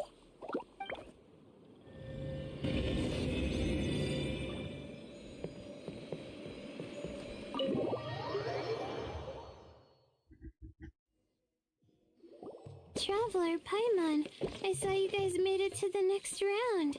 Congrats. Hey, Layla! You're looking well today. And Twirly Whirly looks really happy. Guess you won your last round, too. It was a close call. I only won by a hair. Oh, I'm so glad I trained with Miss Yai beforehand. Also, the almighty merchant just sent someone to deliver the stuff I ordered. Thank you so much. I'm gonna go catch up on some rest with Twirly Whirly now. My stamina's running low. Let's keep the volume down. Speaking of Miss Yai, where did Miko go? She left in a hurry with Soka. I guess they must have had something urgent to do. Also, I think they were escorted by a mercenary from the Corps of 30. When I returned to the arena, they were already quite a distance away. It didn't feel right to run after them and ask what they were up to. Could be. Miko's been putting a lot of time into the tournament lately, so Paimon wouldn't be surprised if she had a lot of chief editor work to catch up on. She also said that she wanted to look for inspiration while enjoying her vacation. The mercenary was probably just their tour guide. We shouldn't worry about it. The quarterfinals are coming up. To me, this is the most important round. I'm a little nervous, but let's all do our best. Yeah! We've all done really well to come this far in the tournament. Keep it up, Layla! Right! We have to stay vigilant. Okay, let's take some photos of the items we got from Dory to add to the ones we took this morning. We'll show them all to Miko when we see her next.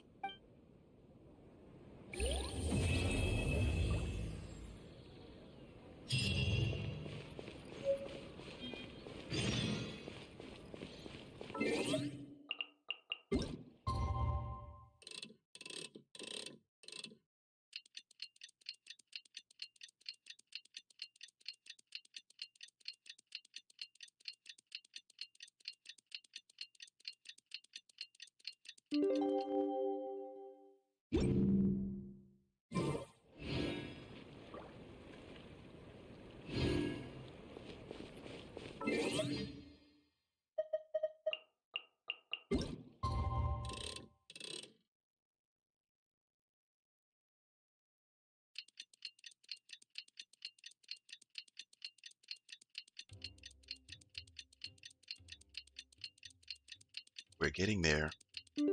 almost done with the event, I hope.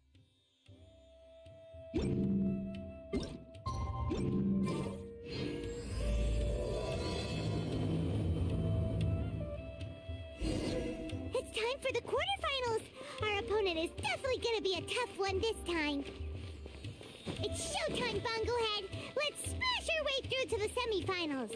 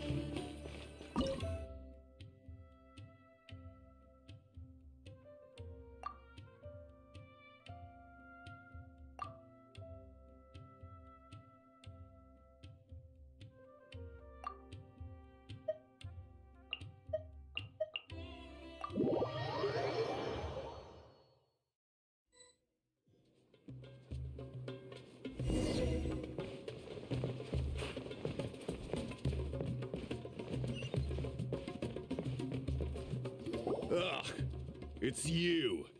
The uncultured swine of the Nilut Pala Cup. Hey, you potty mouth! What's your problem? The way you dote on your fungi. It's pathetic. What a joke. You make a mockery of the philosophy of the greatest beast tamer of all, the mighty Hania. Greatest beast tamer of all? Ha! That's debatable. You keep telling yourself that. You were never gonna come close to facing Hania. Time for you to go home.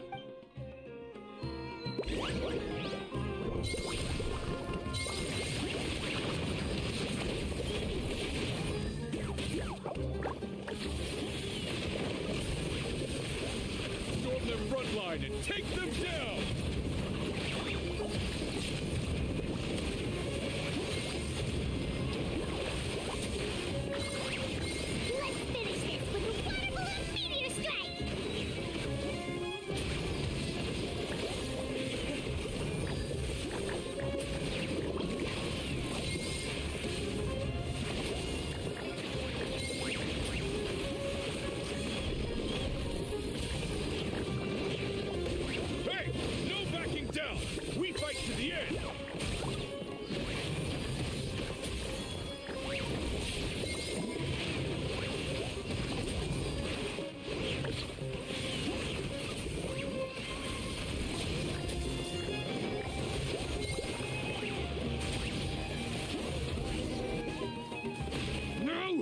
This can't be happening!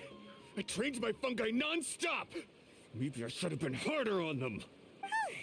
Well, we beat him, but somehow Paimon isn't really in the mood to celebrate.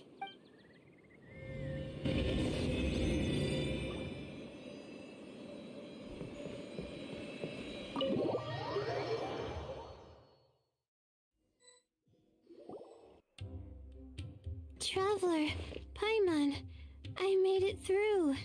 That's amazing, Layla! You reached your goal! I heard you won against the unstoppable Hardy Two-Blades, but you don't seem too happy about it. How come? It's just that... he was really mean. He said some weird things. Oh my goodness, can you guys continue I see with what this? you mean. Yeah, somehow beast tamers like him make me feel a little... sad. Yeah, he clearly doesn't know anything about Hania.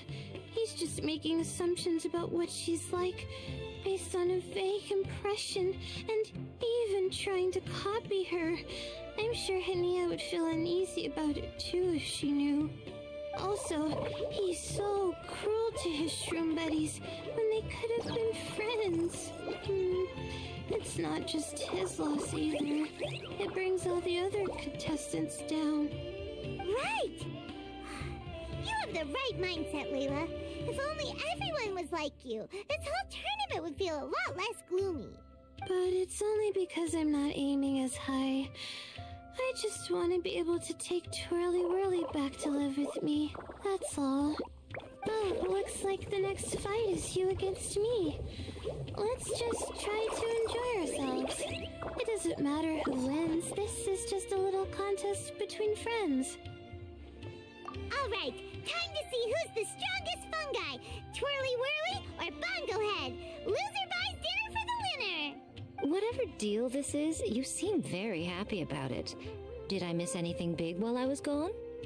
Miko, you're back! Finally! You snuck off without saying anything last time, so we didn't get to tell you about the evidence evidently, we have some things to discuss with you. Yes, well, it's been quite the ordeal for me too. I only entered this tournament for a bit of fun, but now I've ended up in the semi-finals. I've barely had any time at all to spend with Soka and the others gathering source material for the novel. I'm sure you two will have a wonderful time in your fun and friendly match. I, on the other hand, have to take mine a little more seriously. I'm up against that stubborn young lady, after all. Yeah, who knew it'd get to this point? Miss Yai has to face off against Hania. Look on the bright side. Maybe Miko will help us defeat Hania. But that means we won't get to show Hania the error of our ways ourselves. Whatever. Paimon just doesn't want to see Miko lose.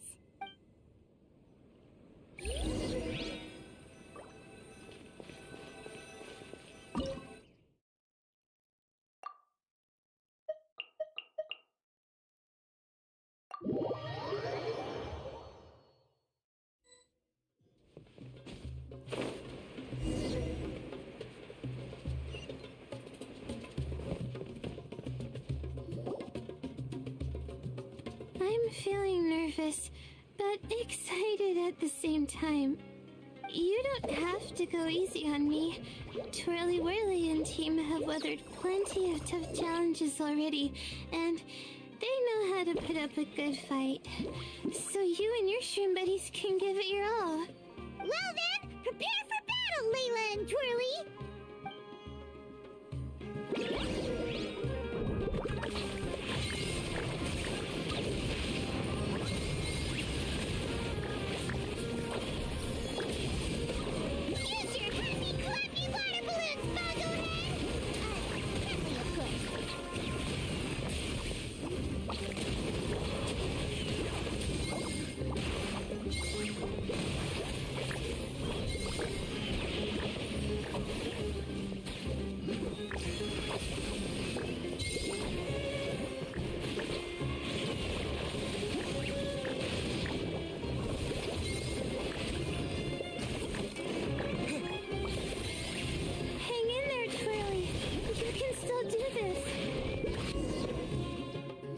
Nope, Twirly is done. It's done. But you and the gang put on the best show I've seen so far, Twirly Whirly. That was a real blast. I loved it. Thank you all. Twirly Whirly and I went out with a bang. Any other opponent, and we might be feeling a little disappointed right now, but we were definitely beaten by the best.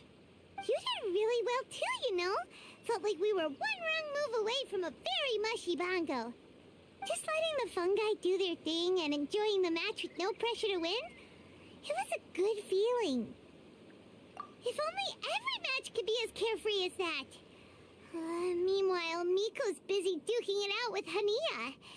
Oh, Paimon's so nervous for her. Let's go see how she's doing.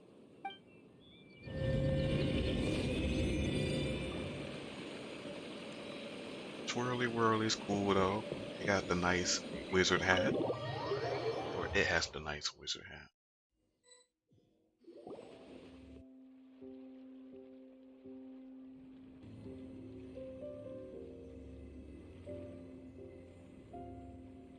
Huh?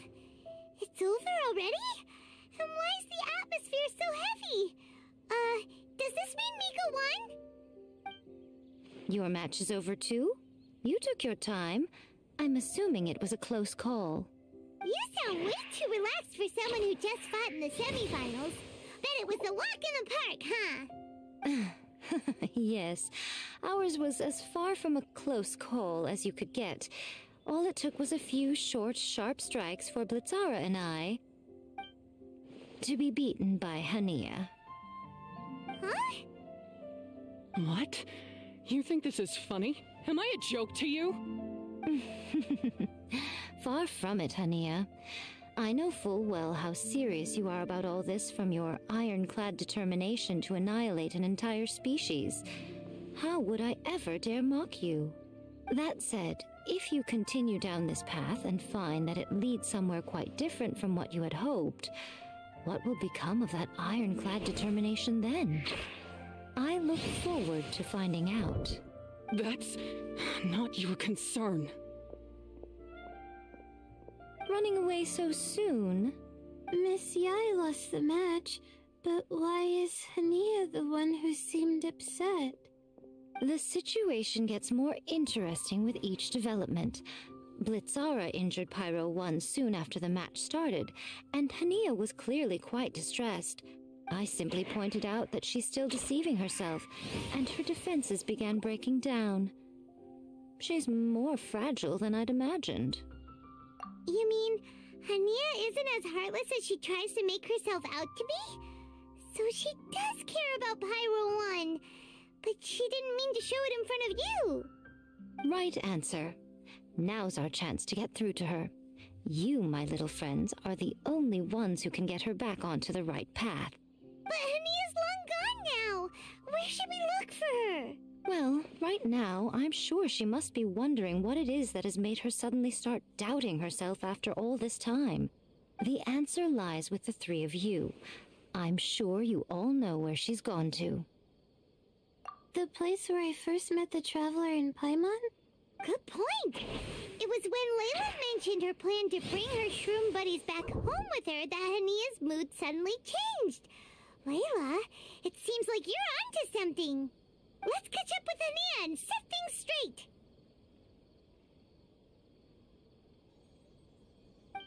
You should stay here, little Layla. I understand that you want to help Hania, but she's not the kind of person you're good at dealing with. Leave it to them this time.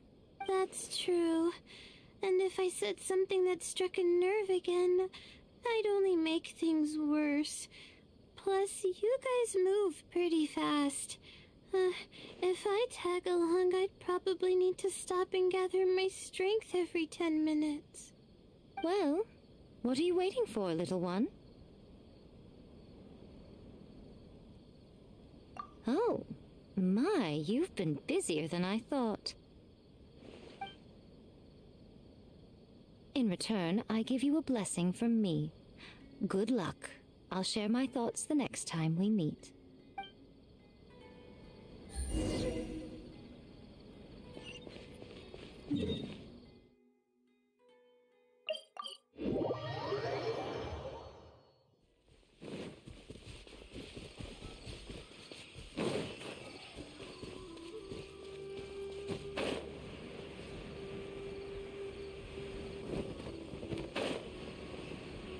Hania should be around here somewhere. Pyro 1 follows her everywhere. We should be able to track her down through its elemental traces. Search the area with elemental sight.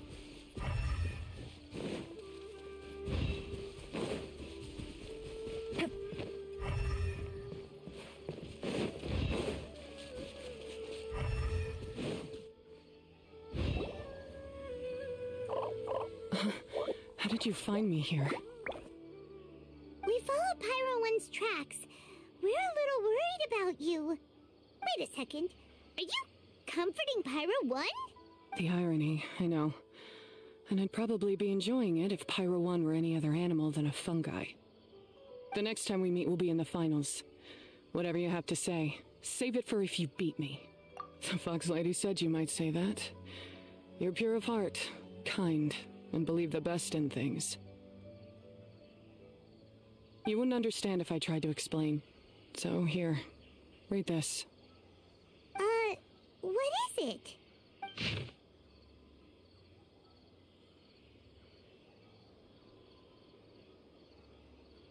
These are my ancestors' records.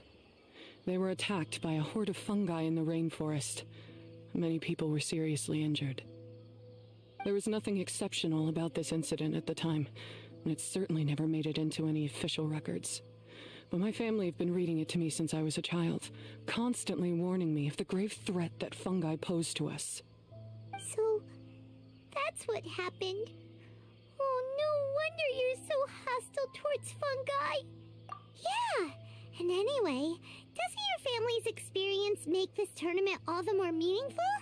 The Wisdom Orb finally means that humans and fungi can live in peace together.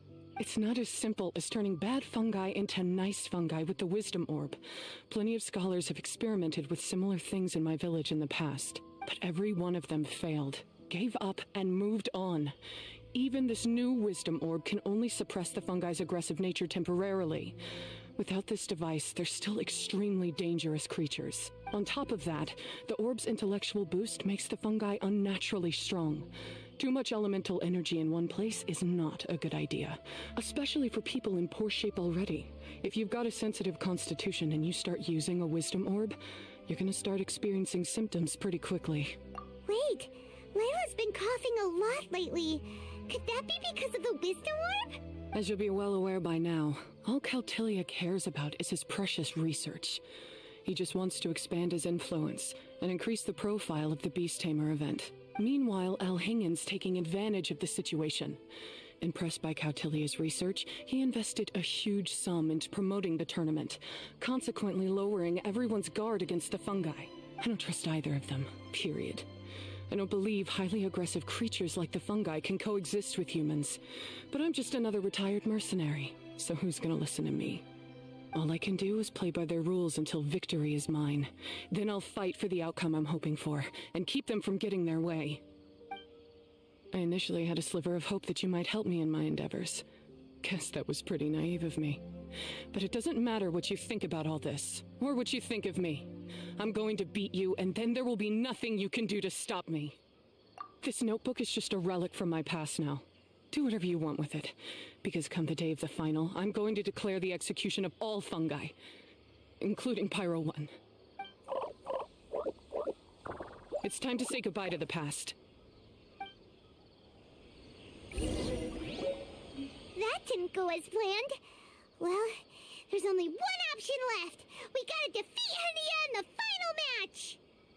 Didn't Hania mention something about other researchers in the past trying to stop the damage caused by fungi too? There should be more information in this notebook. Let's take a look.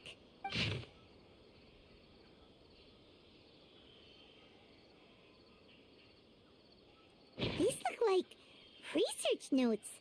Guess Hania's ancestors kept them after the scholars left. Whew. This section looks super complicated. The handwriting is really bad, and there are too many technical terms. Paimon can't make heads or tails of this. Wait, some of these look familiar, though. Oh, that's right. We saw them on the documents Dory gave us. All right, let's put them side by side, go through carefully, and try to figure out what's written in these notes.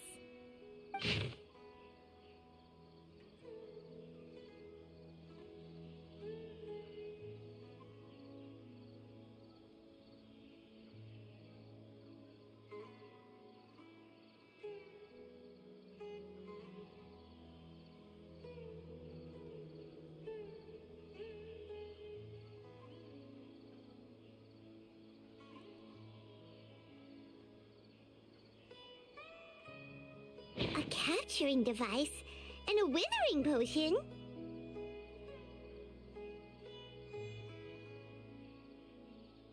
So that's how it went down. The fungi only attacked Hania's ancestors because of what that potion did to them. And then the researchers built that device to try and capture the angry fungi. Also, if floral jelly is just an improved version of the withering potion, and the wisdom orb isn't Cautilia's invention either, he's basically giving someone else's invention a new name and passing them off as his own. He's a big fat liar!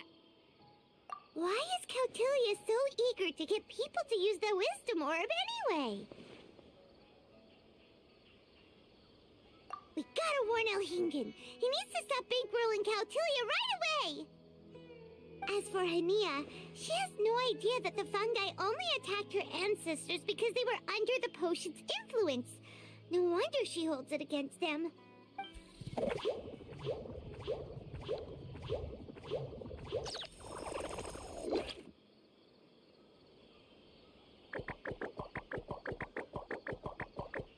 Oh, don't worry, Bongo Head.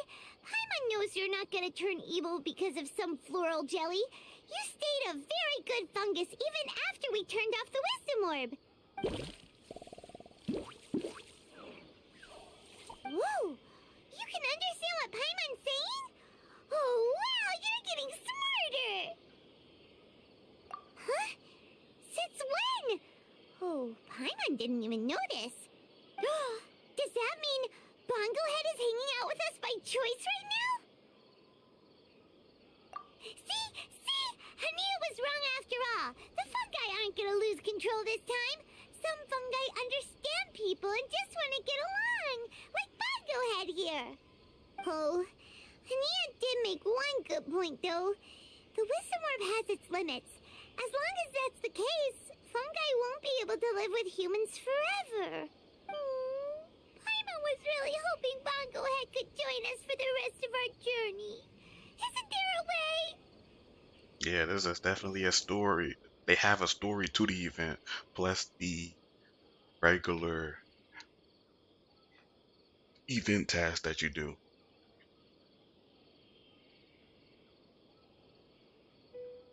Yeah, it's a shame, but it seems like there's no other choice. We still have some time before the final. Should we report Cautilia to the Academia? True.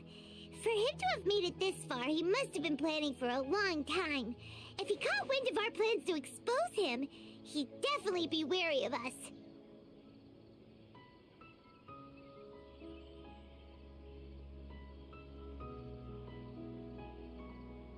Whatever else happens, we have to give it our all on the day of the final.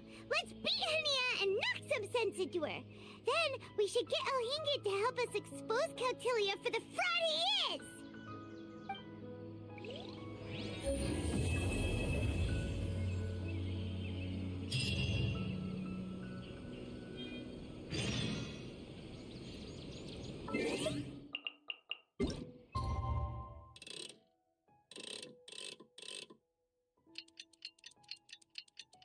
You know you can't escape the Academia?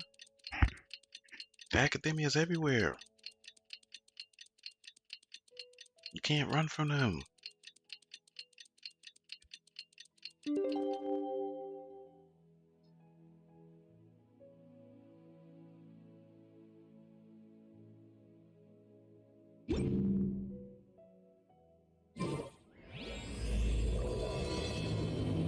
Looks like this is close to the end. Here we go.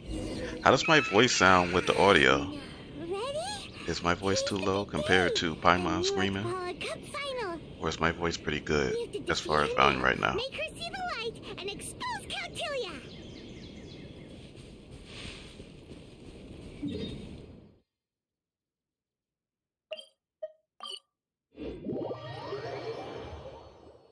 Ladies and gentlemen, after some fierce competition in the round so far, we arrive at long last at the final of the Nilut Pala Cup.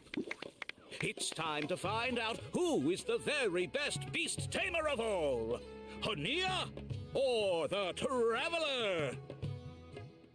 If the winner of the final round makes it through the ultimate trial, they will acquire my entire fortune. It will then be their responsibility to continue hosting this tournament into the future and to promote the philosophy of peaceful coexistence throughout all of Tivat. Oh, I didn't know. Speaking in the language of S. Ah, I see. Thank you. Thank you very much for letting me know.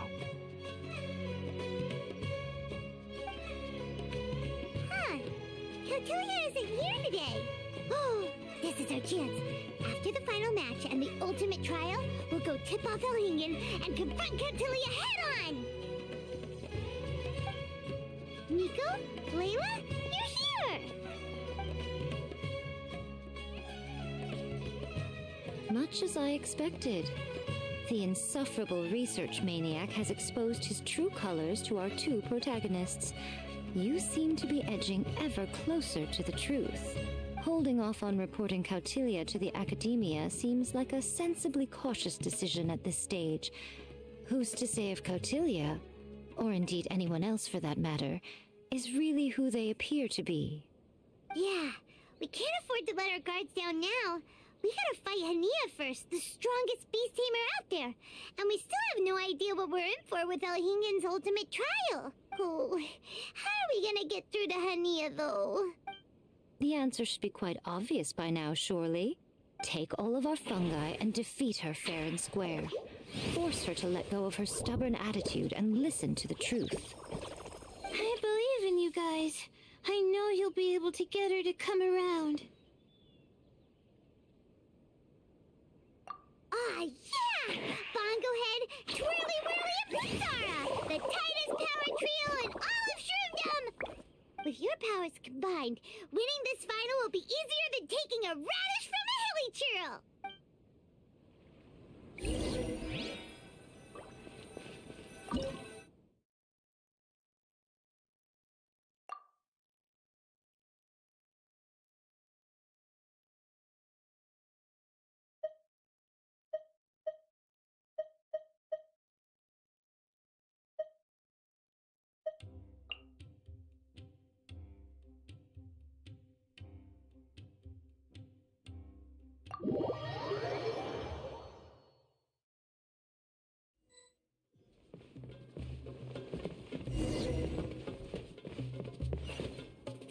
They really have to do something about that lip sync stuff. That's ridiculous.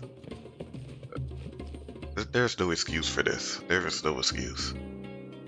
That's ridiculous. For this game, that's ridiculous. The day has finally arrived, Traveler and Paimon. I warned you not to get emotionally attached to the fungi. You have to treat them as your pawns. But it seems like you haven't changed one bit. In which case, this match will be a short one. Yeah! When we send Bongo Head and buddies into action, it's like clockwork, and we ain't about to stop ticking!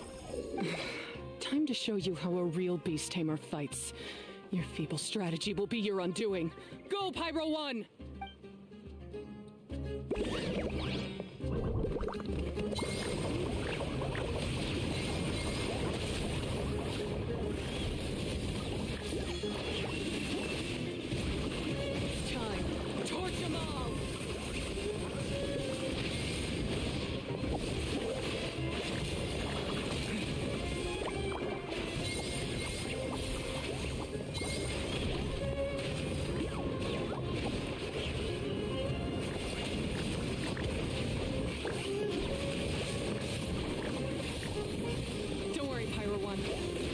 To reach their limit.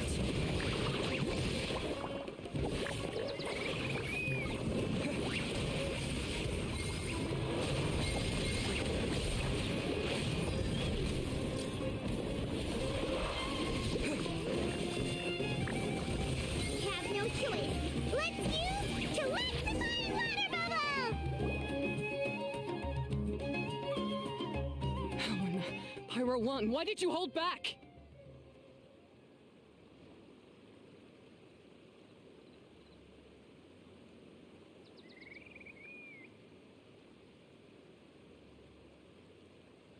I'm looking at the pictures on the bottom of the screen.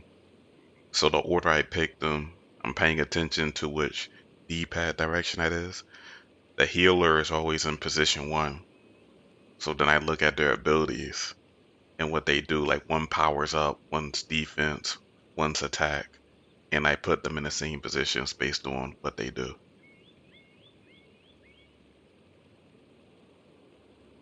Don't blame Pyro 1, Hania! And don't force yourself to do something you don't want to! You started having second thoughts when Pyro 1 got got injured during the semifinals, didn't you? You never met a well-matched opponent until you fought Miko, and now us had you. So you never had to put Pyro 1 or any of your other fungi in danger before. When you saw one of your fungi get injured for the first time, you realized you felt compassion for it. Compassion? You really think I feel anything for these fungi? Hania, you grew up listening to terrible tales about the horrors of fungi. Paimon completely understands how they made you feel. But that doesn't mean that you should just treat a buddy who stands by you here as your arch enemy. You won't be able to lie to yourself forever. We fight off fierce fungi all the time, and we always used to think of them as monsters too. The whole reason we entered this tournament is because we didn't want fungi causing any trouble. But after meeting Bongo Head, we realized that if you just give them some time and treat them well, the gentler fungi will get to know you and treat you like their friends. At the very least, treat fungi like they're on your side, not as your pawns and certainly not as your enemies. Please, learn to trust Pyro 1 and your other fungi friends. Enough! Don't patronize me. In case you've forgotten, this match isn't over yet.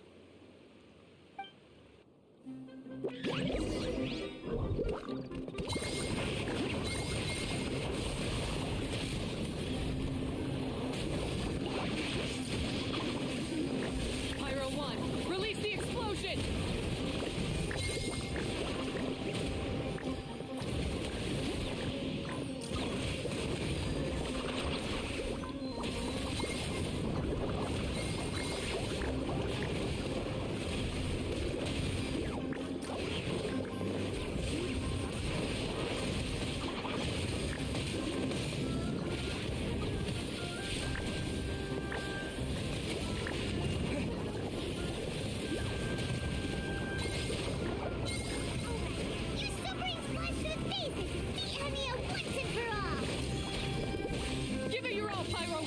Show them what you're truly made of.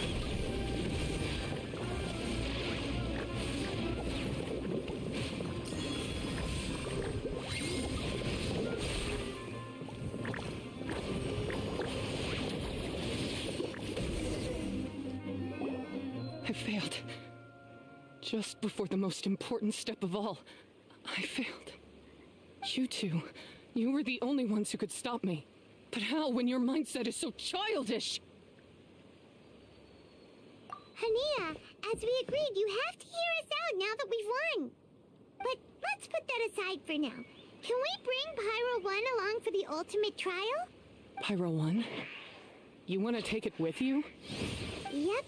We want to pass the ultimate trial with everyone's fungi side by side. Bongo Head, Twirly Whirly, Blitzara, and Pyro 1. We looked through your notebook that day after we spoke to you, and it cleared up a lot of things.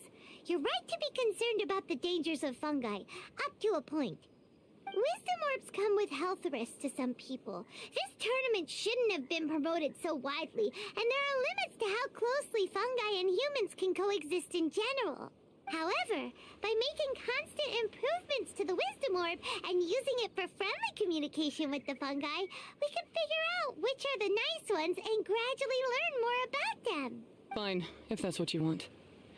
I lost, so I don't get to call the shots. And I guess Pyro 1 would rather be with someone who actually cares about it. Cheer up, Hania. I'm sure you mean a lot to Pyro 1. We have more important stuff we gotta tell you after the ultimate trial. That's right. You'll see things differently after you know the story. Paimon just knows it. I just had to say, what a magnificent duel. A battle between competing philosophies, as well as a showdown between two top beast tamers. Alhingen? What are you doing in the arena? Why, I'm here to witness the final duel, and the winner's spectacular performance in the ultimate trial. How could I possibly miss such a milestone moment in this tournament's history? Come now, Traveler, Paimon, it's time to prove yourselves. I have no doubt that you'll play a significant role in bringing this tournament to a whole new level.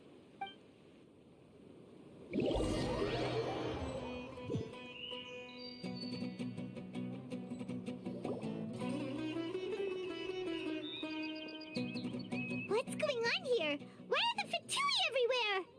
Alhingan, the arena's been taken over by bad guys. We'll deal with them. Get yourself to safety. Wait a second. Where is the exit? The Traveler is correct. Nothing gets past you, does it? In which case, I presume you planned for this eventuality, no? Wait, this is all wrong. Isn't this the ultimate trial?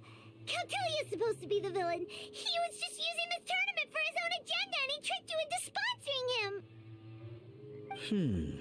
Not far off. You're right about Cautilia's motivations. This started when he discovered a promising use for a forgotten technology. He was looking at the Fatui like, what is this little big head talking about? So I bought his loyalty and organized this tournament to expand the reach of his technology. Though I must say, I never expected a prize catch like yourself to take the bait so eagerly. So, you weren't being fooled by Cautilia. It was you using him. This whole time you were just another lousy Fatui. Oh, now Paimon's mad. So much for warning you about Cautilia. Boglehead, get him! Oh, look at you. I've got chills down my spine. But I'm afraid that's not happening. Twirly whirly, Blitzara, Pyro 1, what's going on?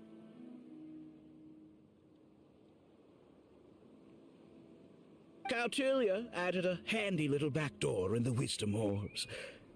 As soon as I send the command, all fungi under their control report to me instead. Uh-oh. Always the backstabber.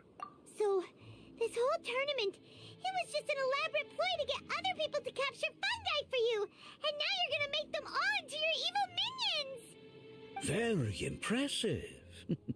You hit all the key notes there. I hold the tournament a few times, build up an army of fungi living amongst the people, and then I can create all kinds of damage. You have to understand, this is a huge opportunity for me. My accomplishments will eclipse those of my other comrades. And then, my dear Master Dottore, who left because of you, will finally realize that I can still be worth something to him. But now, I think I might go one step further. Getting rid of you would be doing a major service for all the Fatui, from the foot soldiers to the harbingers. And this could be a career-making moment for me. I'll finally earn Master Dottore's respect. I'll just say it was a tragic accident. You placed too much trust in the fungi, tried to push past the limits, and ended up causing the whole arena to collapse, with you still inside. Once this domain's sealed off, no one will ever find you. I'll have Cautilia assume all liability and criminal charges, then inform the Academia. After that, I'll invest even more into this tournament in the name of honoring your memory. I'll promote it harder. The competitions will be bigger and more frequent. Selfish, double-crashing monster! How could you? Boy, these villains got some ambition, don't they? They have some type of ambition. Paimons are just about enough from you, mister! You'll never get away with this! But what are we gonna do? You don't have any weapons on you and our shroom buddies won't respond to us anymore! Take your time. Pit fungi against fungi, and warriors against warriors. I want the Traveler to see his buddy being destroyed. Then, once his faith is utterly shattered, put him out of his misery, quickly and painlessly. I accept that our actions thus far have not been beyond reproach. but at least we can give the traveler the ceremonious final farewell that they deserve.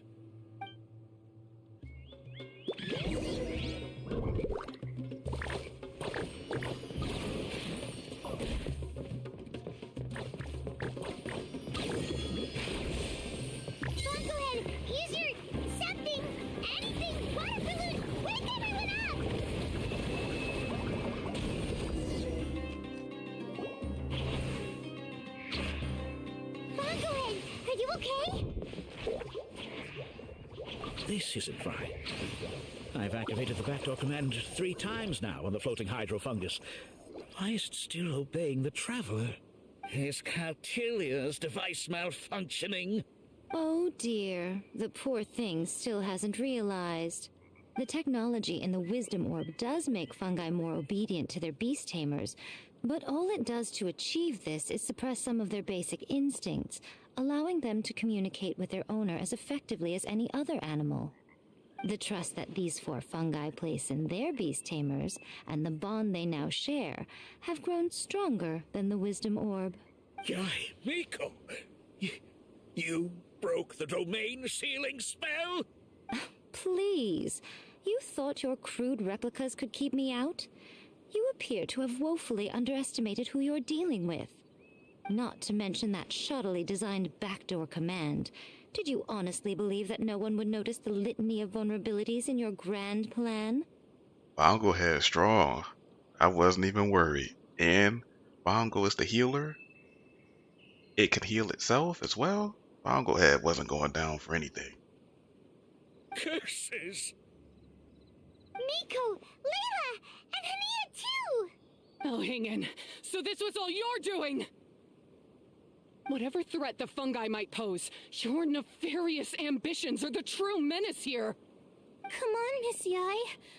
Let's go help them. Easy now, Layla. All that's left for us to do now is to watch and wait. The bond of companionship is not something so easily severed by the designs or devices of humans. Blitzara, you haven't completed your mission yet. You're not thinking of giving up now, are you?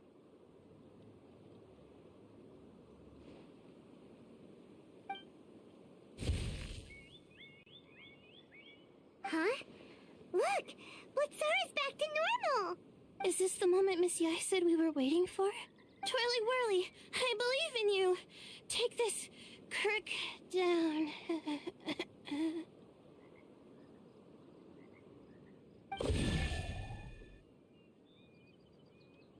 The backdoor command is wearing off! They're all returning to normal! Still doubting what your heart tells you, Hania? You're afraid. Afraid to accept that the fungus you treated as a pawn now trusts you completely. Because then you'll be forced to face your true feelings, which you have been trying so desperately to escape from. But don't keep your fungus waiting much longer.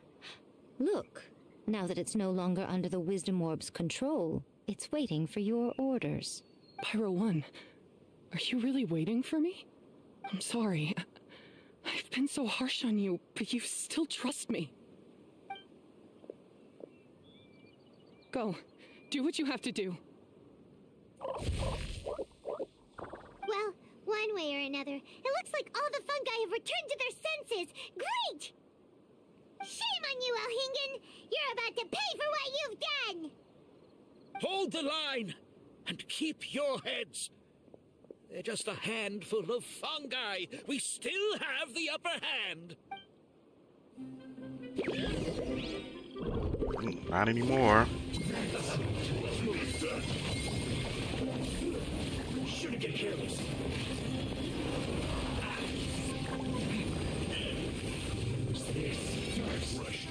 It's not defined. You can't run. Well, roasted frog. That all you got? Don't be a killjoy. Victory is within our grasp! Bongo, use Fireball of Final Justice! Roasted frog.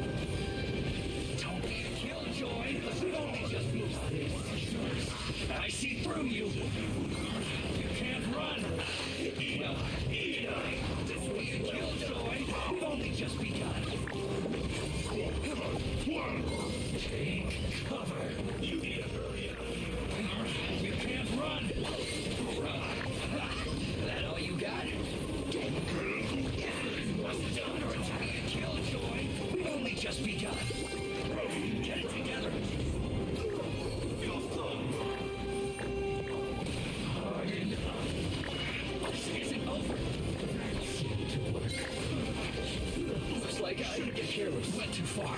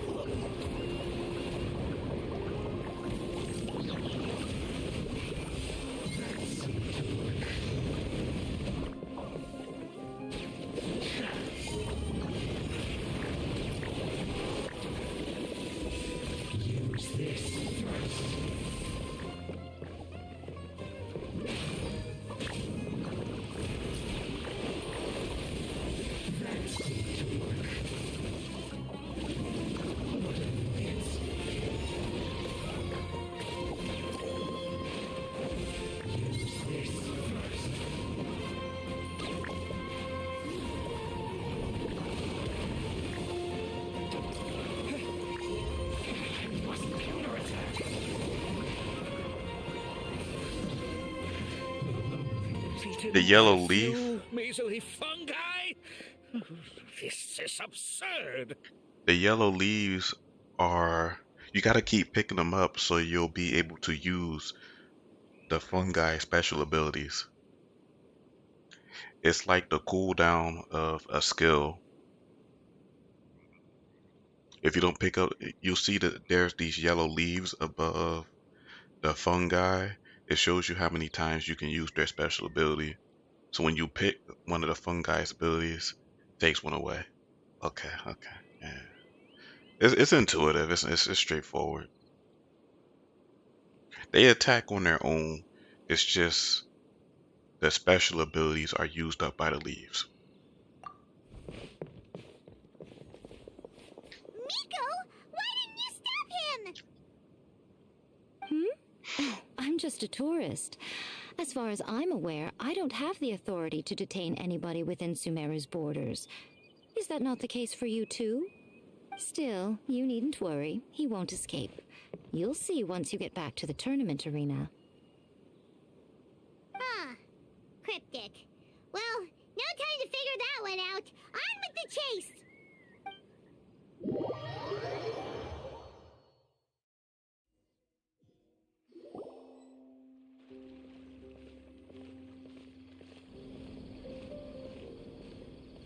You're from the Core of 30! By order of the General Mahamatra, we're here to arrest Elhingen for grave crimes and Kautilya for academic misconduct. The General Mahamatra has been watching Kautilya closely for some time. He's busy dealing with other affairs today, so he couldn't find the time to apprehend the offenders himself. Thankfully, with all the evidence you gathered, we were able to swiftly bring this case to a conclusion. The General Mahamatra wrote a letter for the two of you. Please, take a look.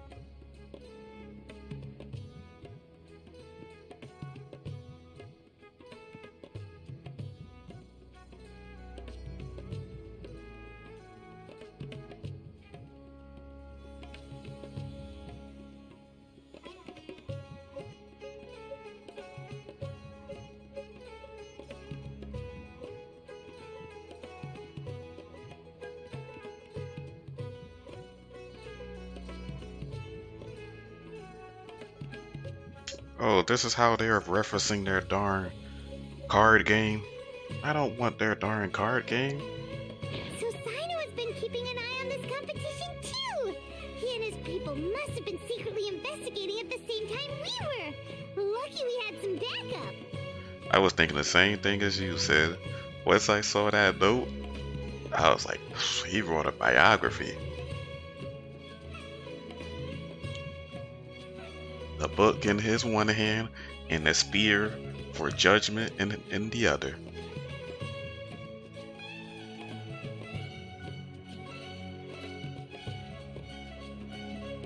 Your hand hurts when you try to use a pen or a pencil? Oh, wow.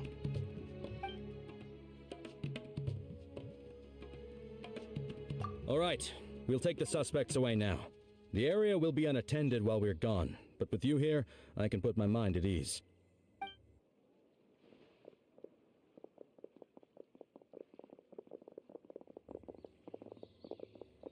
You might think this is over, but mark my words. You haven't seen the last of me, or Master Dottore. Oh, quit while you're behind, loser! Have fun in prison, you fatui lowlife! Wait, Sino mentioned that he used our evidence, so is that where Miko was going after the last 16? To hand it in and make a report? Oh, please, spare me that look. I didn't sign up for any of this. I'm supposed to be having a nice vacation, but all sorts of vexing issues keep managing to find their way to me. After the round of 16, I simply took a walk around Sumeru City with my editors. I did have a very brief conversation with the General Mahamatra, but only because he happened to be passing by at the time. The evidence you gathered was the key to solving this case. Yeah, Paimon is me. You must be Paimon. Did they design that character after you? You be roasting these people? Little person? That might be you. The more you try playing it down, the more confusing it all sounds. Anyway, now that the organizer and the sponsor have both been arrested, what should we do about the fungi in this tournament? That's why you don't like Paimon so much, because Paimon is literally you. The rules still stand. These little ones won the tournament and passed the ultimate trial, which means they'll be taking Elhingen and Cautilia's place. From now on, everything about this tournament will be up to these two to decide, and after all the experience they've gained, I'm sure they are more than up to the task. Lady Kitsune told me everything. The fungi that attacked my ancestors were out of control because they'd gone berserk.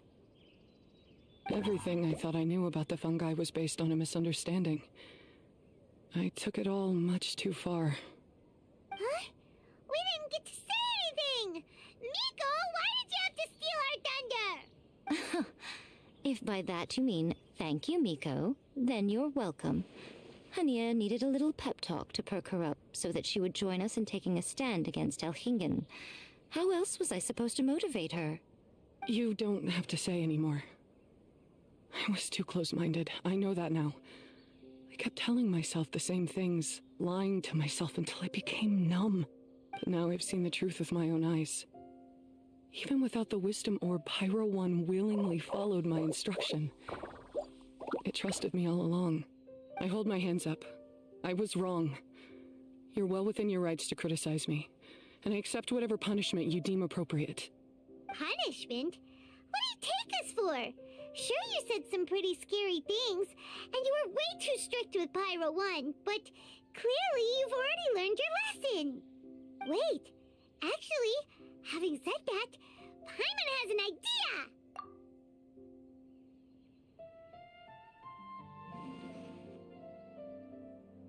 Alright, Paimon's got it. Let's go tell everyone else what we came up with.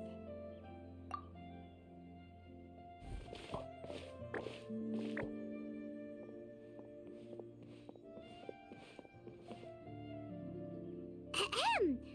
Oh, this is Paimon's first time speaking to so many people from a stage like this. Paimon's getting butterflies. Someone just booed it real loud. That must have been you. Paimon and the Traveler are super happy that we were lucky enough to win this tournament and even expose a criminal conspiracy while we were at it. The responsibility for continuing to hold this tournament in the future now lies in our hands. Now, They may have thrown the organizer and the sponsor in jail, but you can all breathe a huge sigh of relief because the prizes are still being issued as promised! Yes! That's what I'm talking about! Woo! That's a good call. However, unfortunately, the wisdom orbs currently have a harmful effect on their surrounding environment, so they pose a risk to people's health. This means that we won't be able to keep our fungi friends around for the long term. So, for the sake of everyone's well-being, over the coming days, we recommend that everyone entrust their fungi into the care of the best darn beast tamer in town, Hania! But you won't be away from them for too long. While Hania takes care of your fungi, we'll be talking to the Academia with the goal of trying to resolve the current issues with the Wisdom Orb as soon as possible. And of course, this tournament was so much fun. It'd be a real shame if it was a one-off affair. I'm sure you've got a big appetite for more fungi fun and games. So once the technical issues are all sorted out, and we're all reunited with our fungi friends, let's battle it out all over again! Oh, so that's my punishment. Think of it more as a reward for being the runner-up. Don't think of it that way, Miss Hania. Spending time with shroom buddies is actually really fun. Right, Twirly Whirly?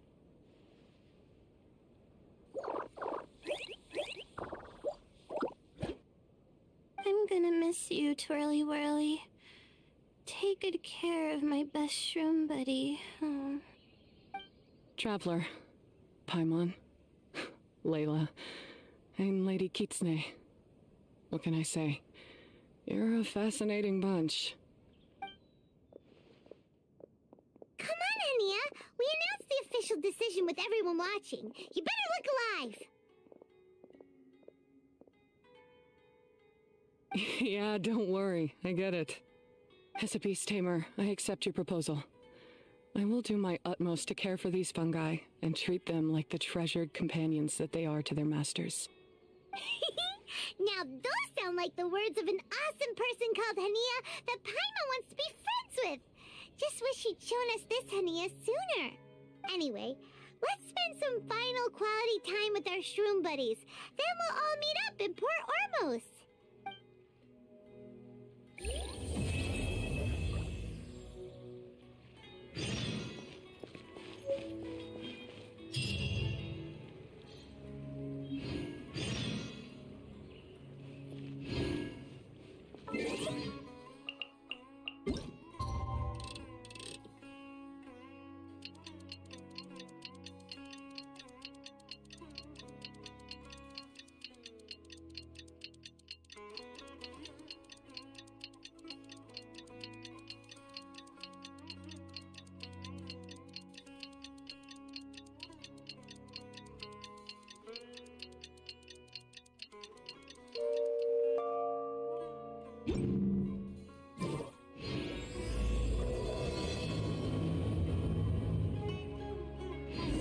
Traveler, Bongohead, it's time for us to meet up with everyone in Port Ormos.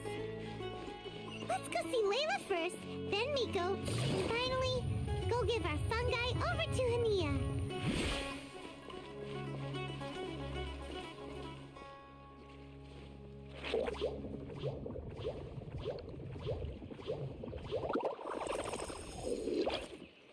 Traveler, Paimon, Bongohead, over here. Hey, Layla! Have you and Twirly Whirly been having fun these past few days? Definitely.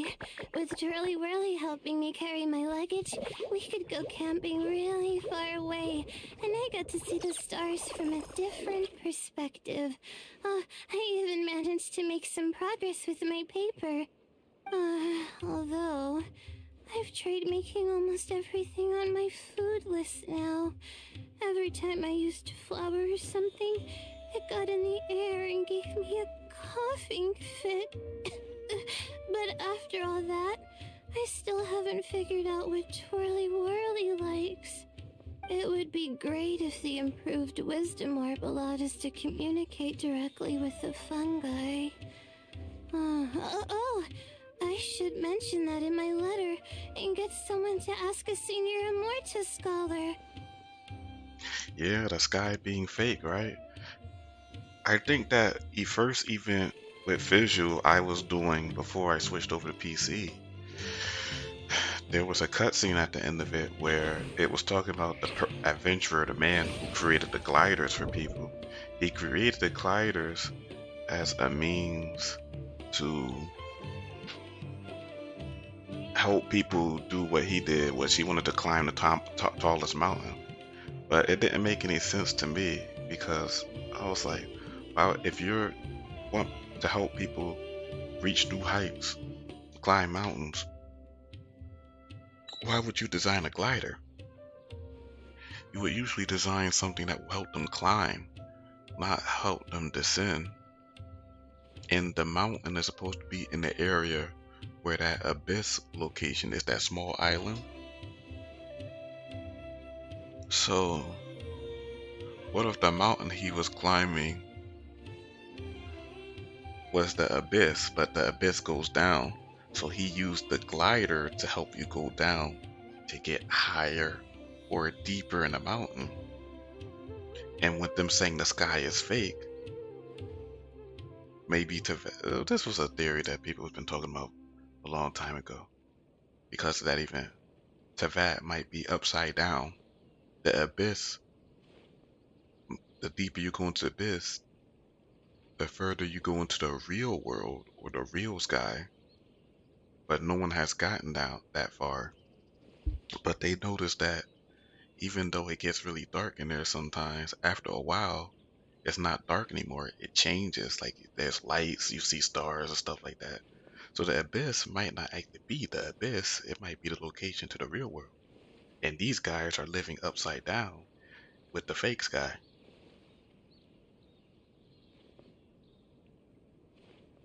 Hyman's never seen you in such good spirits, Layla.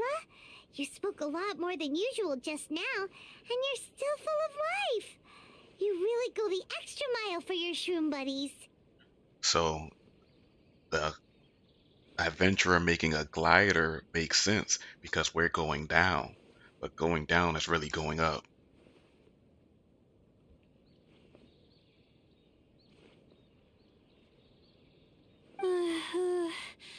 I think I might have overexerted myself, though. I'm flagging hard. Let's go see Miss Yai before I crash.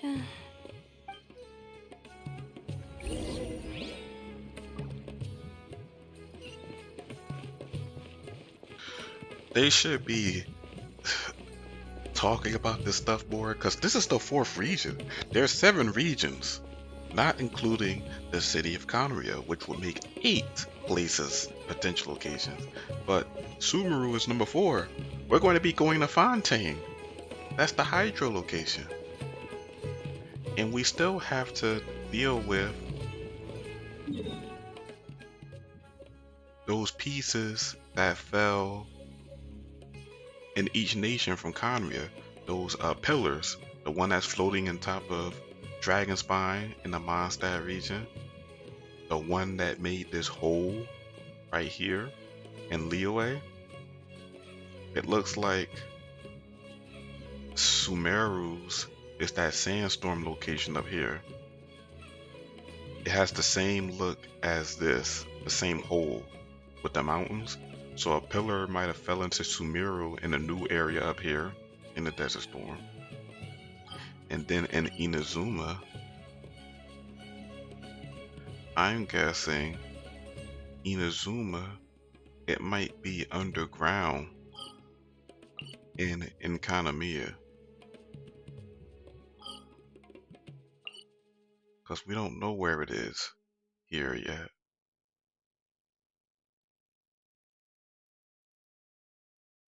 But in Kanamiya's stories, I don't think it's finished. So Inazuma's pillar might be down here.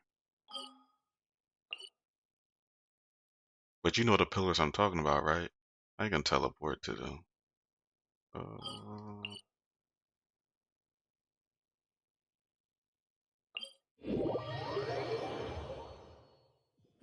It's It's getting a little cold. Time That one up there. Can barely see it.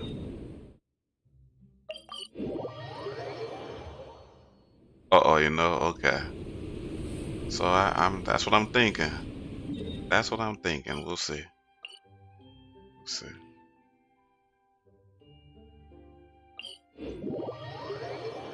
They still have to show Inazuma's version. Sunlight is such a pain. No way I can get a nap in this weather. And they look like weapons the Heavenly Principle used on Akamria. They might have been missiles or giant weaponized pillars that had some type of energy. You see, like, they got the data cube surrounding them. But who knows?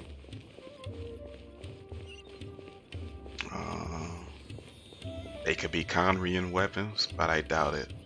But it's possible. Oh, you're earlier than I expected. Miko, you're not leaving, are you? It feels like you never got to properly enjoy your vacation here. Oh, my needs for amusement have been more than met. Thanks to your help, our little inspiration hunt went perfectly. Not only did we gain invaluable experience in the tournament, we also had all the excitement of exposing a criminal conspiracy. Yes, I think I might ask Soka to ditch her original characters and just make you the protagonists in her next novel. True.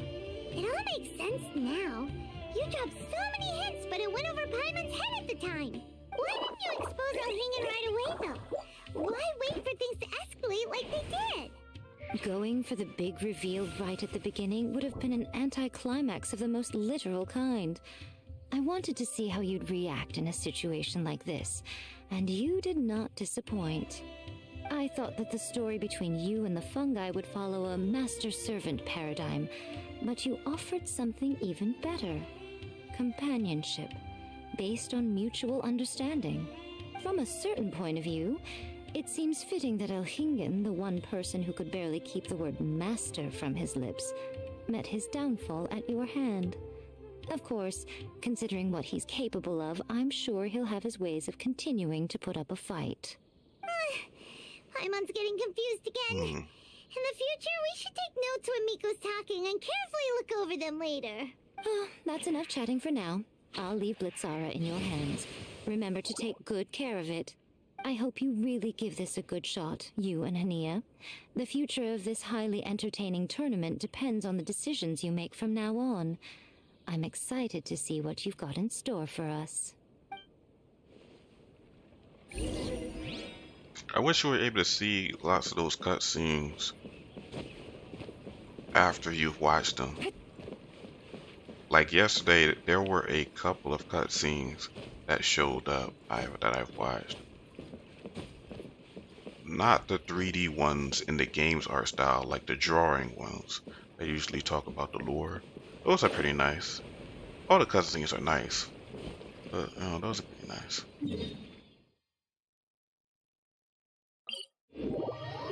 Because one went over the Balladeer Scaramouche's past. That we knew, but we have more understanding of why he wants to, as Alfred from Batman says, burn everything to the ground.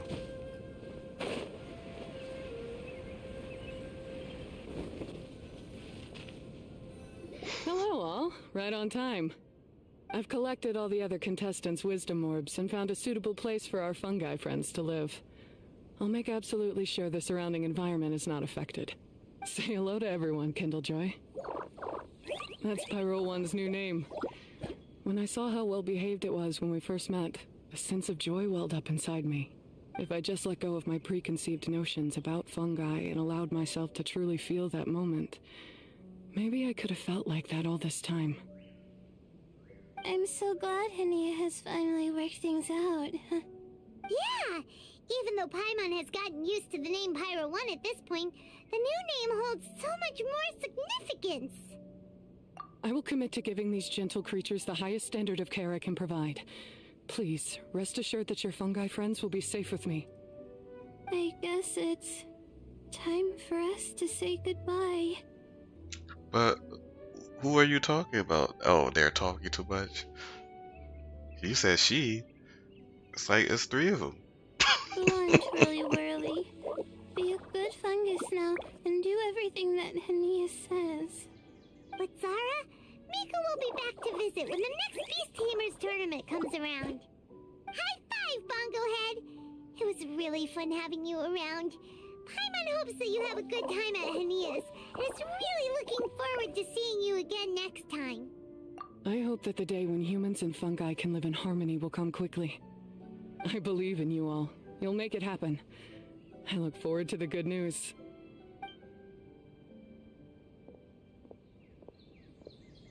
Oh, that's not nice.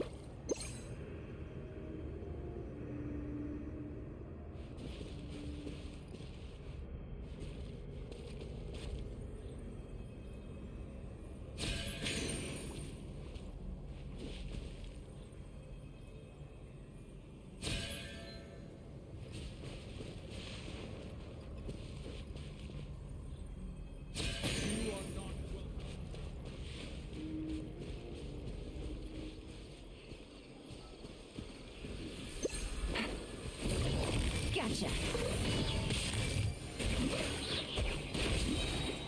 Cascade. Regret.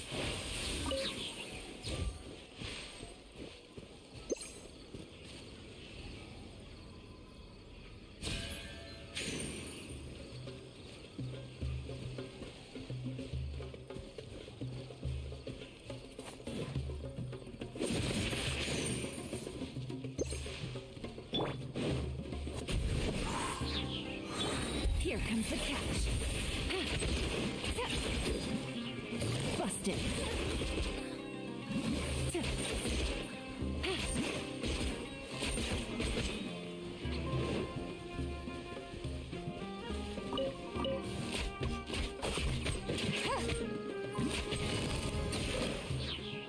Wind, hear me.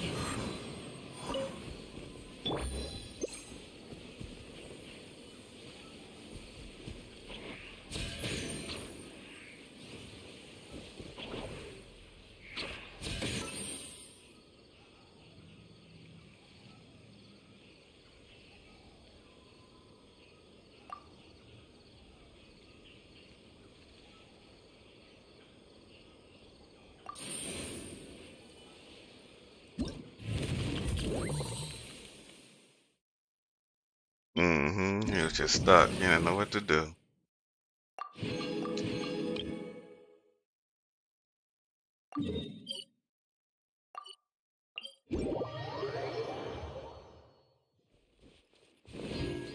Take it easy. Getting all the primo gems.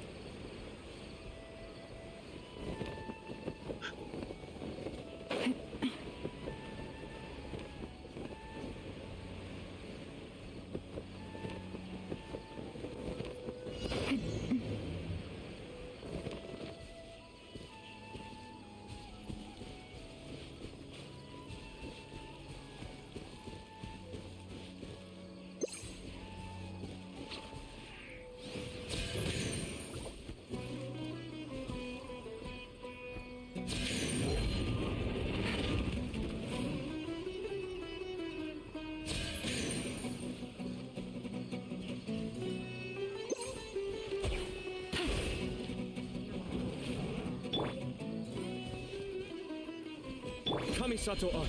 Suiyu. Stabilize. Quietly now. Gotcha.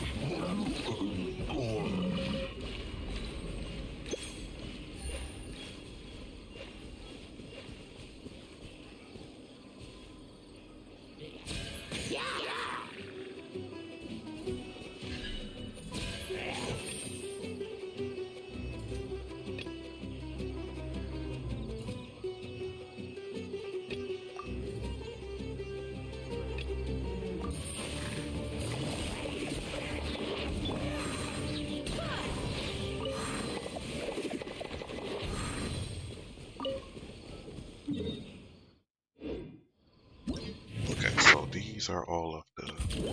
I have 5 hours left. That's crazy.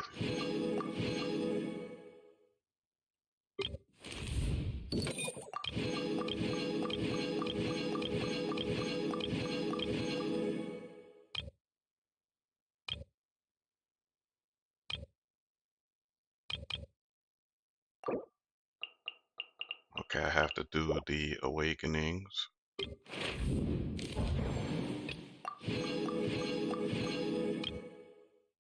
I have to do the other challenges.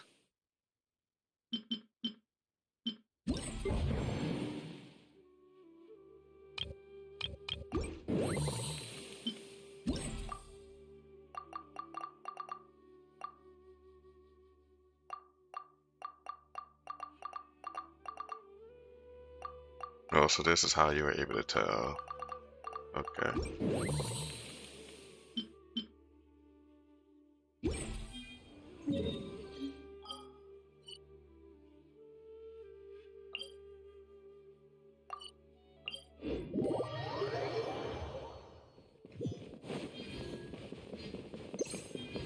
This is sort of like having your own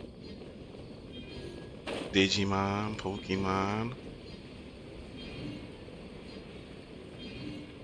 What was the other one? Was it just called Monsters?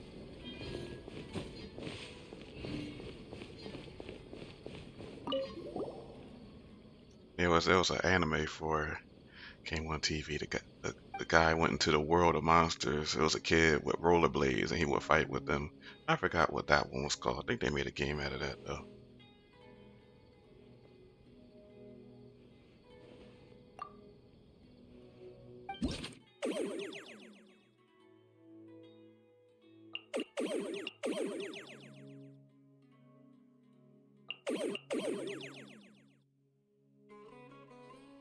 No, definitely not that.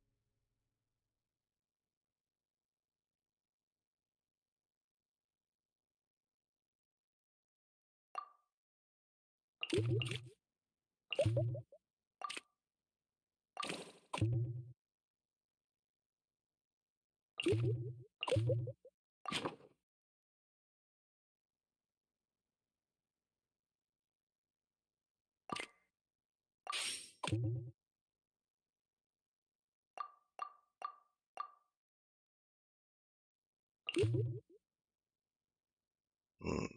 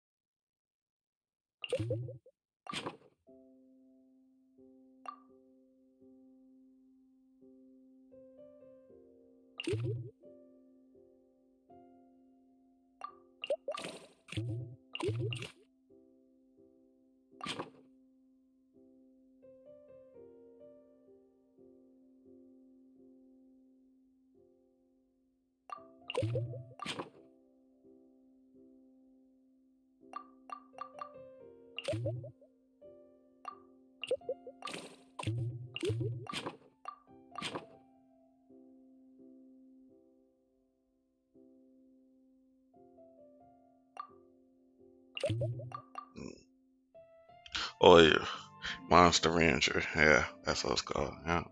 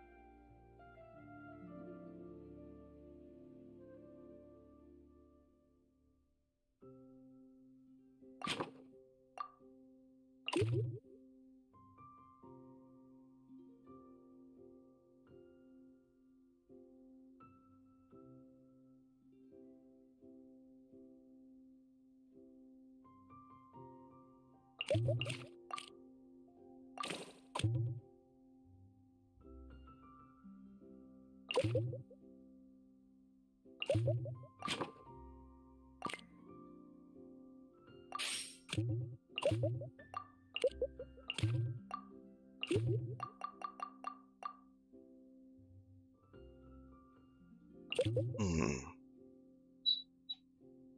You ate all your frosted animal cookies? Nice.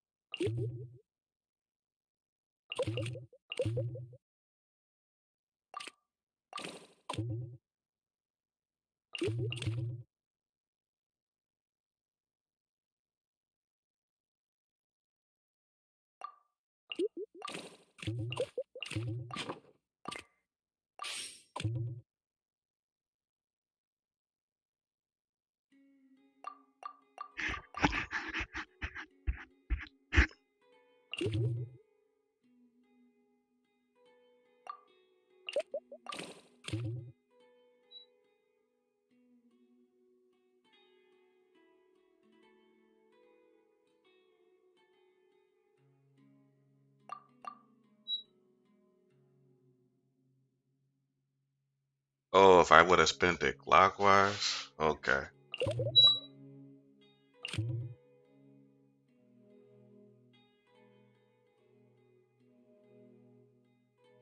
Yeah, I almost had it.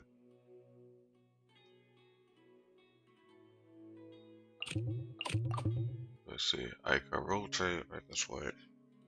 Am I supposed to?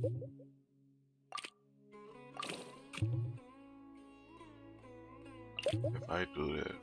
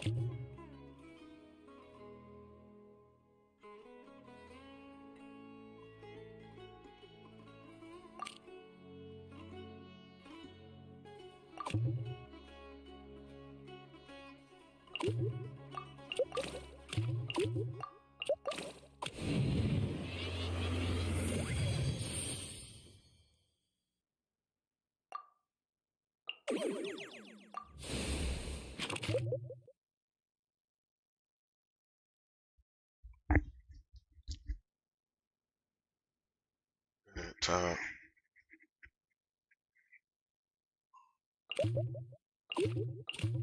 Reset.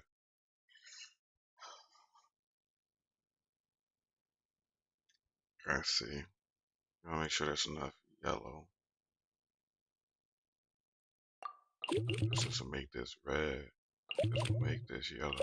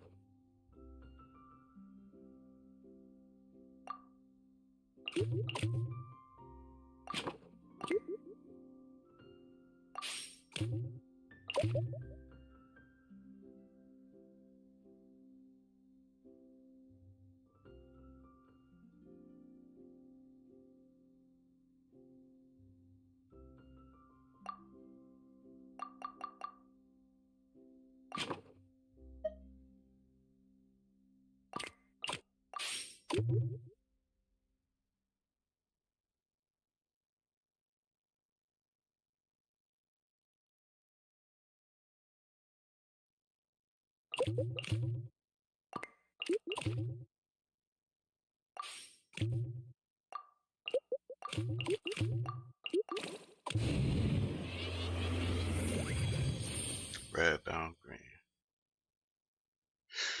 What's going on, EMP? I see you, Sin. I be trying to think of the. I want to go back and do the 7. This one. Maybe I can do this in less moves. I did this in 4. What was it?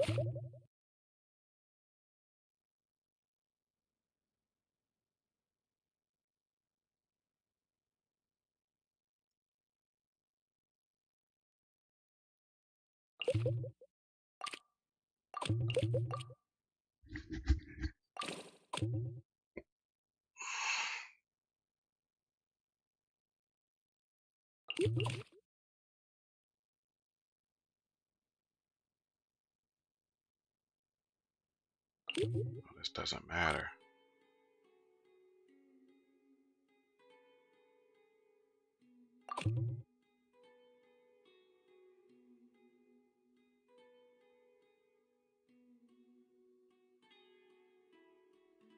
You can't do this in 3 turns. Can you do this in 3 turns?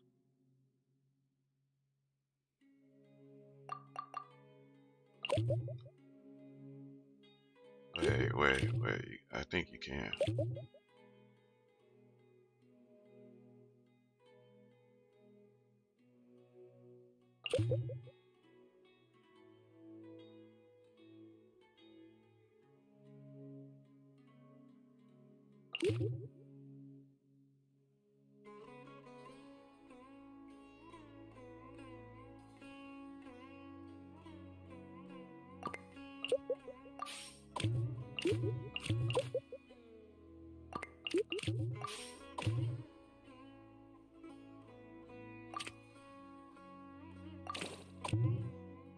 Oh no, I don't think you can.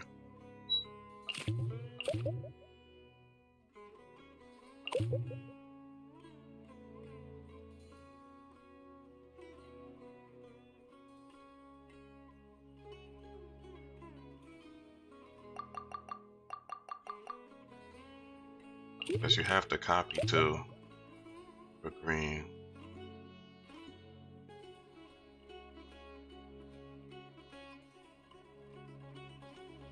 Yeah, I have to copy green twice. There's no other way.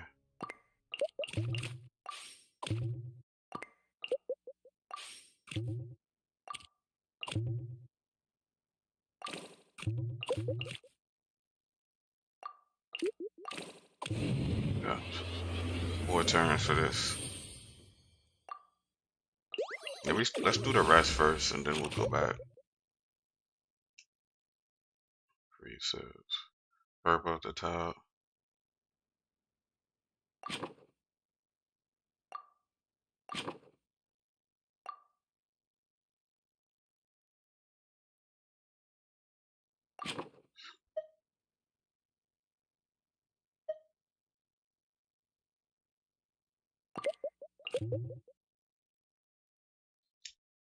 There's too many yellows.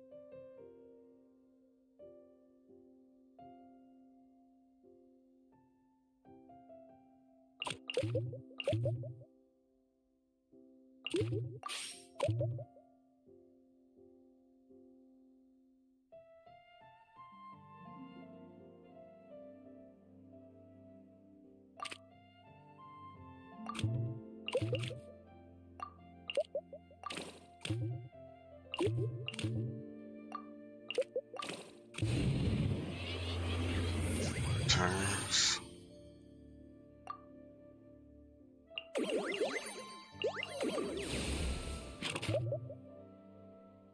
Alright, so we see the preset, orange, yellow, pink. Just like what it's supposed to be. There's too much yellow.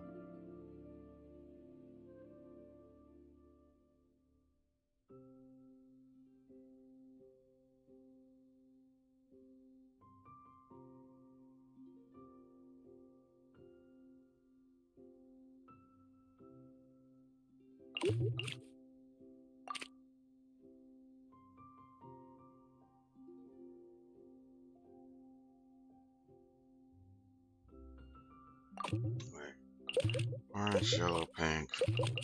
Orange, yellow, pink. I have to move this.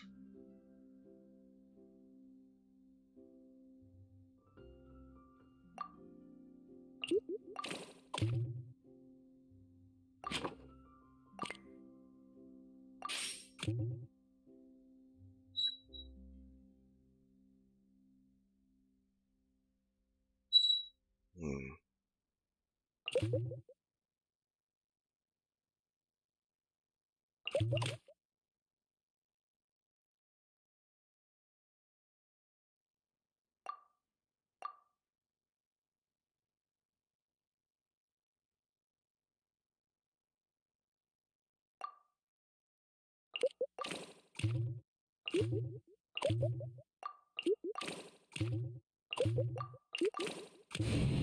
That's 5 moves.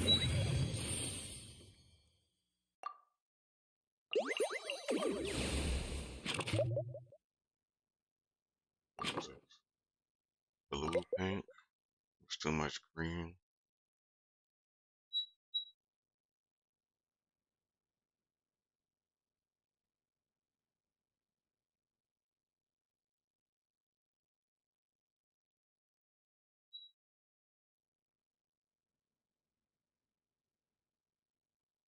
We can't make another blue.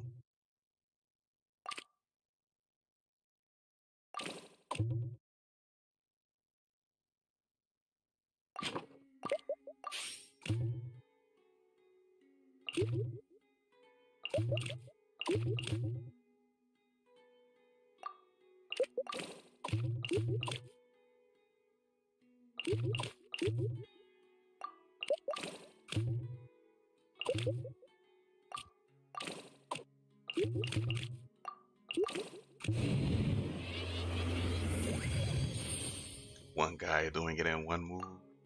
He wish he could.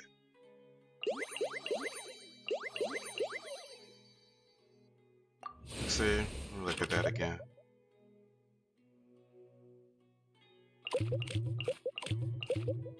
I would have rotated like this.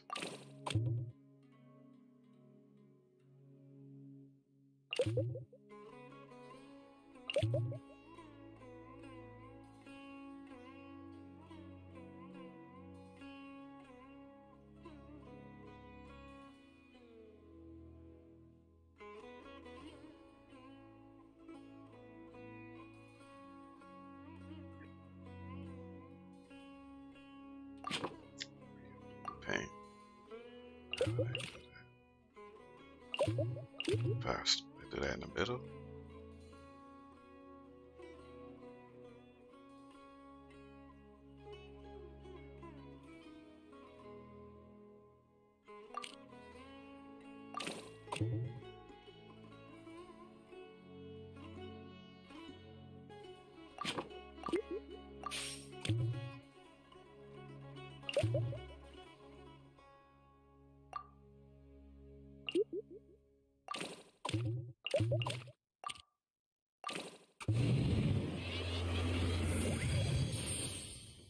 That's still 5 moves, right? I did that in 5 moves before. Oh no, I did it in 6. 5, 4, 3. This is his. That's some 4. Oh yeah, the copy. I have to copy twice. Yeah, you can't change that.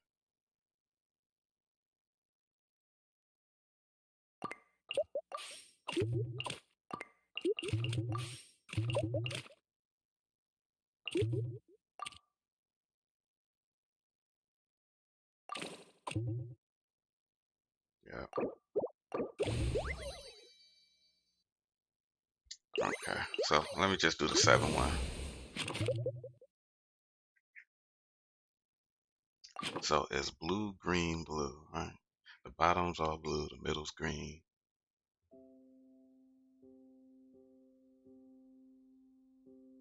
And there's too many reds.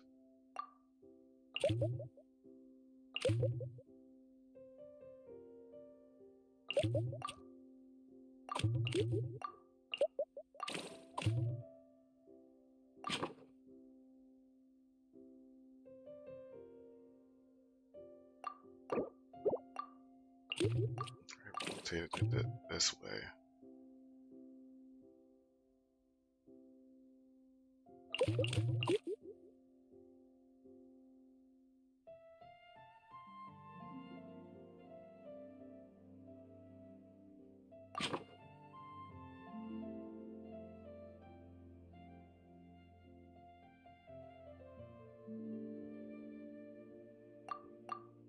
I only have to get rid of 1 red.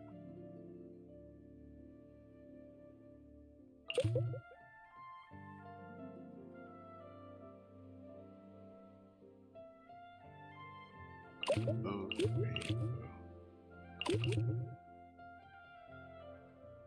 I'll have to be on their sides, right?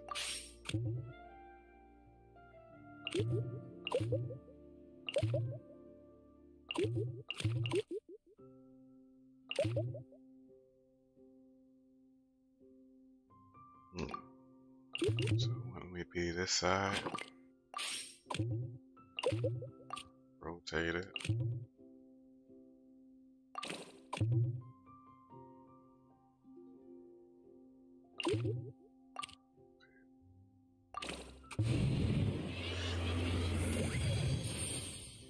That's 3. Alright, this is looking a little suspect. That went from 7 turns to 3 turns. 5, 4, 5. This is a 6. What's the issue with this? There's too many pinks. So now you guys see it in the top right corner. Red, pink, yellow. And there's too many pinks. Right? Pink needs to be at the bottom. You can't rotate.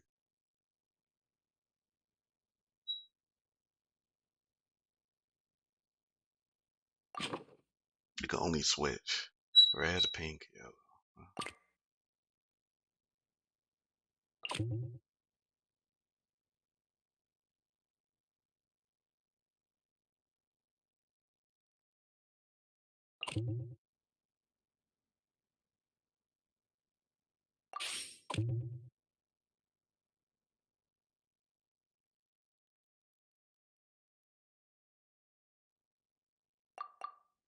So let's see.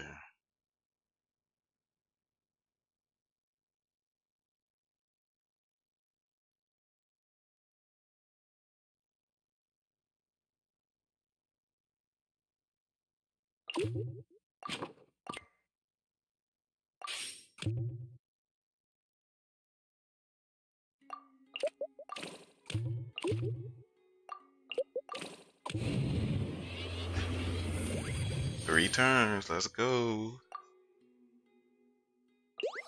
Turns.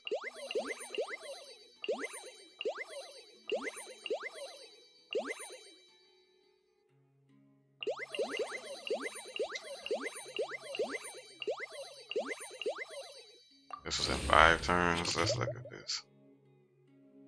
Let's look at this right here. It's too many yellows. What's the preset? Red, yellow, pink.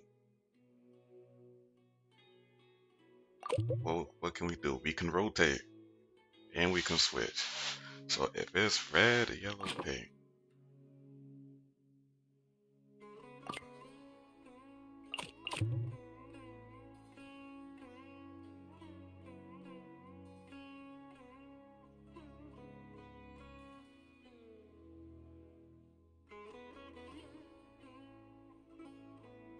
Wait a second.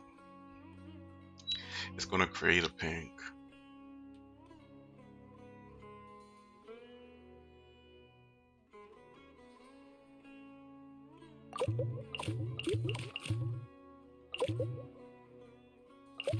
Red, yellow, pink. This is already in order. Red, yellow. This is missing pink. Okay, so that means this needs to change. We have to move this.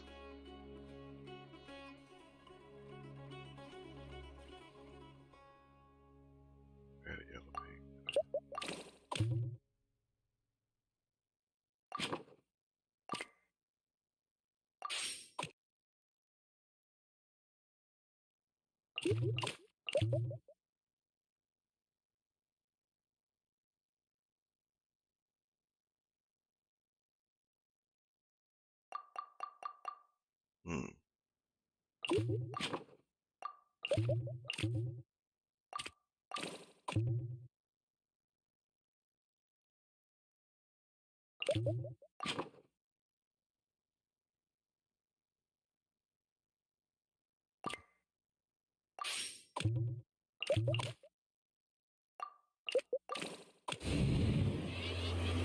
3 turns. Look at that. Out here making the big moves. So this is 3. This is 4. Alright, so I'm gonna, if you see something, let me know. There's too many purples. There's too many yellows.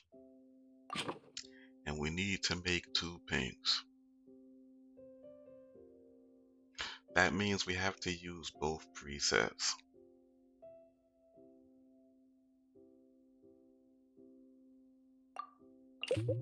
Okay.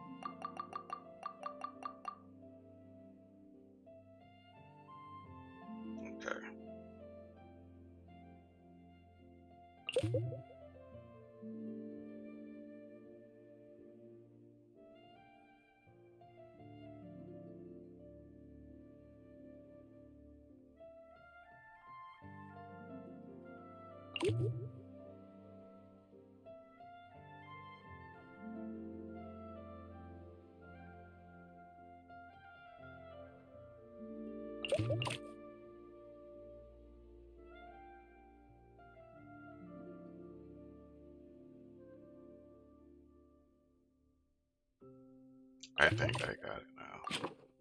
So,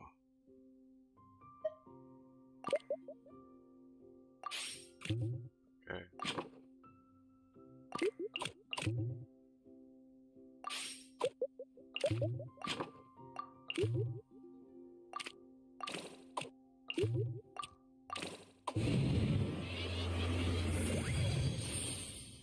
That's still 4 turns.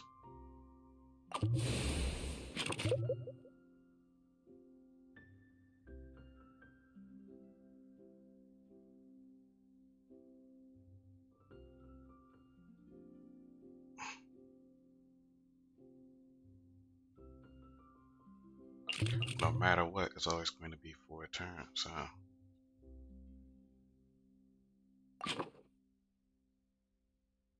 Wait, no, no.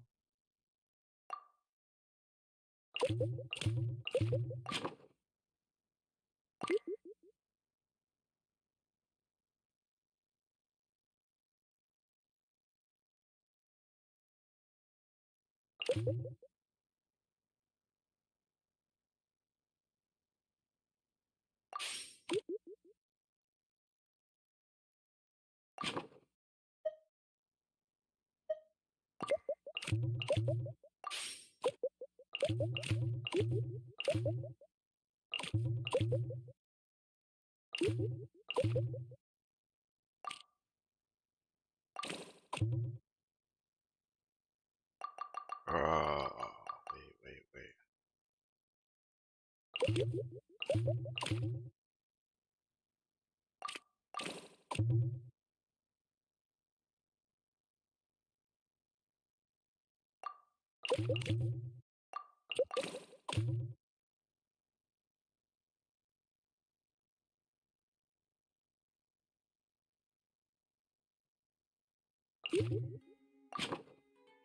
Oh, it's still gonna be 4 moves.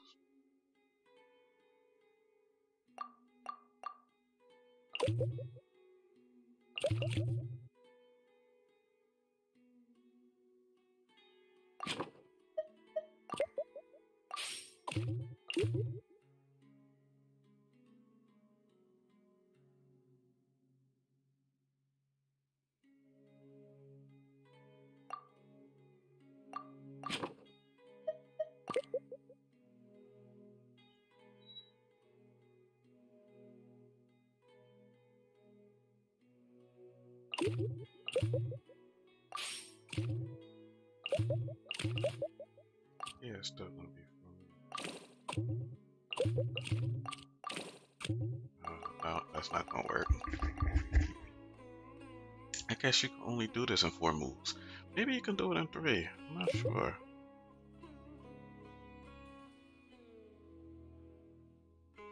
He says.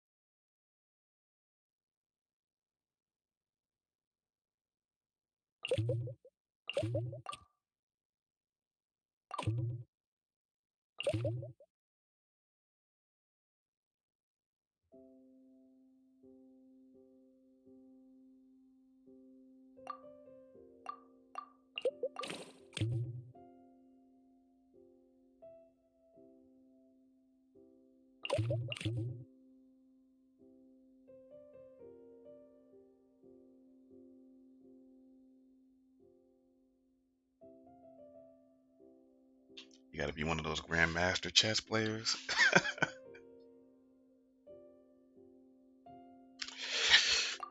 I guess, like, because you got two presets.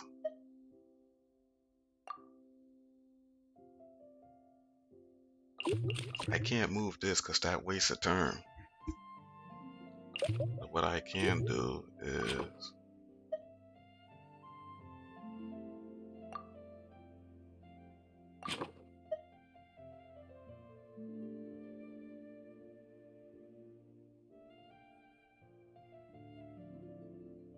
hmm.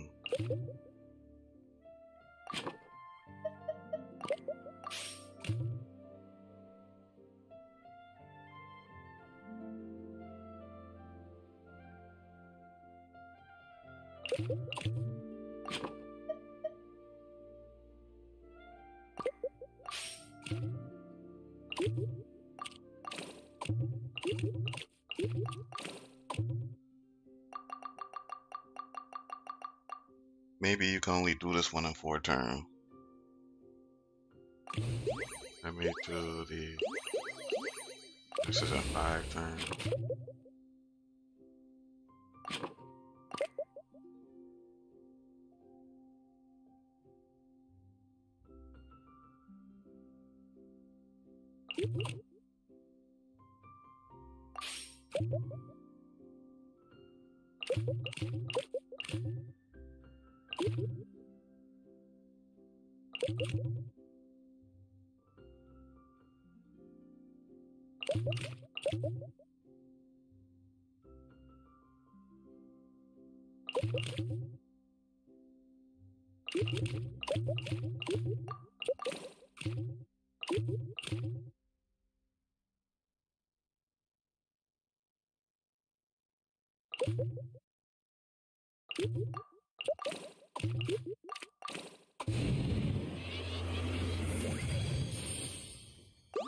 Four turns. Okay.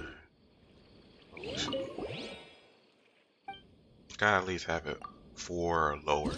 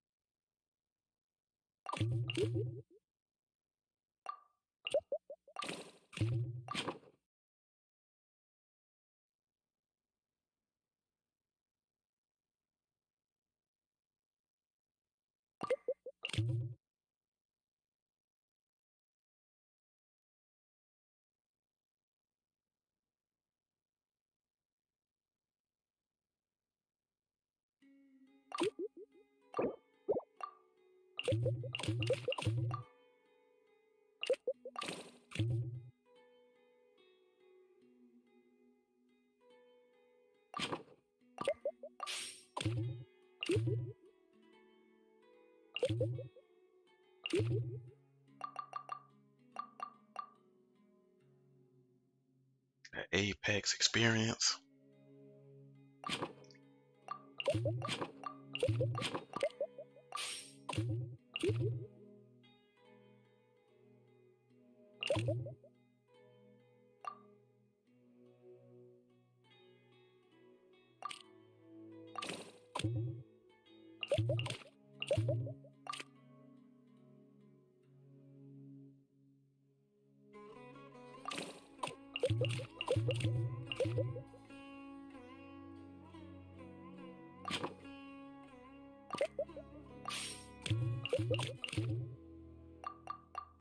Oh, 4 moves, huh? That's 4 moves.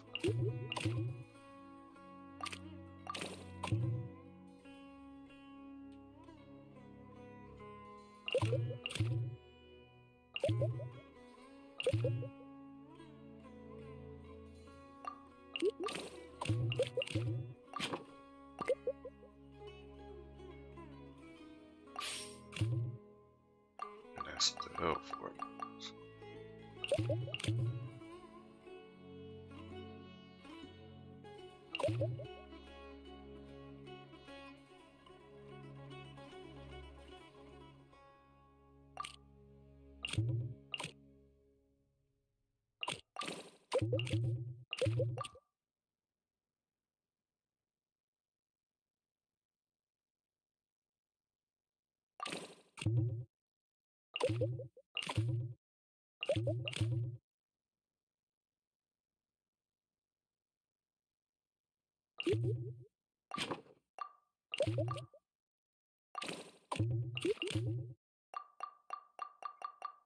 I think you can only do this in 4 moves.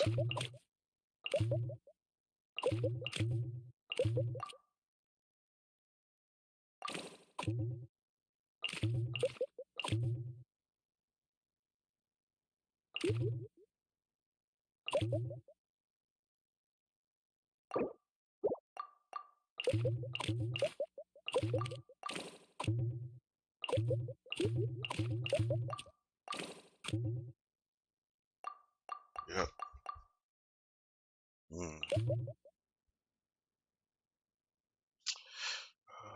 Shouldn't dwell on it too long. As long as I have them to 4 lower, I think it should be fine.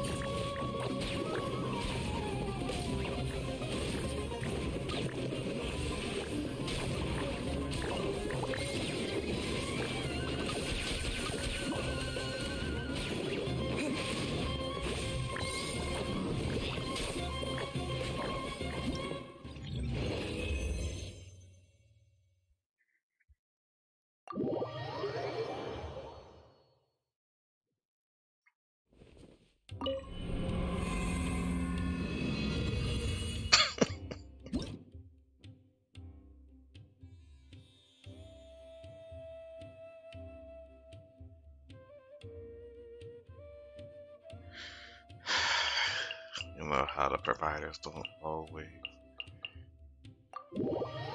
give what they advertise, unfortunately.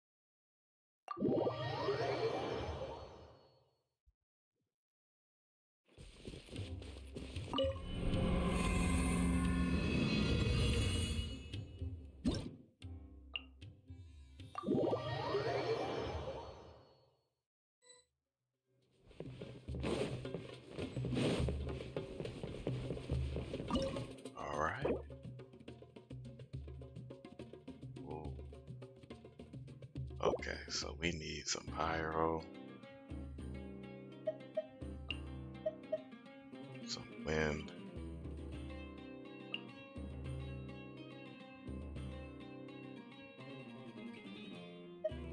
some defense, some heals.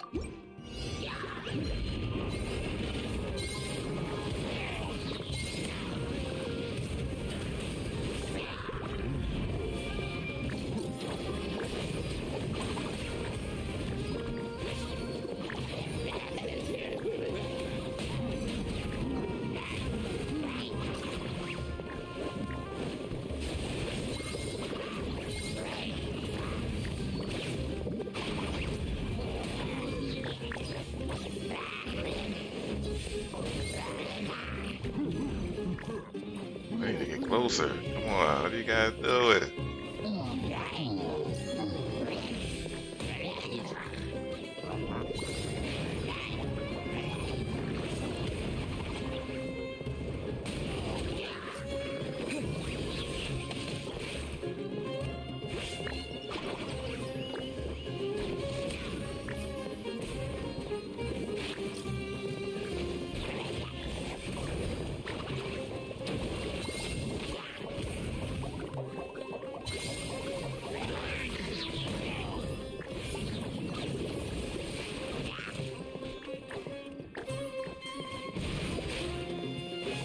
Oh, maybe I should have used the Geo one.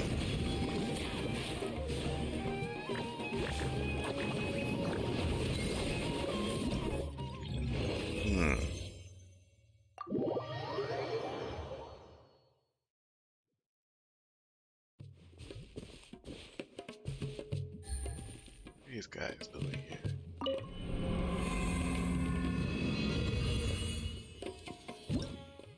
What are these people doing?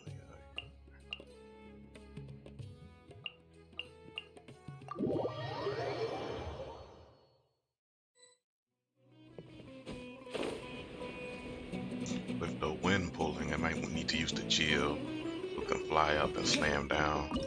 Bigger AoE. Cryo Hydro. Okay.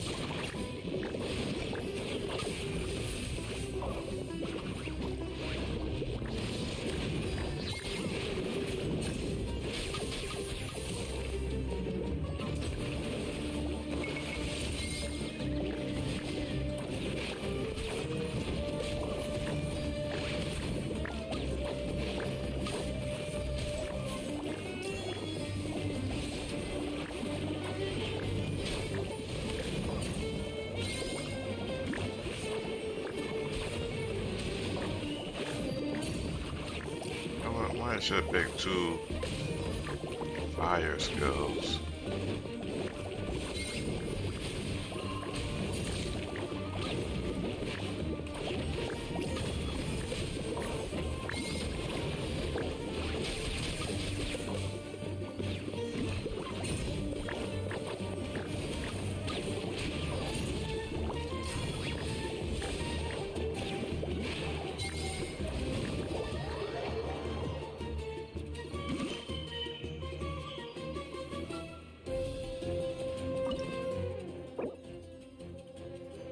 Hydro Mage.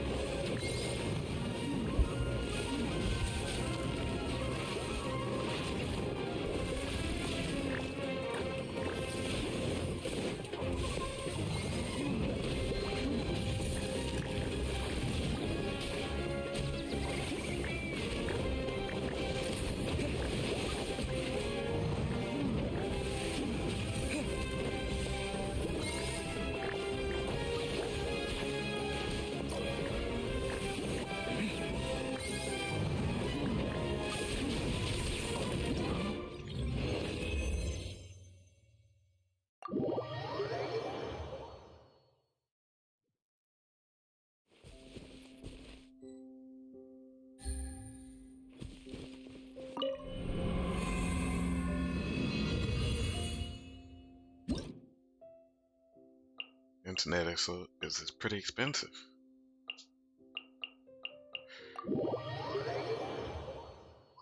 You can't utilize the full capacity of internet.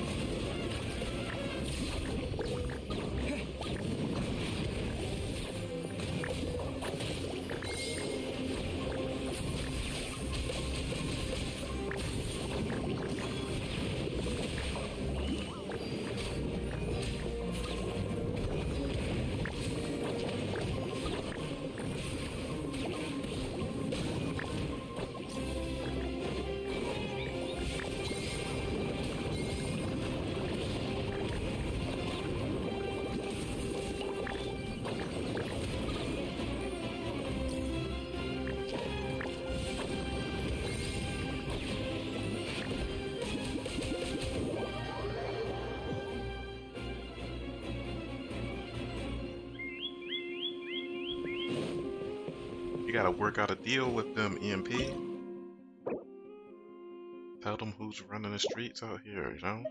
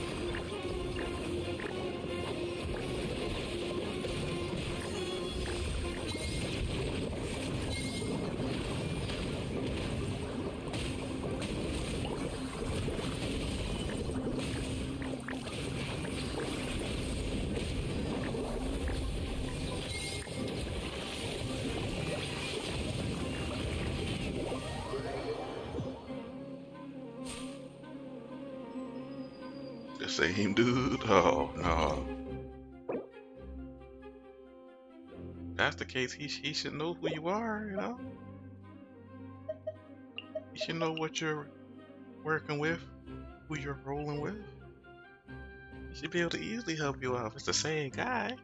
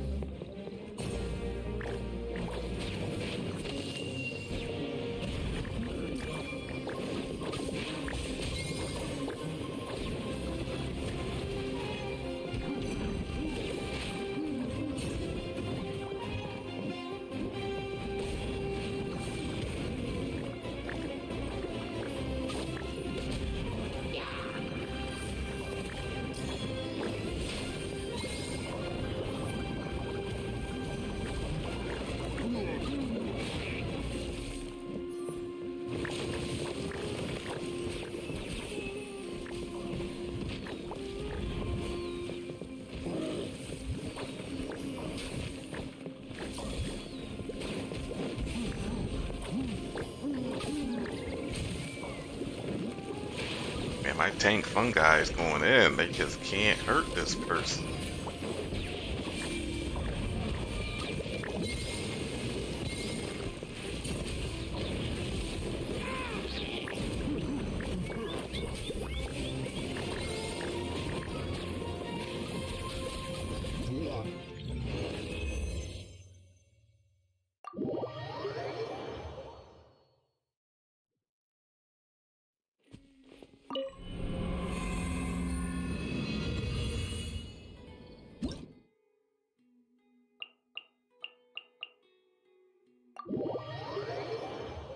Okay, 2 more.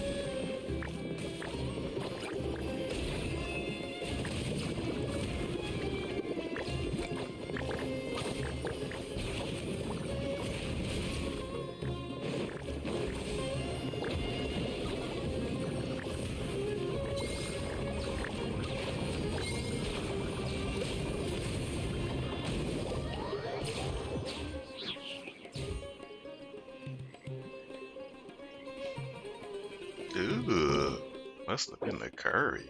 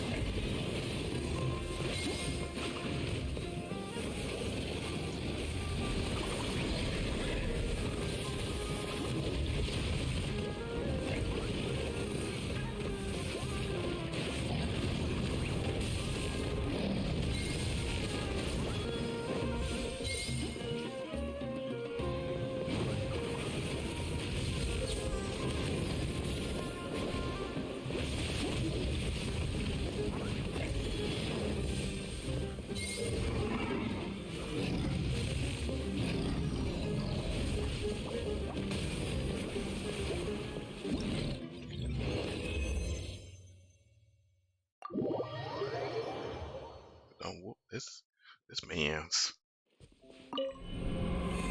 Hope the Geo Bishop back to heaven.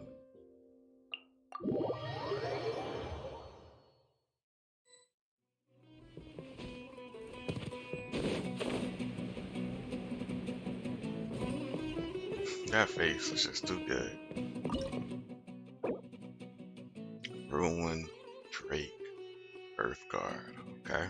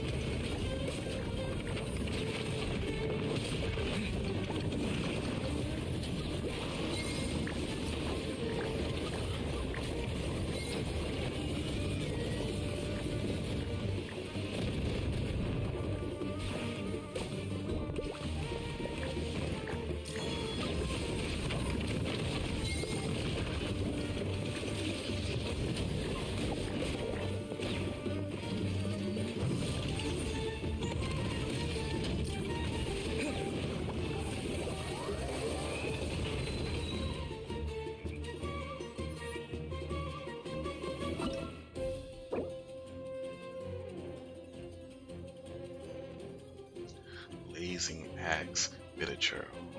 Okay. Slow down.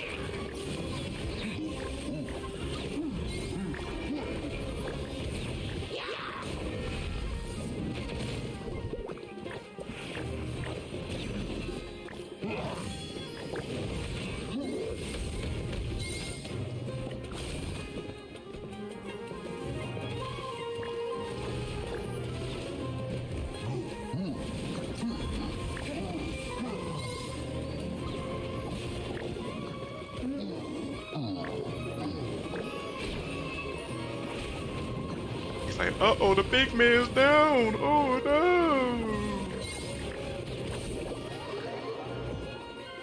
Oh, we had these guys. Fungi is too strong.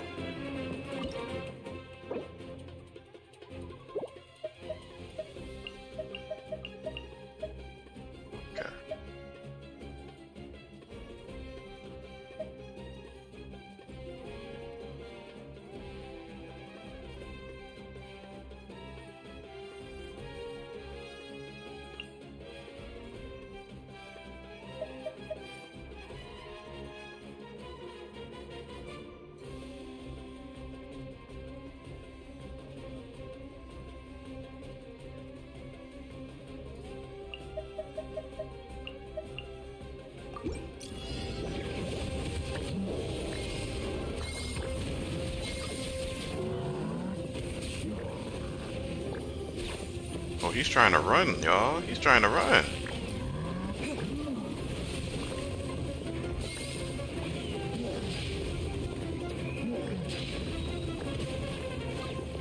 Get this fool.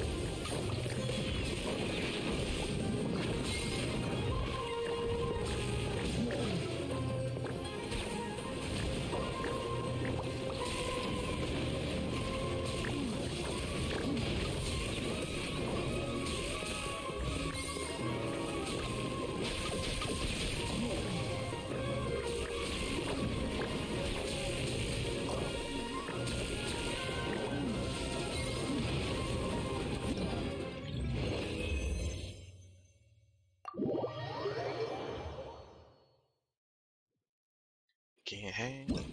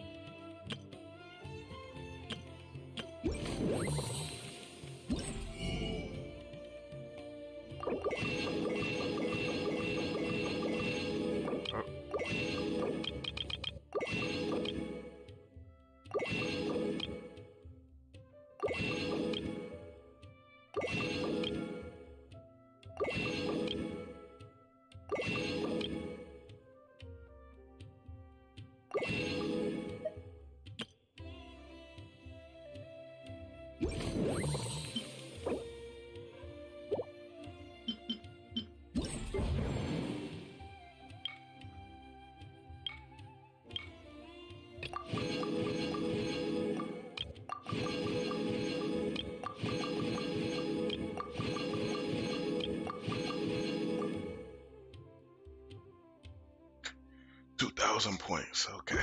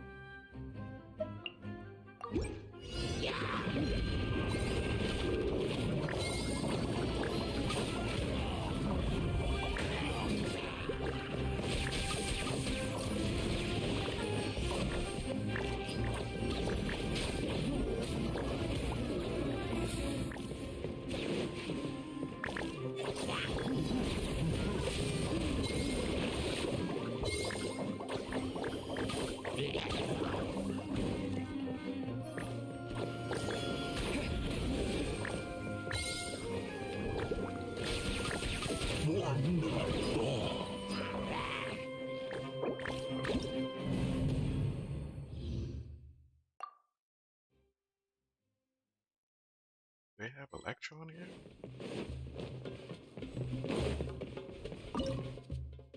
What they do? Okay.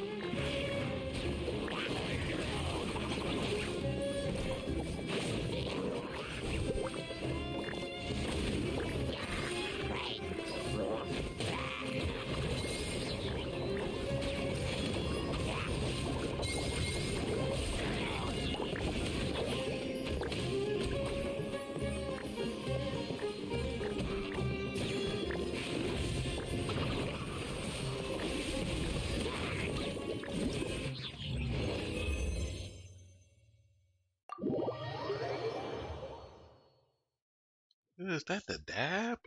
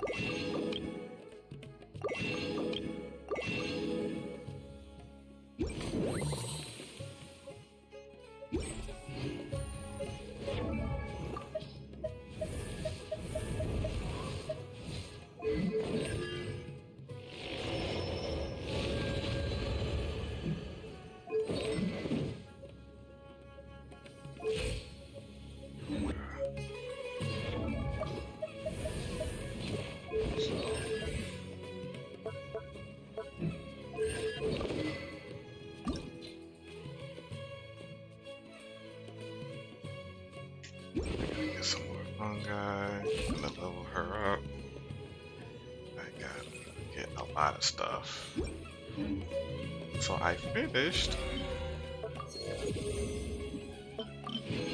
the quest.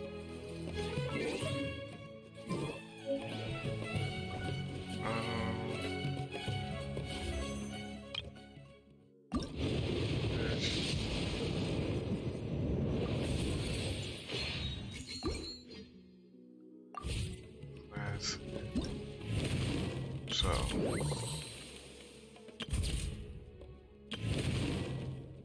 this is an old event. Or they have to stream that. Maybe I'll stream this stuff. Seems interesting.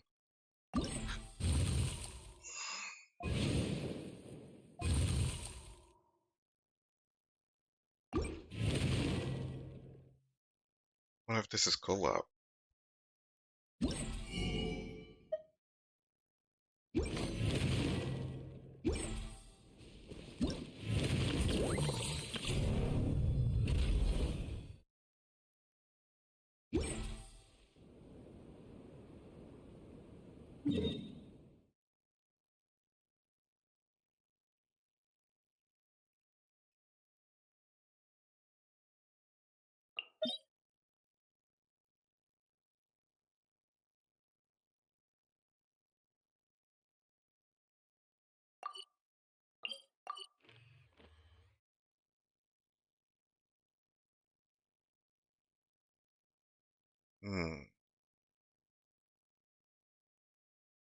So you can't keep fighting the balladeer. That was a one-time thing.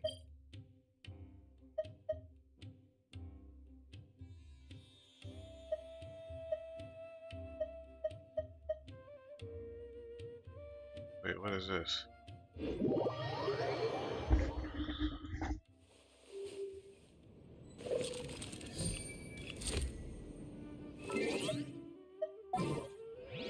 Let's put some Nahida in here.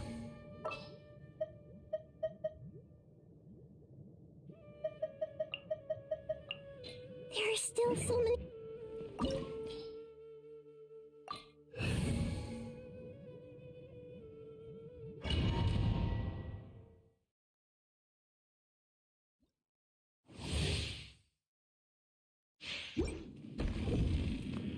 Oh, okay.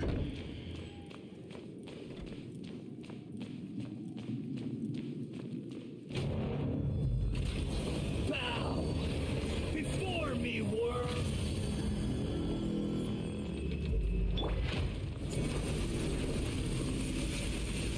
Perish!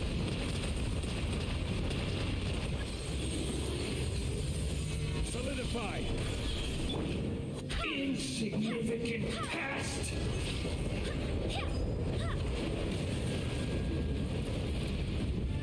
Order guide you. I see everything.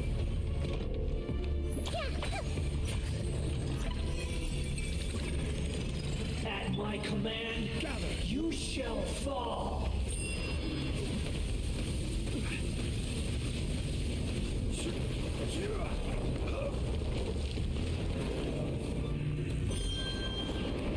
Feeble human.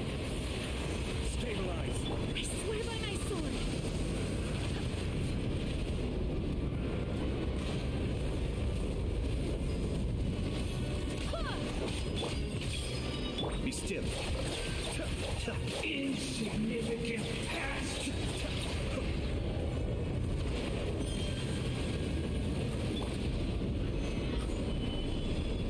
Mind the deluge.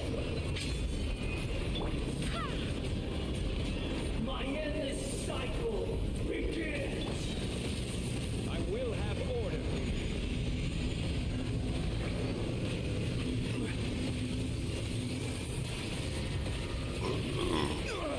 Nothing to fear. Churn!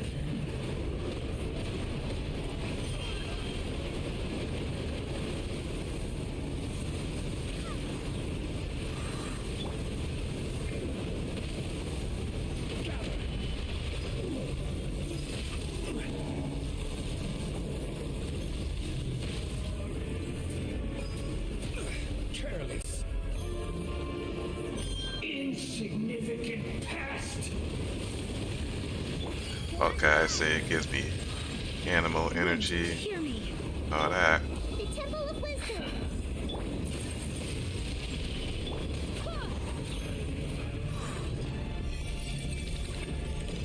At my command, you shall fall.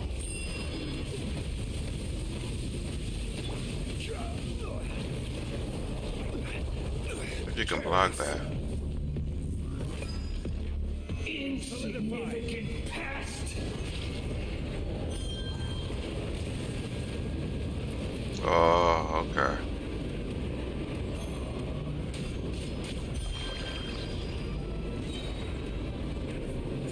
This is order.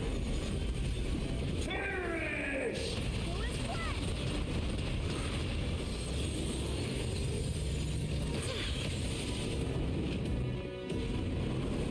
Churn!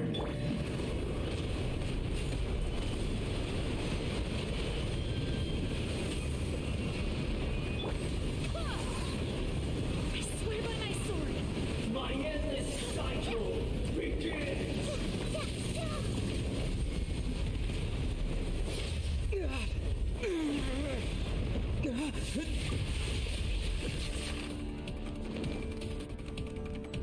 I am the all-knowing God.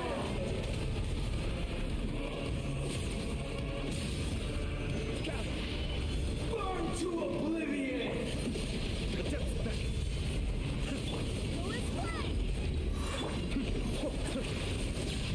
Kneel.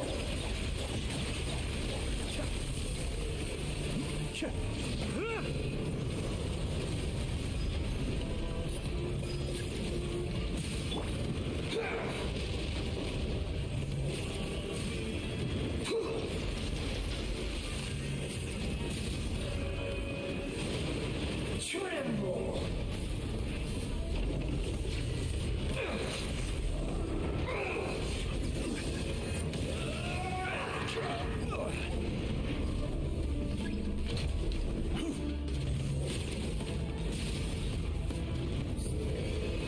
Reality is pain. Solidify.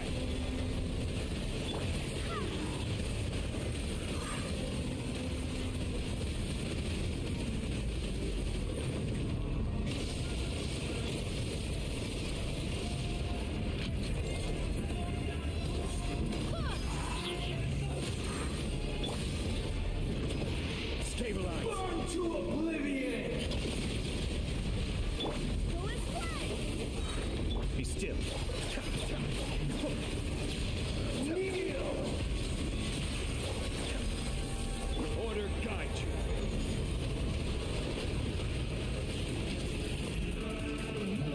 Good riddance, cruel world. Gather. Barbados, guide us. Cascade. Try to destroy it. Crumble. Be still.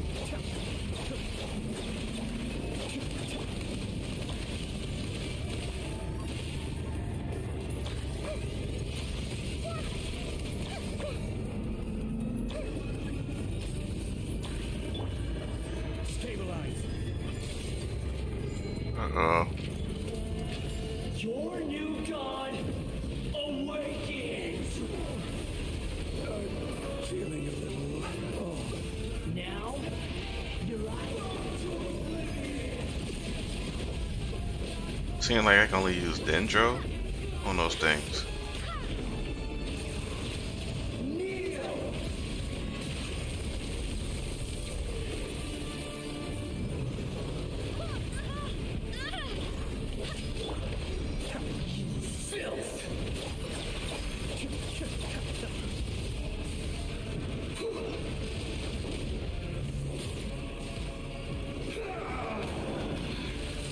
Uh-oh.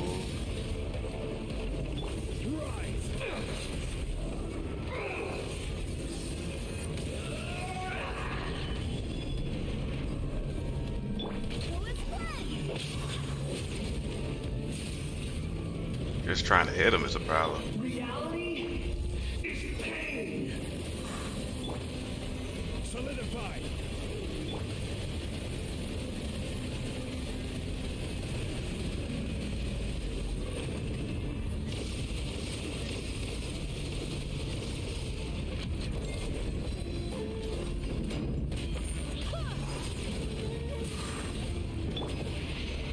Burn to oblivion.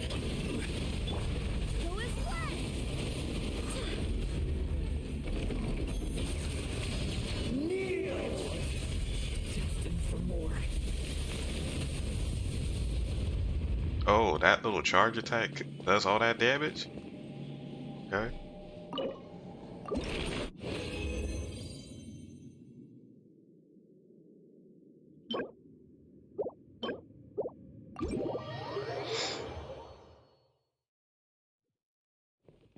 So I don't need to use Nahida. I have to use that creature.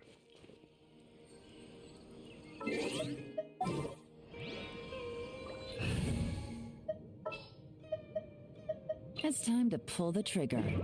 But I'm just trying to figure out how do... I just want to see one more time. I want to see how you stop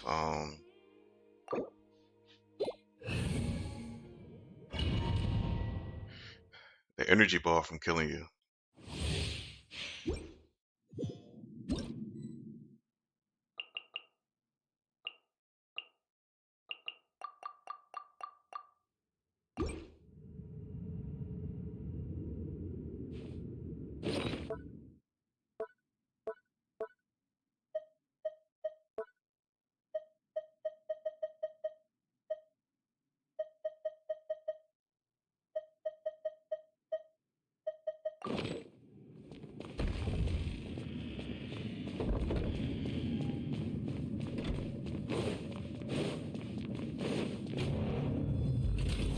Let it be known that divinity is mine.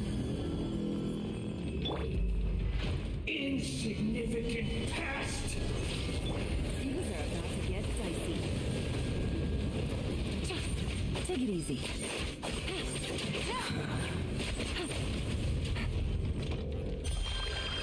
Feeble human.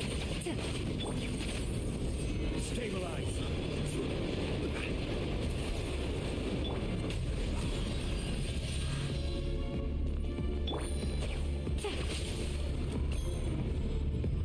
My endless cycle begins. Take it easy. Solidify.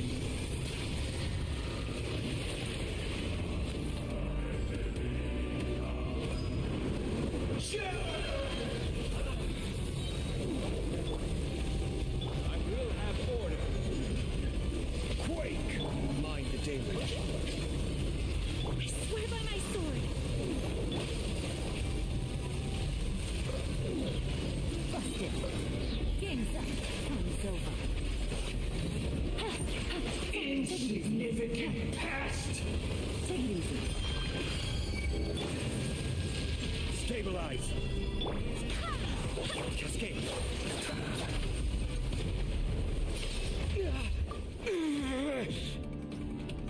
Okay, I have to pay attention here. Just want to see how this guy operates. The all-knowing God.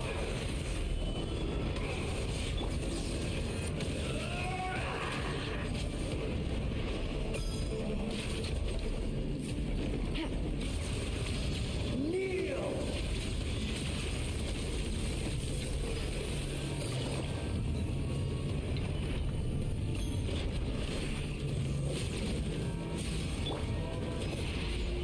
Burn to oblivion.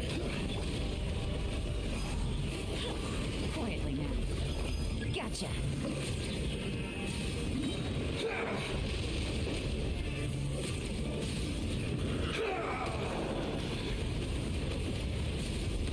Things are about to get dicey. Reality. Pain.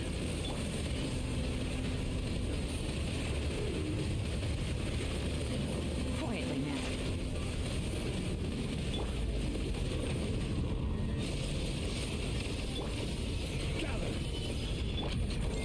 Gotcha.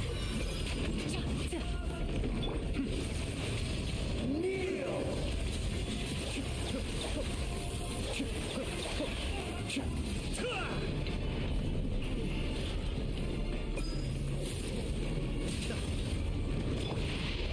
Burn to oblivion.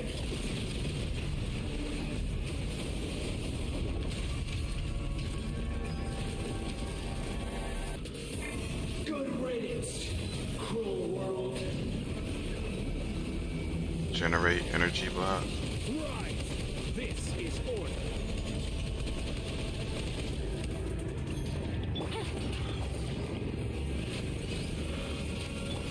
Kamisato Arc. Suiyu, be still.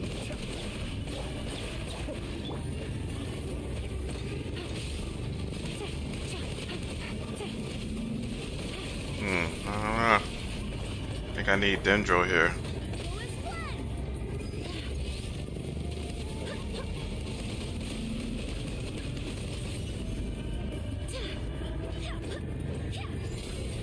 Oh, some things work. Your new god. Animal works. Now, your eyes have been opened. Gotcha. Kneel.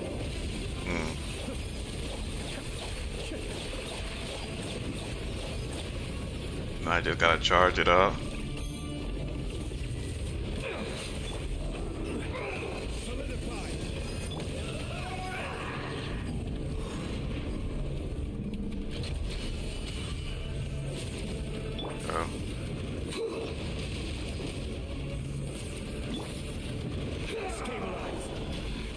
Okay.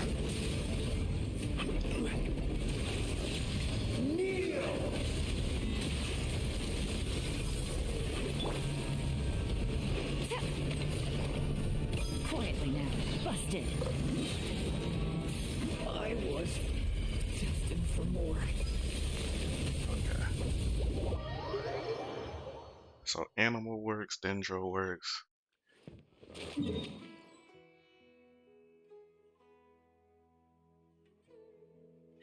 Geo doesn't seem to work. Hydra doesn't seem to work.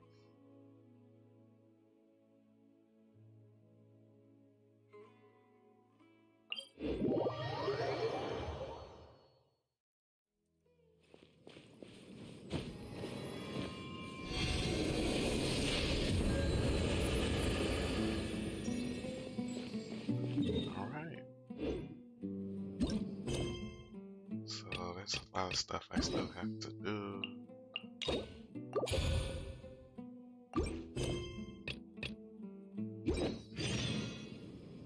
Let me just do some more of this. Anahita.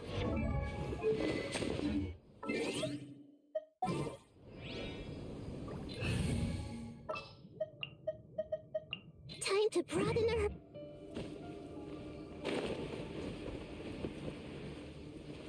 Only electro work? Is that confirmed? Cause Jean I was destroying them with Jean. Only Electro works? Oh.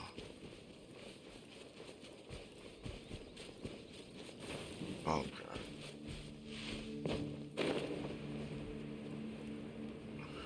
I can actually try that really quick.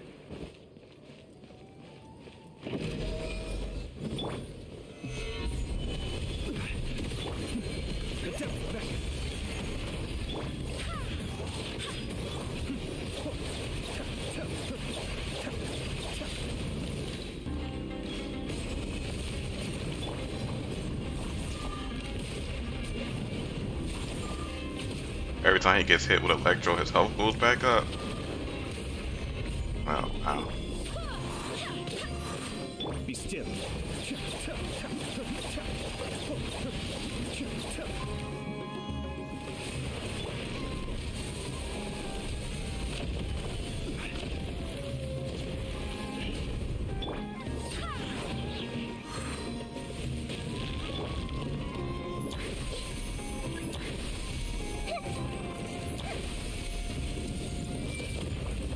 Order guide you.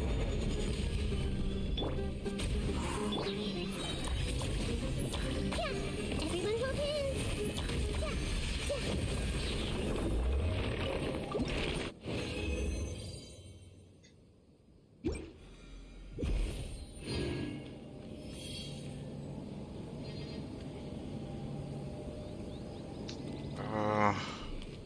But you were just joking with the Electro thing, right? Because Jean's thing was working. So I wonder. I'll try that fight one more time with different characters.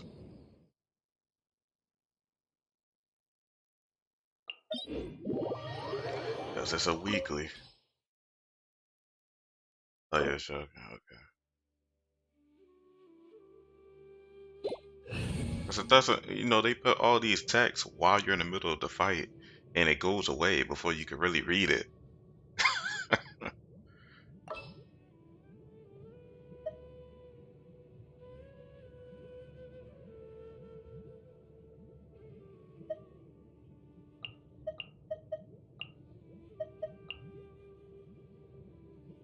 It's time to pull the trigger.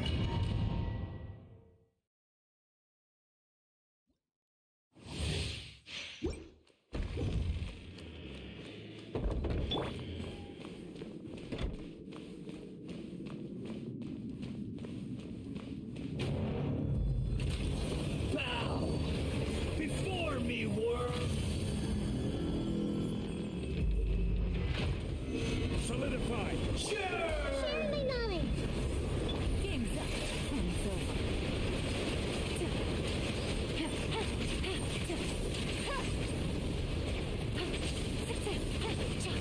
Feeble human.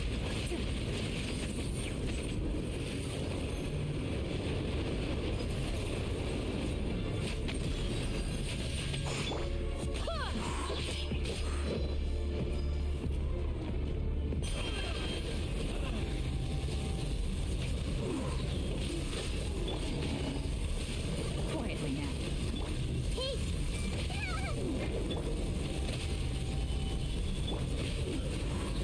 Barbados, guide us. Things are about to get dicey. My endless cycle begins.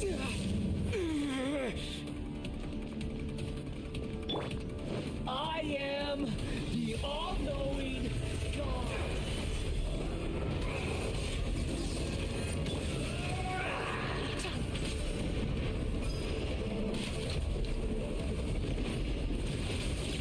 Kneel.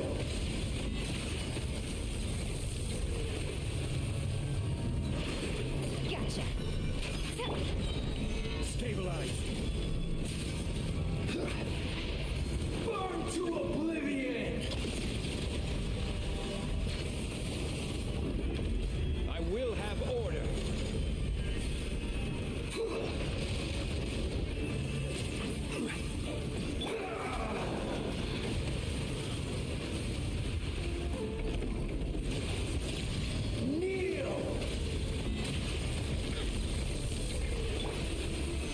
Solidify! I see everything. Reality Gotcha. is pain! Gather!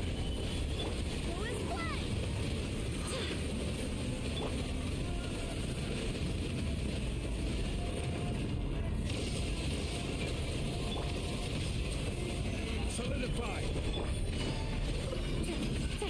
Game's up. Fun's over.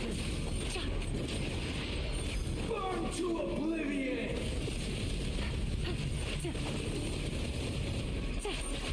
Good riddance, cruel world.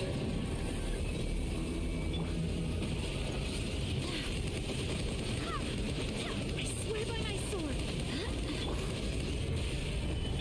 The Temple of Wisdom.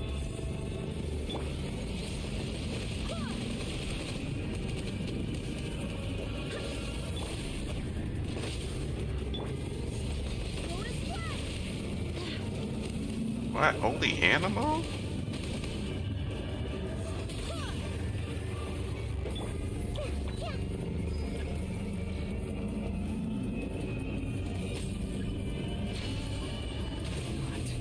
Possible.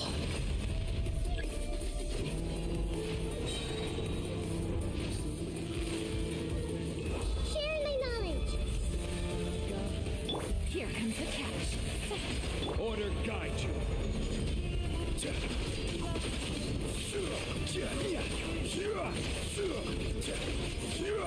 I was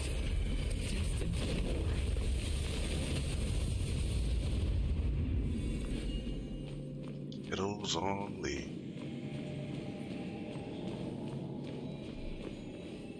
Okay, so Animal destroys it. I'm guessing Dendro does too, to an extent.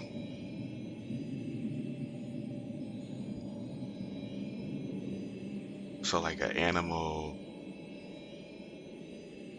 catalyst? It seemed like only Jean's skill hurt it. Her ult didn't really hurt it that much. I'm wondering how that works. Like he got bodied either way. Okay. Alright. So let me end it on that note. Guys, thank you for hanging out with me. We got the Genshin event done before the timer ran out. Now I just have to be on time and finish the others since I'm playing the game again. Hopefully next stream we'll do some more Horizon, try to beat the game. Instead of trying to do everything, I think I'll just try to beat the game. From there, gotta just do some Star Ocean. That's gonna take 50 years, and then after that, we'll see. Every journey has its final day. So thank you guys again, and I'll see you all later. Be safe. I'm going to get some rest. Peace. And let people know about the stream if you can. The subscribe button and the bell, because you know, if you don't click the bell, it doesn't notify you when I go live. Later, EMP.